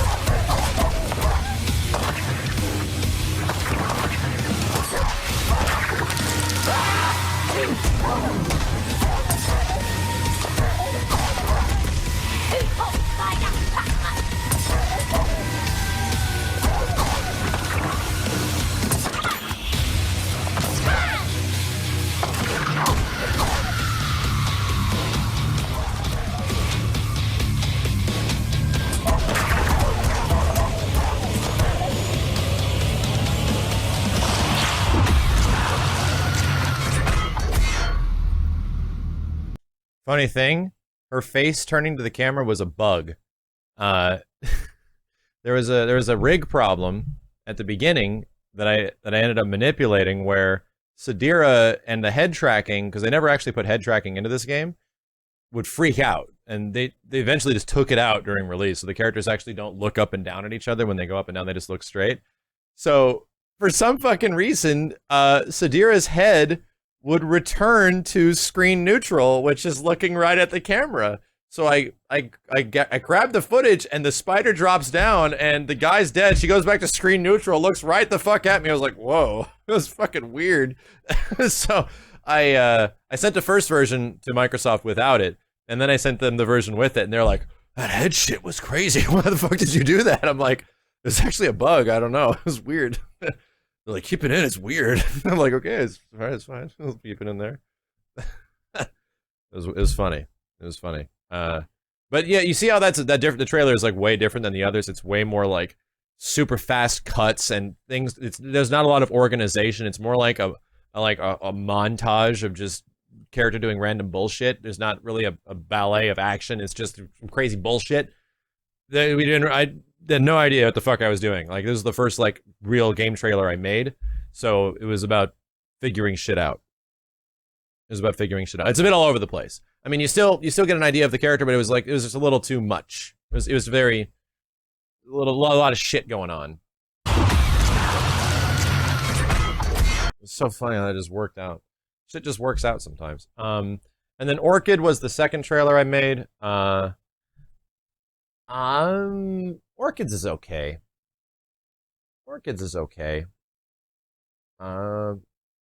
Here's the one y'all just want to see. Here's the one everyone always talks about. This is obviously my favorite one too. And the reason everyone wants every KI trailer to be like this one, everyone always said this, like, let's make it as cool as the Spinal trailer. Everyone likes the Spinal trailer because Spinal is the best designed Killer Instinct character. His stage was the best looking. There was the most interesting stuff in the stage, and his theme was incredible. And because of that, because of all those things, I just got the luxury of putting it all together.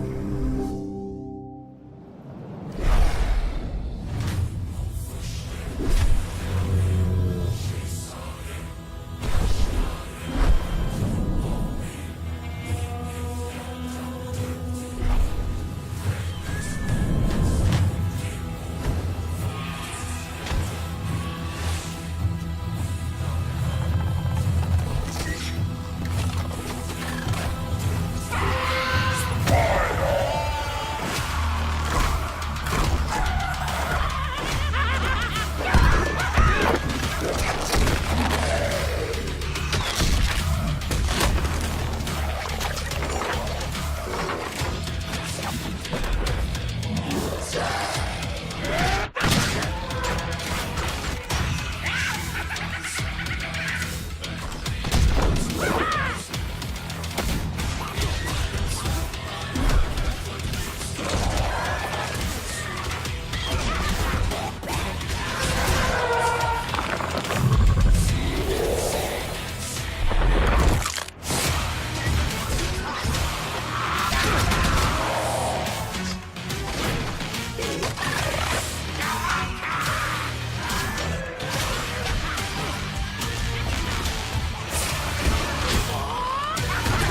Goes with the music very specifically there.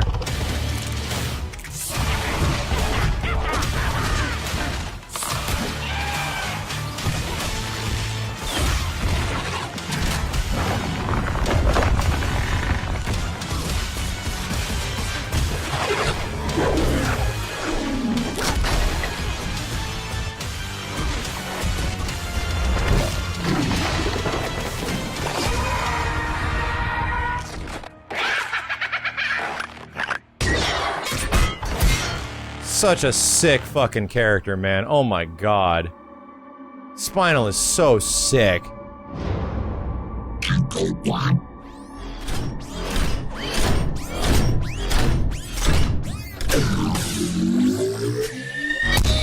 Oh shit, you know what that is? That's the original Hype Beam. Hype Beam got changed a lot. Early on it was very... the sound was always the same, but the original Hype Beam for Fulgor was very much different. Like, Fulgor's beam at the beginning, because it was going to be such a prominent move in his arsenal, was like... That shit was really bright and really, like, filled the fucking screen. The problem, I think, was epilepsy issues. Like, I think there was a specific thing that was kind of, like, not okay with some higher-ups, and they had to tone it down. So the visuals of the Hype Beam consistently got toned down. But this is actually the original visual. Like, this is an in-game cinematic put together by the Double Helix guys that they gave to me to put at the end of the trailer. And the original Hype Beam was fucking... It was abrasive, is what it was. It was fucking... It was in your fucking face. Yeah, it's hypersonic saturation. It was crazy. There's a couple of things that really bug me in the trailer, like in this trailer specifically, that you might not catch, but I actually tried my best to fix in future trailers. There's parts where Spinal is like fighting Jago, and Jago's just sitting around like a dickhead, not doing anything. He's just like standing there or something, waiting for the attack to hit him, like right here. You know, that ends up being a thing that I resolve in future trailers, because it doesn't look like they're actually fighting. Like, it bugged the shit out of me. But at the time, it was not an issue because I really didn't notice it yet. But later on, it would frustrate me when I go back and look at trailers, and I'm like, I don't know if I like that. I don't know if I like that. I think I'm going to make... Whenever you see a character doing something, you're always going to have your main character fighting someone in some way, and that character is going to find a way to counter it. Like, we want to really show how... If people are annoyed with this character throwing fireballs, hey, check out the new character. He can dodge fireballs. You know, we would specifically target things like that. Yo, SSB, MQ Gigs, thank you, dude. Oh, yeah, he's just a training dummy. That's the... bugged me. Bugged me. This is why we changed it in the future.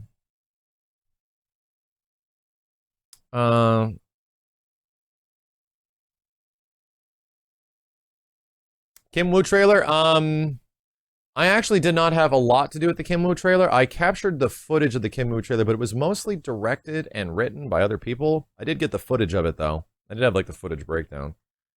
Where the fuck?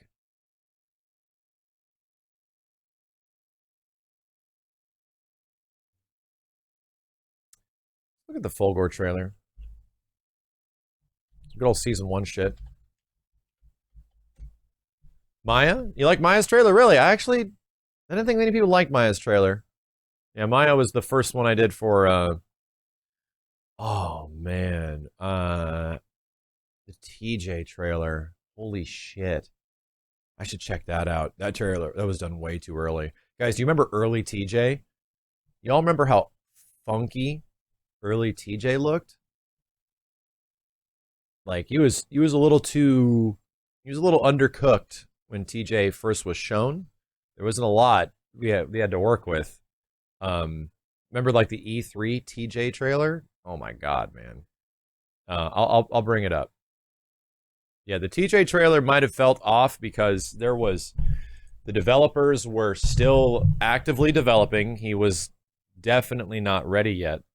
And man, yeah, the game was I tried my best. I really, yeah, Patrick Ewing. That's what we call the original TJ, is Patrick Ewing. Let's watch the Fulgor trailer. There's one shot in the Fulgor trailer I'm really proud of.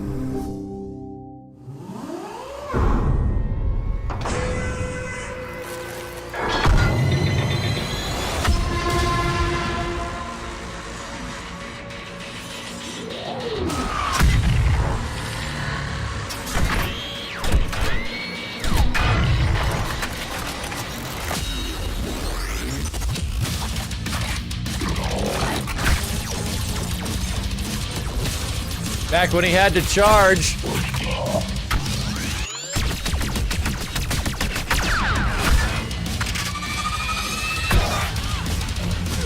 That was the shot. It's actually 2 shots put together with a small cut.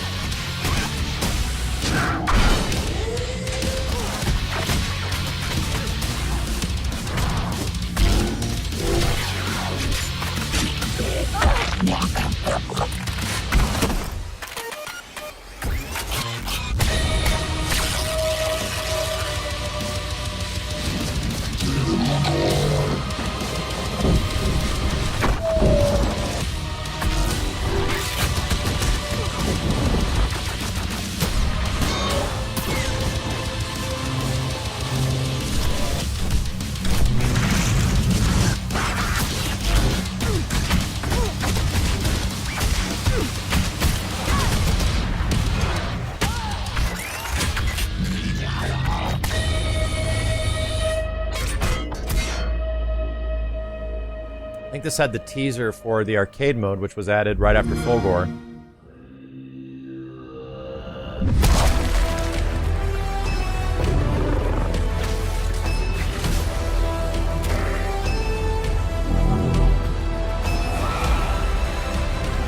Oh yeah, lobbies weren't even in the game at the start, that's right.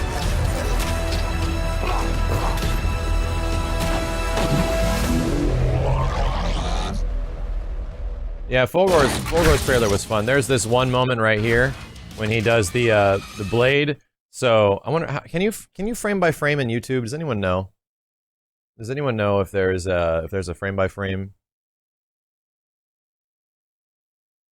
It was a joke reaction video, JM Durden. Like there was a specific like nod that it was a joke. Did it make the Shadow Jaco trailer? I'd have to check. I'd have to check. Which command is it? Holding down space kinda works. Hold on a sec.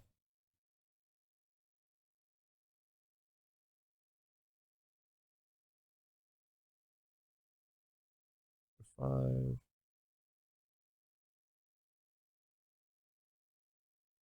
Did you see the cut? I don't know if I man, this is a wow, fuck me. I just got really lucky. I got lucky as fuck. So the way you get these shots is that you obviously cannot film something like this in real time because it just goes too fast.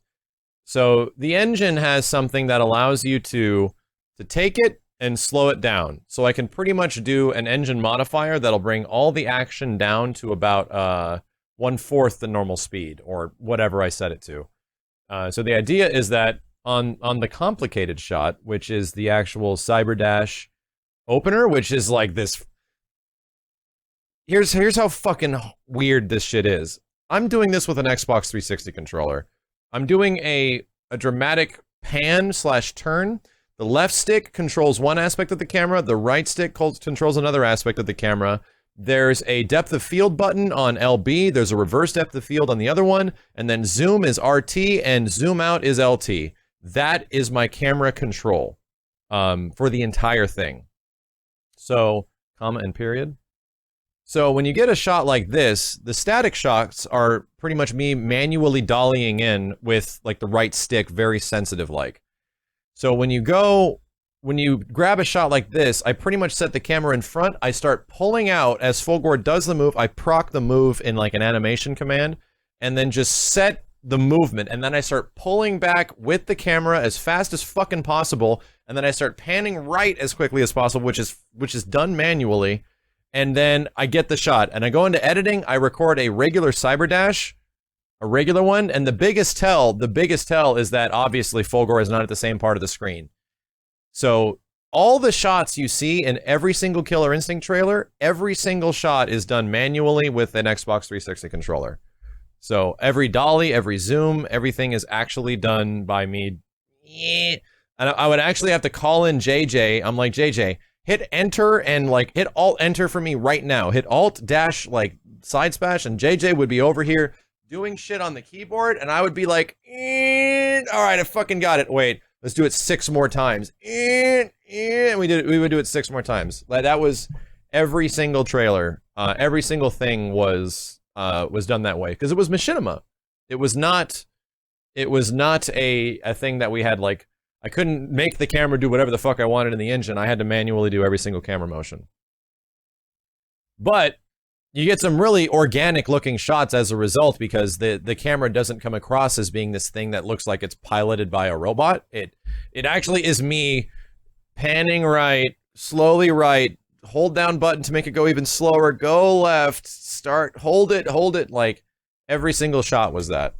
That was all the way until Eagles trailer. Like, the Eagles trailer was the last one. There is a joke, but it's too easy. Yeah, the waifu assisted me quite a bit. I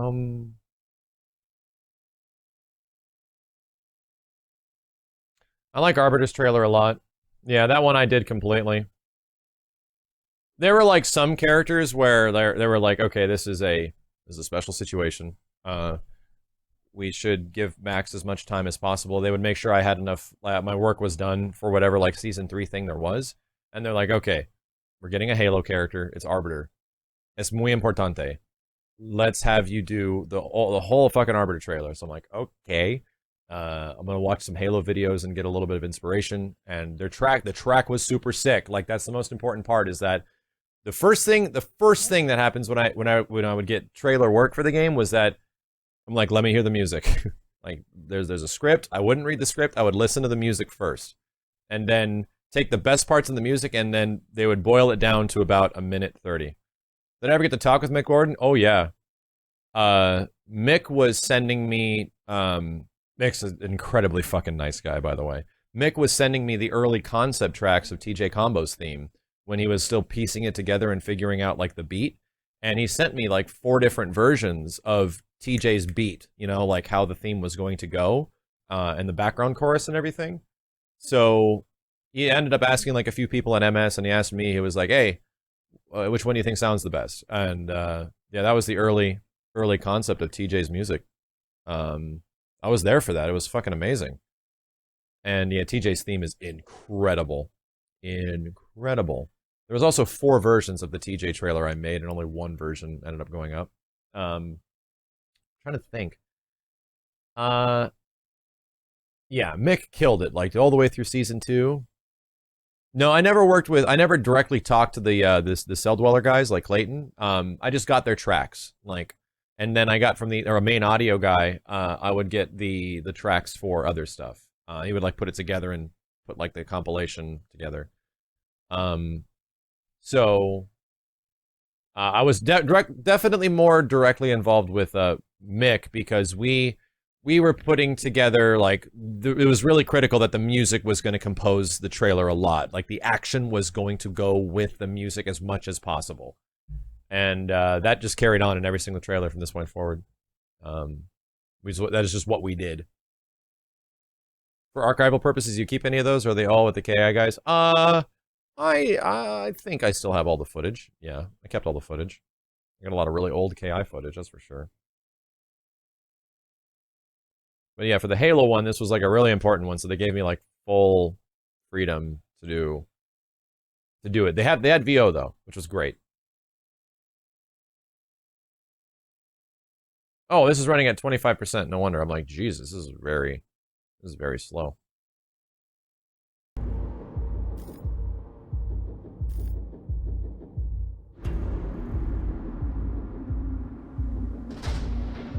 I have fought with honor, endured the brand of shame, dealt out vengeance.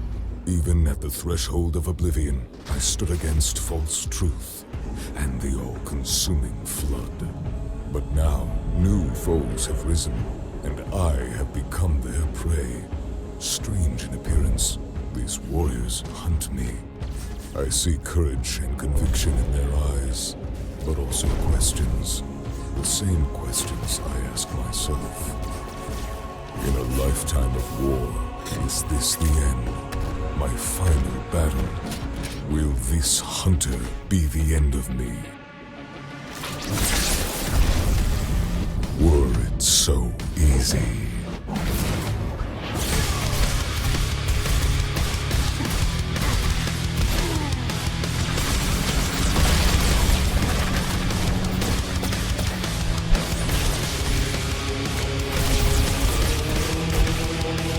Blazing flame!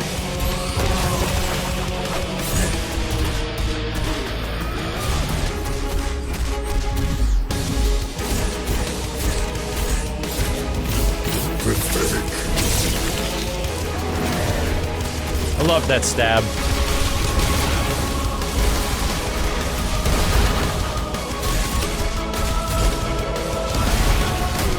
Another victory, yes, but there is always another battle. So there was some tricks I started employing in Season 2 and beyond, like as I was getting a better understanding of how to make the action feel more impactful. When you take the camera of the game and you start pulling it out, you lose a lot of effects. There's a thing called screen shake in a lot of fighting games and hit stop that can look really cool. Like screen shake is a cool thing that kind of makes each hit feel like it has more impact. The problem is hit stop. And hit stop is when your character kind of stops there for a sec and they're stuck after they get hit by something, and then they reel out. And the problem is hit stop doesn't look good in trailers. It doesn't. It looks bad. So the thing I was trying most to do was to put cuts around hit stop and to emphasize more on the hit stun the screen shake. So get rid of hit stop and hit stun and focus more on screen shake. And that's exactly what is a good example in this trailer when you see Thunder hit the ground right here. Actually, that's a bad example. It's a bad example. I actually didn't do it on that one. I don't know why I wasn't there. See how the screen is shaking right here a bit when each hit happens? So...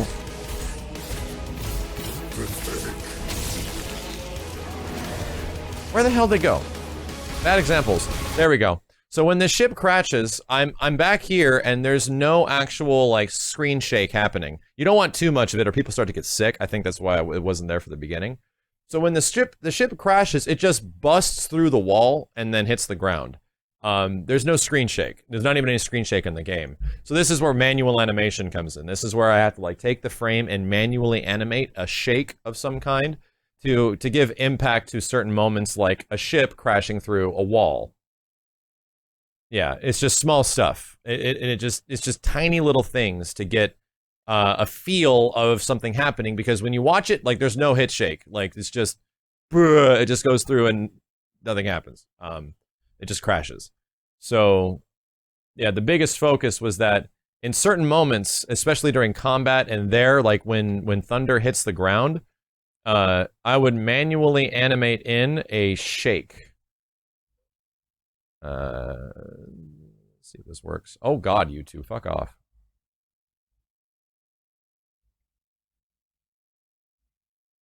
Yeah, and like you see how the entire frame is moving like left and right as Thunder hits the ground. It zooms in. That's me making a manual transition to animated keyframes, and I just keyframe a small screen shake as Thunder hits the ground so that it looks a little bit more impactful that his big ass body is going crunch onto the ground. It's just tiny things that you learn, tiny things you learn over time as you start cutting like 20 trailers together or some shit. All this was done on the controller? Yeah, it was all... No, the screen shake wasn't done with controller. That was done in post. But all the actual capture of the cinematic elements, yes, it was done manually with a controller. Someone wanted to see Shadow Jago. I'm curious to see Shadow Jago as well. I'm really curious. Shadow Jago trailer.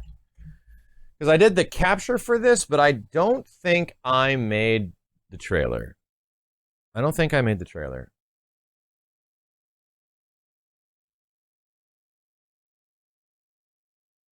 Let me find out. Let's see. Yeah, I think this was just capture, and I didn't... I think I handed off the footage to somebody else. It was a long time ago. Like 3 years. Maybe like 2.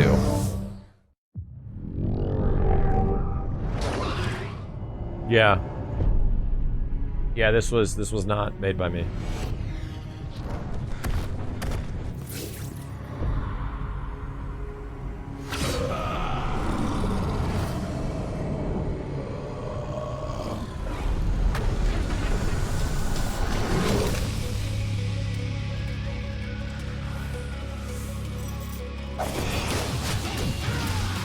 So yeah, I did all the capture for this, and I was so busy with Season 2 that I pretty much just passed the capture along to someone else to put it together.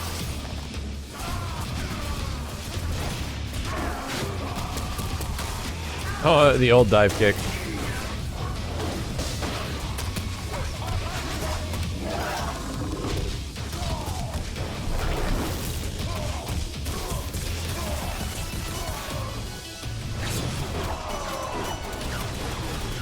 And what's great is that the character sells a lot of it because Shadow Jago is such a sick character.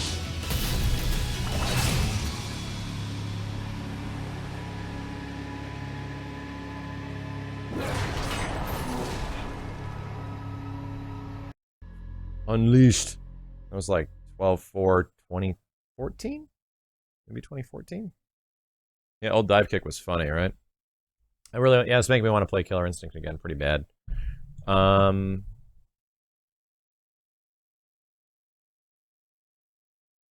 Where did you get the music for the Cinder trailer? That was made by Mick.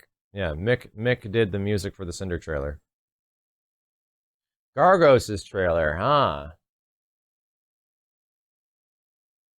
So Gargos, yeah, so Gargos, I did the direction. I did a shot list for Gargos, and I handed off the Gargos footage for someone else to put together in editing. So, this one was, I did all the capture, the controller capture. I figured out how each shot was going to look, and then I gave that detailed shot list to someone else who put it together with some dialogue, I think. Definitely, yeah. I don't remember making this. For centuries, Yeah, I remember capturing all this shit, but I didn't put this together. Events in motion that would lead to this day. I have taken the memories of the one that guarded the gates, corrupted their worthless heroes, and manipulated those hungry for power. It is time. Begin the invasion! Here's how you can tell if I did a trailer or it was done by someone else. The splash screens look different. In mine, the splash screen has like this horizontal, like, not really, but angled text that goes like across a certain angle. And usually the other trailers have this specific font with it very flat, like on like a higher plane. That's how you know if I cut the trailer together or not, because as an editor, you have to put this screen together too and make it look the way it did. That's how you can differentiate between the two.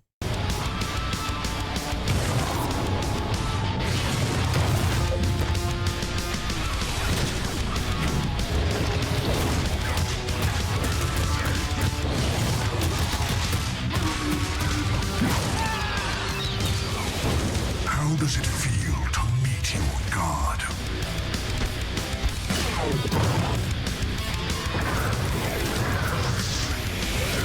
I can play your game too, machine. Pathetic.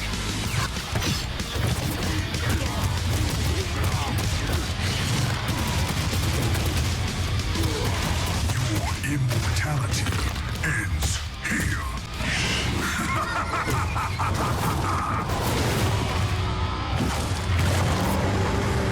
Pitiful creature. Gargos is such a sick character. God damn, he's so cool. I love him. I love Gargos. Yeah, he's got some... just his moveset is so cool looking. I did put together the Idol trailer.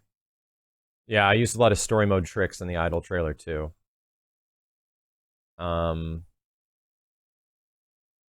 it's a good trailer. I like it a lot. I did do the General Ram trailer. This is the only trailer that ever actually made it to E3. This was a happy moment for me because I think it was not this E3, but the E3 before this one. I was getting this trailer ready for that show, and it was something small. Like, we had so little time to actually work with. Like, no kidding. Like, very little to work with. So much so that I couldn't even do gameplay stuff. I was like, I can't fit much even his Ultra into the time frame we had because this thing was specifically made for stage. So for RAM I did everything. Like, it was everything, capture, end direction, editing, everything. And they didn't know exactly what they wanted. They just wanted to show off the character looking something cool. So I'm like, okay, I'm just gonna do the thing that everyone knows General Ram for, which is stabbing the dude in the gut. Like, murdering the guy, you know? I'm not even a big Gears fan, but I'm just gonna do the thing that the guy did to the dude. And that's what I did. I was worried it was gonna be too violent. They were like, oh, that'd be a little too much, man. I'm like, it's one of his moves. They're like, okay, we'll go with it.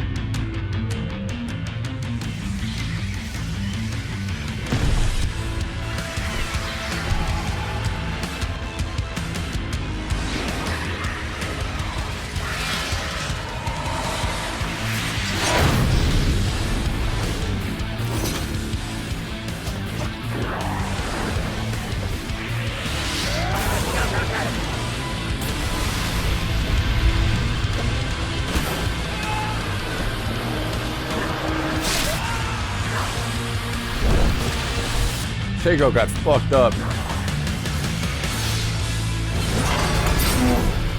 So this shit is this is called a dolly rack focus. This is a similar effect that you see Steven Spielberg use in Jaws. I'm adjusting the depth of field manually on a fucking controller, and slowly, and then zooming in at the same time at a similar speed. So to pull off this weird little effect, which is an uneasy feeling of him like going over his throat, that's the idea. This little shot right here is me zooming in at a very slow pace and also changing the depth of field at a slow pace so that they both balance out and give you this very weird kind of, the background is alive but different than the main character.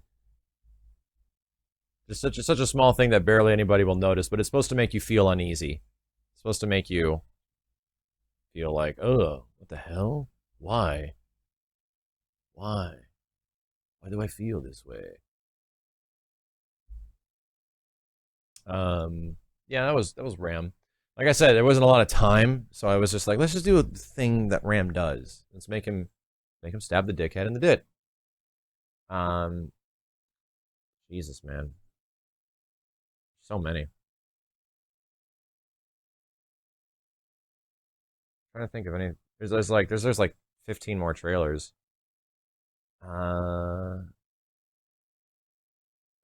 Hisako's, yeah. Hisako's is another example of one that I directed and put all the shots together, but someone else edited. Same thing with Cinder. Season 3 launch trailer, I think was also put together by somebody else. I'm trying to think.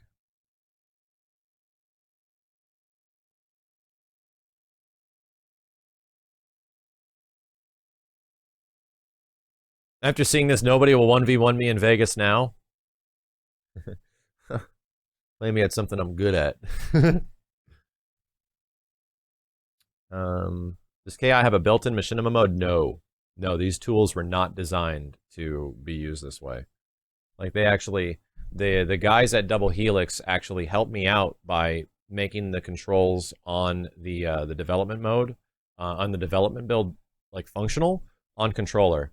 Because I was doing everything, like, really manually at first, and then they're like, hey, I made this thing for you. And then I was like, what is it? And they showed me like, check out what you can do with the controller now. I was like, fucking shit, this is gonna be so sick. And he's like, I know it's gonna be so sick. I'm like, oh my god, I'm gonna go work on this now. That was like literally how the early conversations happened at Double Helix, was that some guy just did something to help me out with making trailers and didn't tell anybody about it, and just made me gave me controls, and I was like, oh my god, thank you. Because initially it was really basic, and it was only designed for, holy shit, Broken Styles. Thank you for the tier 3 Broken Styles. God damn, man. I appreciate it, dude. Holy fuck. That's what I felt like. Ah! I was like, give me controls. But it was only designed for screen capture, to take like pictures, you know, screenshots at cool angles and stuff. So, this is what it is. Which other one should I look at? What other one should I even look at?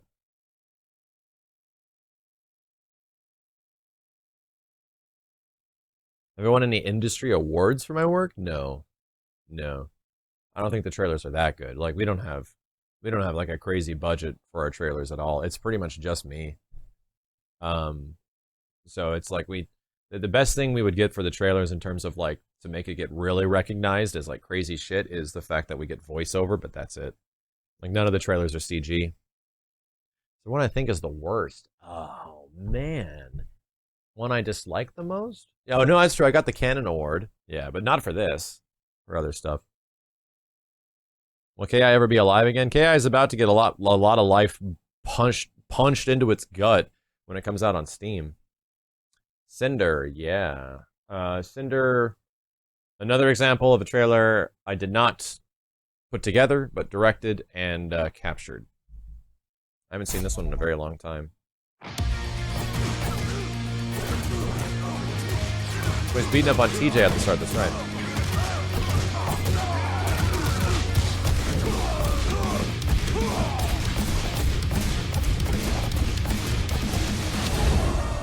About now, I'm thinking old TJ has to be regretting that witty line of his. Is that the best you got, Ultra Tech? I mean, who says things like that?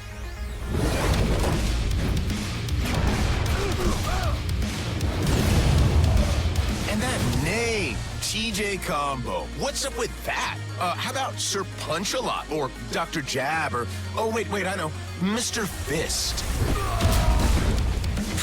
Loser. Don't get me wrong, I'm not one to talk. It's hard to go by Ben when you look like I do. But you know what? I like this new me. Stronger, faster, burnier. Ultra Tech has a plan. And if these pinheads would give it some thought, they'd see they're on the wrong side. But if they really want to fight it, who am I to complain? It just means I get to have more fun. So bring them all on. You know how the saying goes. Play with fire. Well, you know the rest.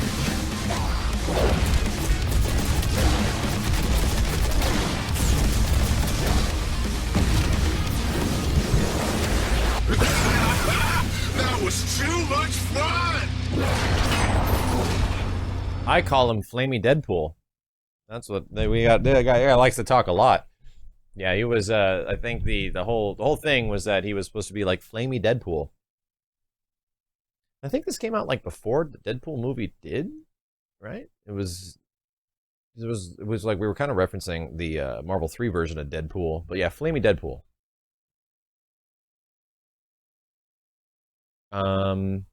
Cinderpool. Arya's trailer. Yeah, once again, another one that I assisted with but did not put together. Man. Which character had the best story mode in Season 2, chat room? Which character had the best story mode in Season 2? I kind of want to look at those, because I haven't seen those in a very long time. I haven't seen those since, like, 2015. Show a non-fighting game trailer I did? That's all shit for the channel. It's like assist me trailers and stuff. I should do trailers for Capcom, please. If they wanted to, I'd do it. Capcom usually hires big trailer houses to do their trailers, though.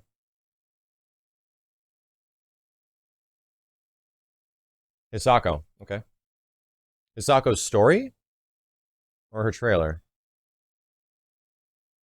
Hisako's was great. It's actually, is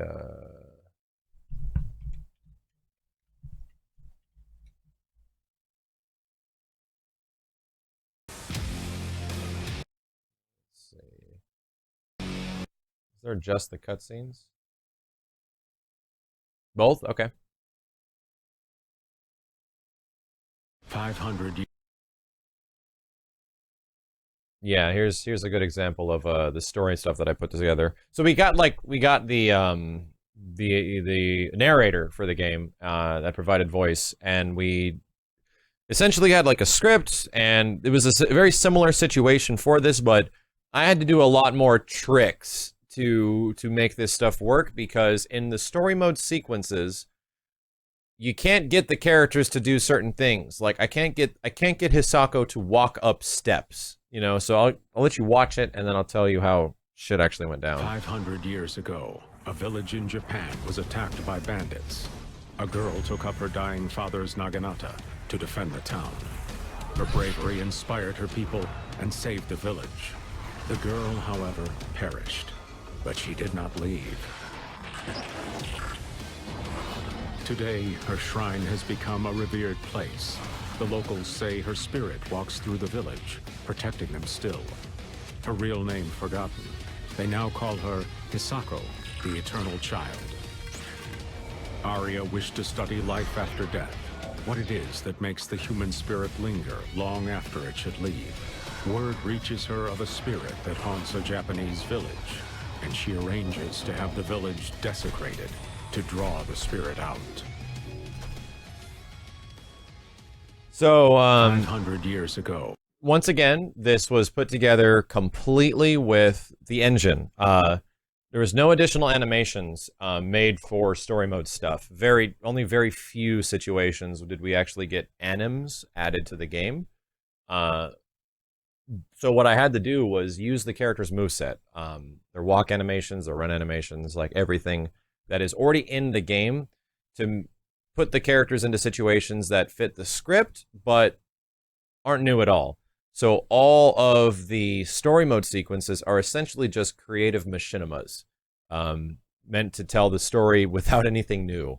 So no new assets were ended up being made for a lot of these things. Like, I'm talking like there might have been one new asset, which was TJ Combo's ring stage, which was just a put together thing for TJ's stage. And they just gave me a ring stage, which was cool because we had the TJ flashback with him in the past. That was like the only thing, man. Like everything else was pretty much tricks. So the idea was, in this situation, this is just like all editing.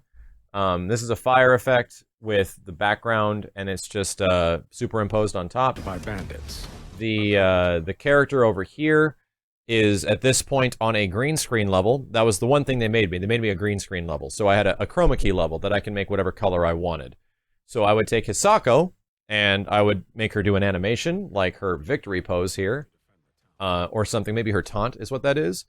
And I would put her against a green screen and superimpose Hisako on top of it. So I would, in editing, modify her to be like a silhouette in some way. So dropping the brightness, changing the resolution scaling from the back to the front. So there's 3 different layers happening to get this shot right here. There's the background, there's the fire effect, and there's Hisako, and there's a pan. So I have to match all that in post. Just for that. And it goes the same thing for this shot, and this is just a basic shot of the stage, and this is just a basic shot of the stage as well. And then you get things like this, where once again, it's the character animation that is shot on green screen that I just modify in post to make her look glitchy and creepy. And the same thing for these other shots. They're all superimposed, is what I'm saying. It's actually really basic-ass, old-school film tricks that I have access to in editing really easily, but I don't know a lot of the insane special effects. Like, I'm not super good at special effects. I'm not an FX guy. I'm just a cutter.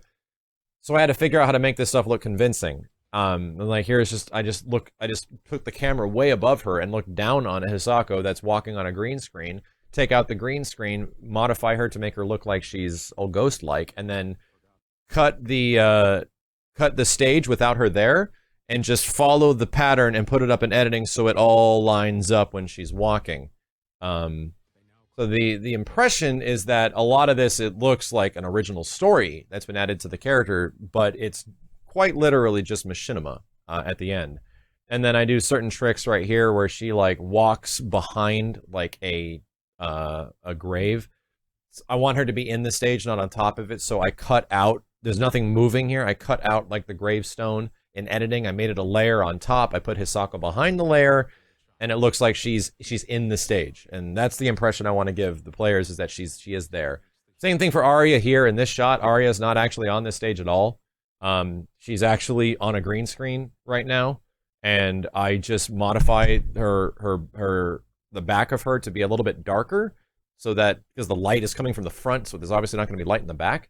So when the camera pans in, I have to match the pan of the stage. So the stage is being captured by itself right now, and Arya is on a green screen, and I'm panning in on both of them. I'm manually panning, so I have to kind of match this shit up and remember how I did it on each single way. So as the pan goes in, she looks like she's actually looking outside the window. Like, it seems... Yes, I lie to people. That's all editing is. That's all movie making is. You're just lying to people. And in that situation, it's like a similar thing. Just match the pans, make sure it works, make sure it looks like she belongs. And the same thing for this shot.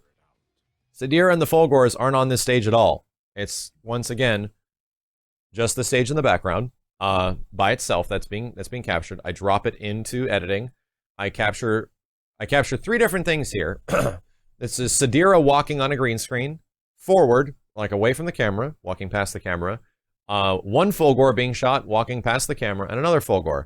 And in editing, I just line them up to walk past each other. So they're never there together. They're never on the same plane together. They're never on the actual stage.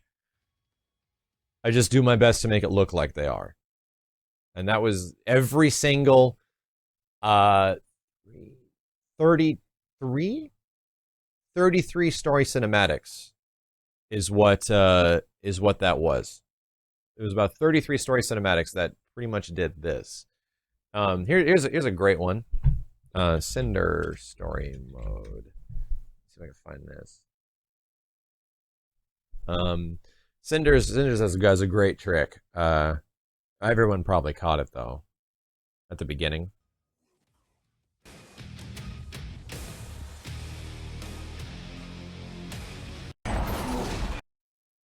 So at the beginning of Cinders, let me actually see it if it's actually his intro, because I think it is.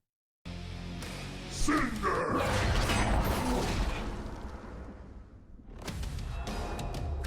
After 10 years in Special Forces, Ben Ferris decided it was time for a raise.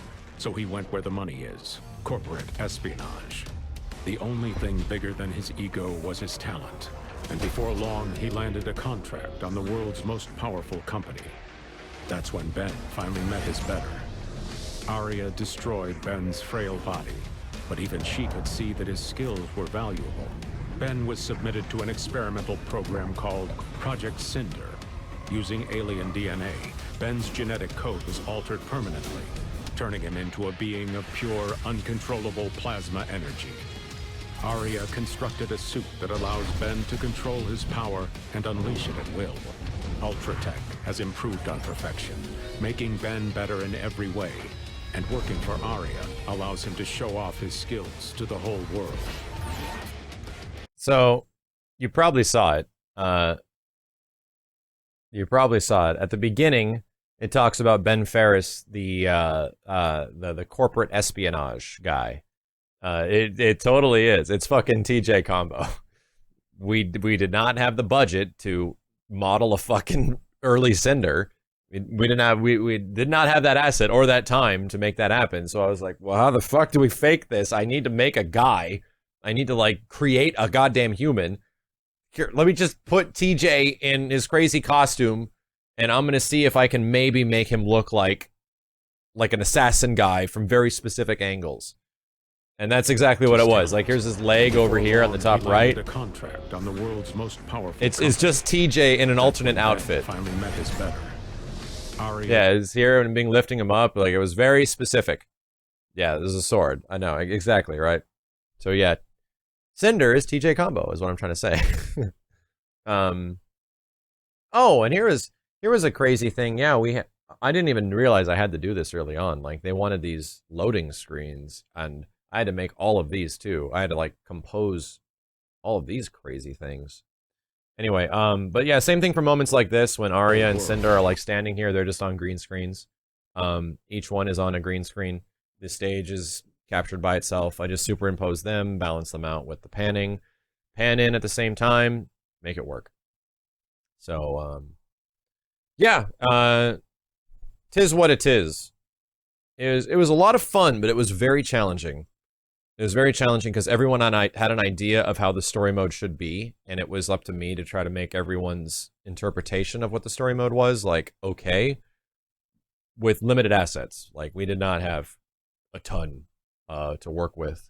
And then the guys had to actually implement the story mode, like actually put it into the game and make it work and convert the fucking video files, and I had to make them format ready to actually work in the freaking game. That was a challenge to actually make the cinematics work in the game, because early on, like, the engine would not handle over 720p cinematics.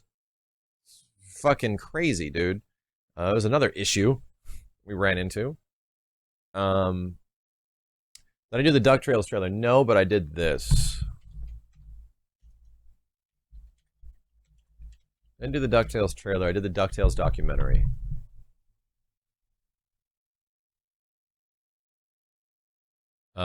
This is what I did for DuckTales. Are you self-taught? Yeah.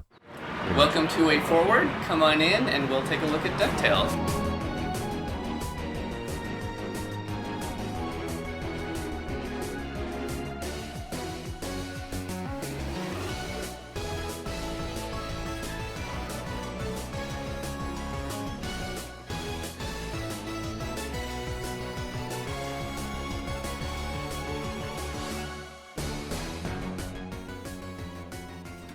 One of the most important aspects of a video game is its sound. It can be very easy to overlook, the importance of that when you just get... They're essentially just documentaries focusing on the music, the visuals, the sound, and the gameplay of the DuckTales games. Yeah. Music today, I don't know many people who we went to Way Forward, we captured footage, they asked some questions, and I got to put together a documentary. Another song that just stands out is the Himalayas track, and one of the things about it are just these drums that drive through the song. There's this drum solo kind of section, and one night I was just... The one that I was really happy with, because the Capcom guys were super happy with this one, I got to make this, which I was super jazzed about. So about like 6 months later, as I'm already at Double Helix, right? Like, I'm already at Double Helix working on Killer Instinct trailers. They're like, hey, you want to make a Strider documentary? I'm like, fuck.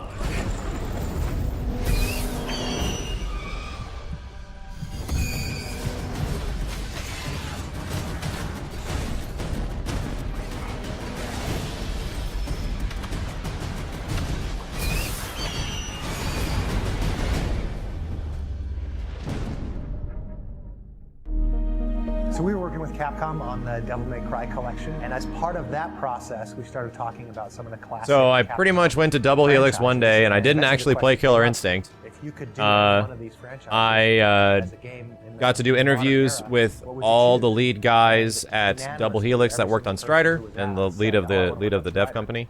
Our general manager. And yeah, Tony fucking killed this game, dude. Oh my god, he did such a good job. I thought he was joking. Nailed it. Practically everyone that knows me knows that that's my. So I got to go in, record the audio, record the video, get these different shots of all the developers, and then make a documentary for the making of Strider.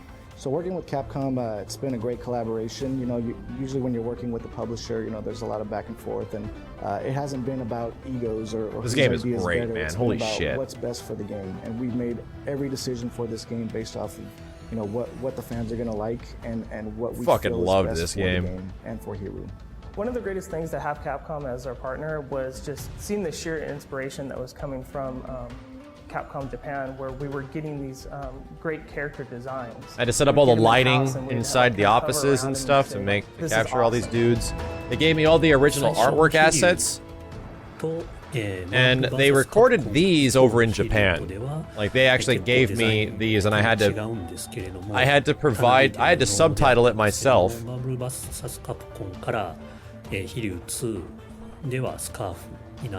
Oh god, I want this in Marvel Infinite so bad, chat room. Holy fuck. Oh god damn, a Techno Strider. Jesus Christ.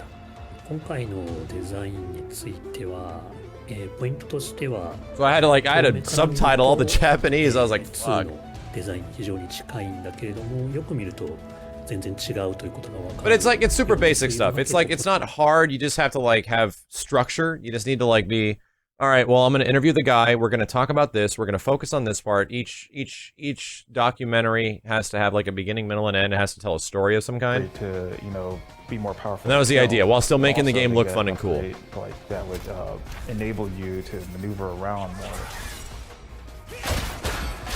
Dude, Double Helix, back in 2014, man, Double Helix was at their prime. I'm thinking that the new game they're working on, I haven't played it in a long time, but it looks super good. It's just, I really liked their, I loved Strider, man. They were killing it. They had Strider and Killer Instinct at the same time. It was my fucking dream haven. I really should check out the game they're working on. I forgot what it's called. This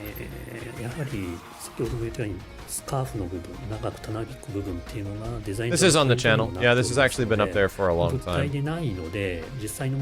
I made this 3 years ago.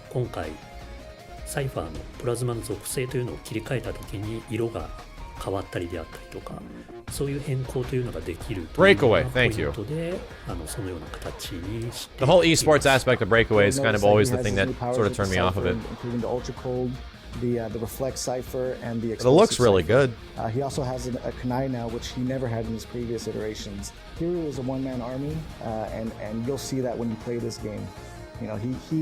He has one goal, one mission in life, and nothing is going to stop him. Yeah, the thing you got to realize is that Double Helix also put together the Devil May Cry collection, and that collection is pretty sick, man. They killed it, dude. DMC 1, 2, and 3 on Xbox 360 and PS3 run great, and it's really good. That should be the first vote of confidence for DH back in the day, because that port was great. It's the de facto way to play the old things. Anyway, what should we end on? Let's end on Hisako's trailer.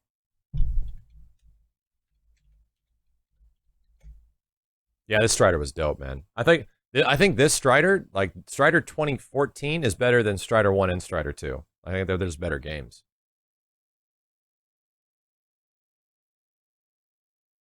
They did, but the cutscenes look like shit. You can't change that. You can't change old video.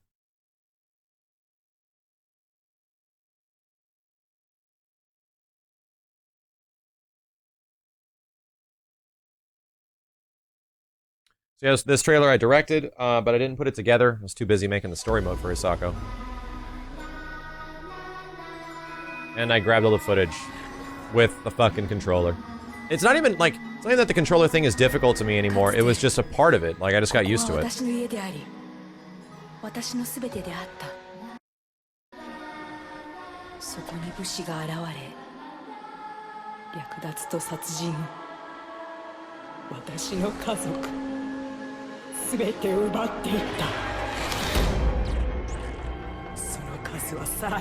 Once again, green screen shots.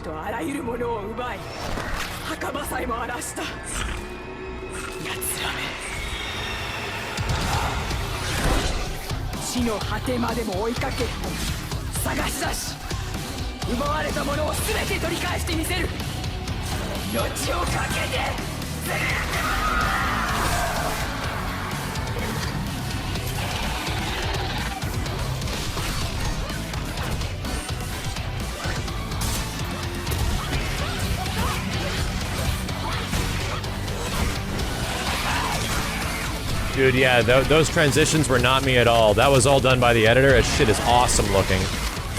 I cut some stuff together. I'm like, if you can use these, do something cool with it. And dude, she put together these dope fucking transitions. Like what? It happens right up here. These like haunting ass transitions. Yeah, right there. It is awesome. There's another one right there. If you, I'll wait till it finishes.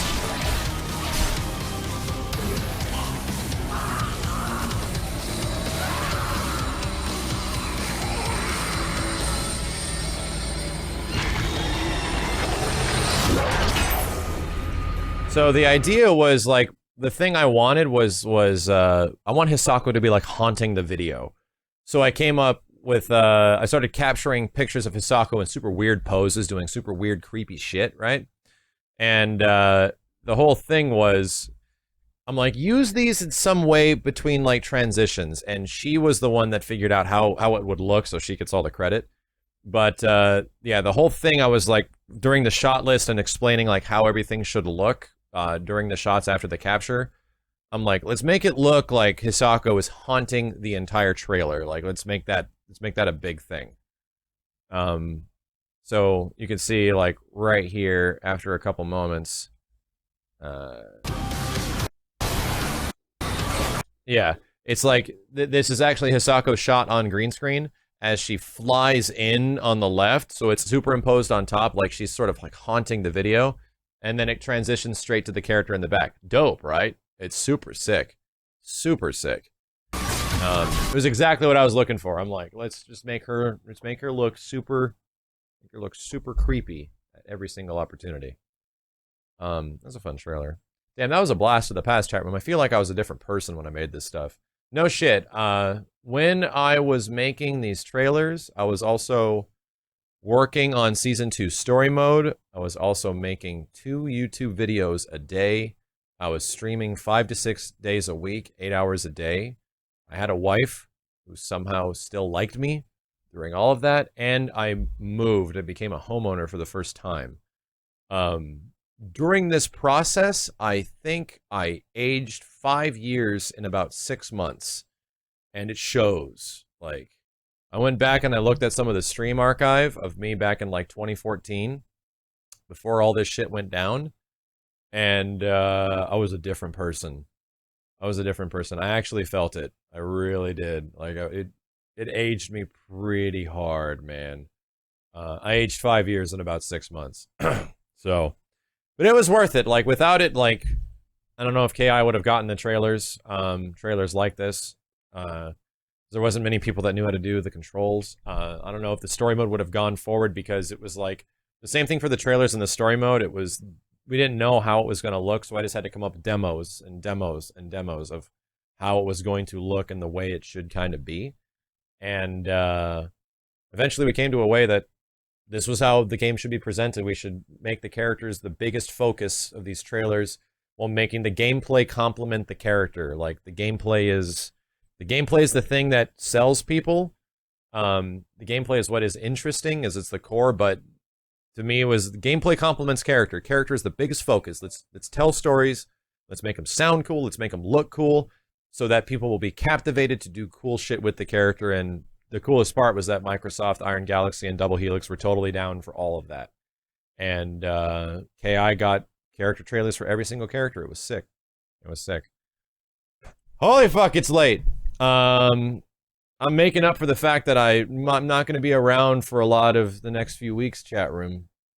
The next couple weeks.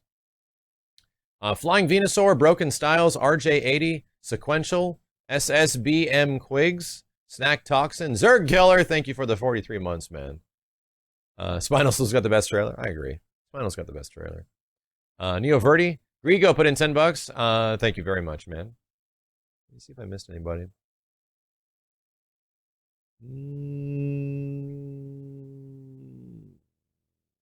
Tyken says he's a huge DBZ fan, but I'm a total fighting game noob. Any advice on sources of the internet that can prep me for DBZ fighters so I can become adequate with the system? I don't want to give up after a few weeks. Well, Tyken, I put up breakdown videos for every single character in the game. Depending when the game comes out, I might have a breakdown character for every character in the game if Bandai Namco gives me access to it. I've already got them for all 6 characters that were brand new to the Gamescom build. I just put up breakdowns for Goku, for Vegeta, and for Gohan, and I still have to put 3 more breakdowns that I got to work on before I leave. For Piccolo, for Boo, and... No, wait a minute. For Cell, Boo, and Frieza are the last 3 I have to make. So if you want to get a basic understanding of how characters play, there's not many resources. There's just like gameplay up there right now. So I don't mean to pimp my own videos, but there's not much out there right now in terms of a lot of breakdown stuff. There is another one. What's the guy's name that does a lot of Guilty Gear content? There is one. Hurtbox, I use a Hurtbox. Go to Amazon and buy one of these. Go buy a Belkin 4-way switcher. These helped fix my audio issues on Windows 10. No shit. I just plug my USB from my audio cable into this and it works. If I don't, it's poppy and shit and it sounds like fucking ass. I don't know why. Go buy a Belkin 4-way USB port if you want to fix that problem. When's my next stream? Maybe tomorrow. It might be tomorrow. Depends. Arpendito, thank you, dude. I'm going to be leaving on Wednesday. I'm going to be gone for 10 days. Thank you for just being you. That's all we viewers can ask for. Hey, thank you, Arpendito. Thank you for watching it all. Yeah. I'm going to call it on that, chat. I gotta stay up. I gotta make shit. It's 4:40 in the morning. What the fuck? What the fuck? In case I don't see you again, I hope you guys have a great week, but I will try to at least show up for a little bit tomorrow night. I think Steve and Kenny are spending the night because we got to leave hella early. And, yeah, holy shit. I think we'll be playing Marvel tomorrow. Just some local Marvel. Have a great night, guys. Honestly, thank you for everything. It means a ton that you're all there and you care. That is the greatest thing I could possibly ask for. Good night, dudes. Shine on. I'll see you next time. I'll probably see you tomorrow. Cute angel heart. Oh, thank you for the 1,000 bits. I love strolling. Down with you, Max. Enjoy your trip and be safe. Thank you, man. I'll try to see you guys tomorrow. Peace!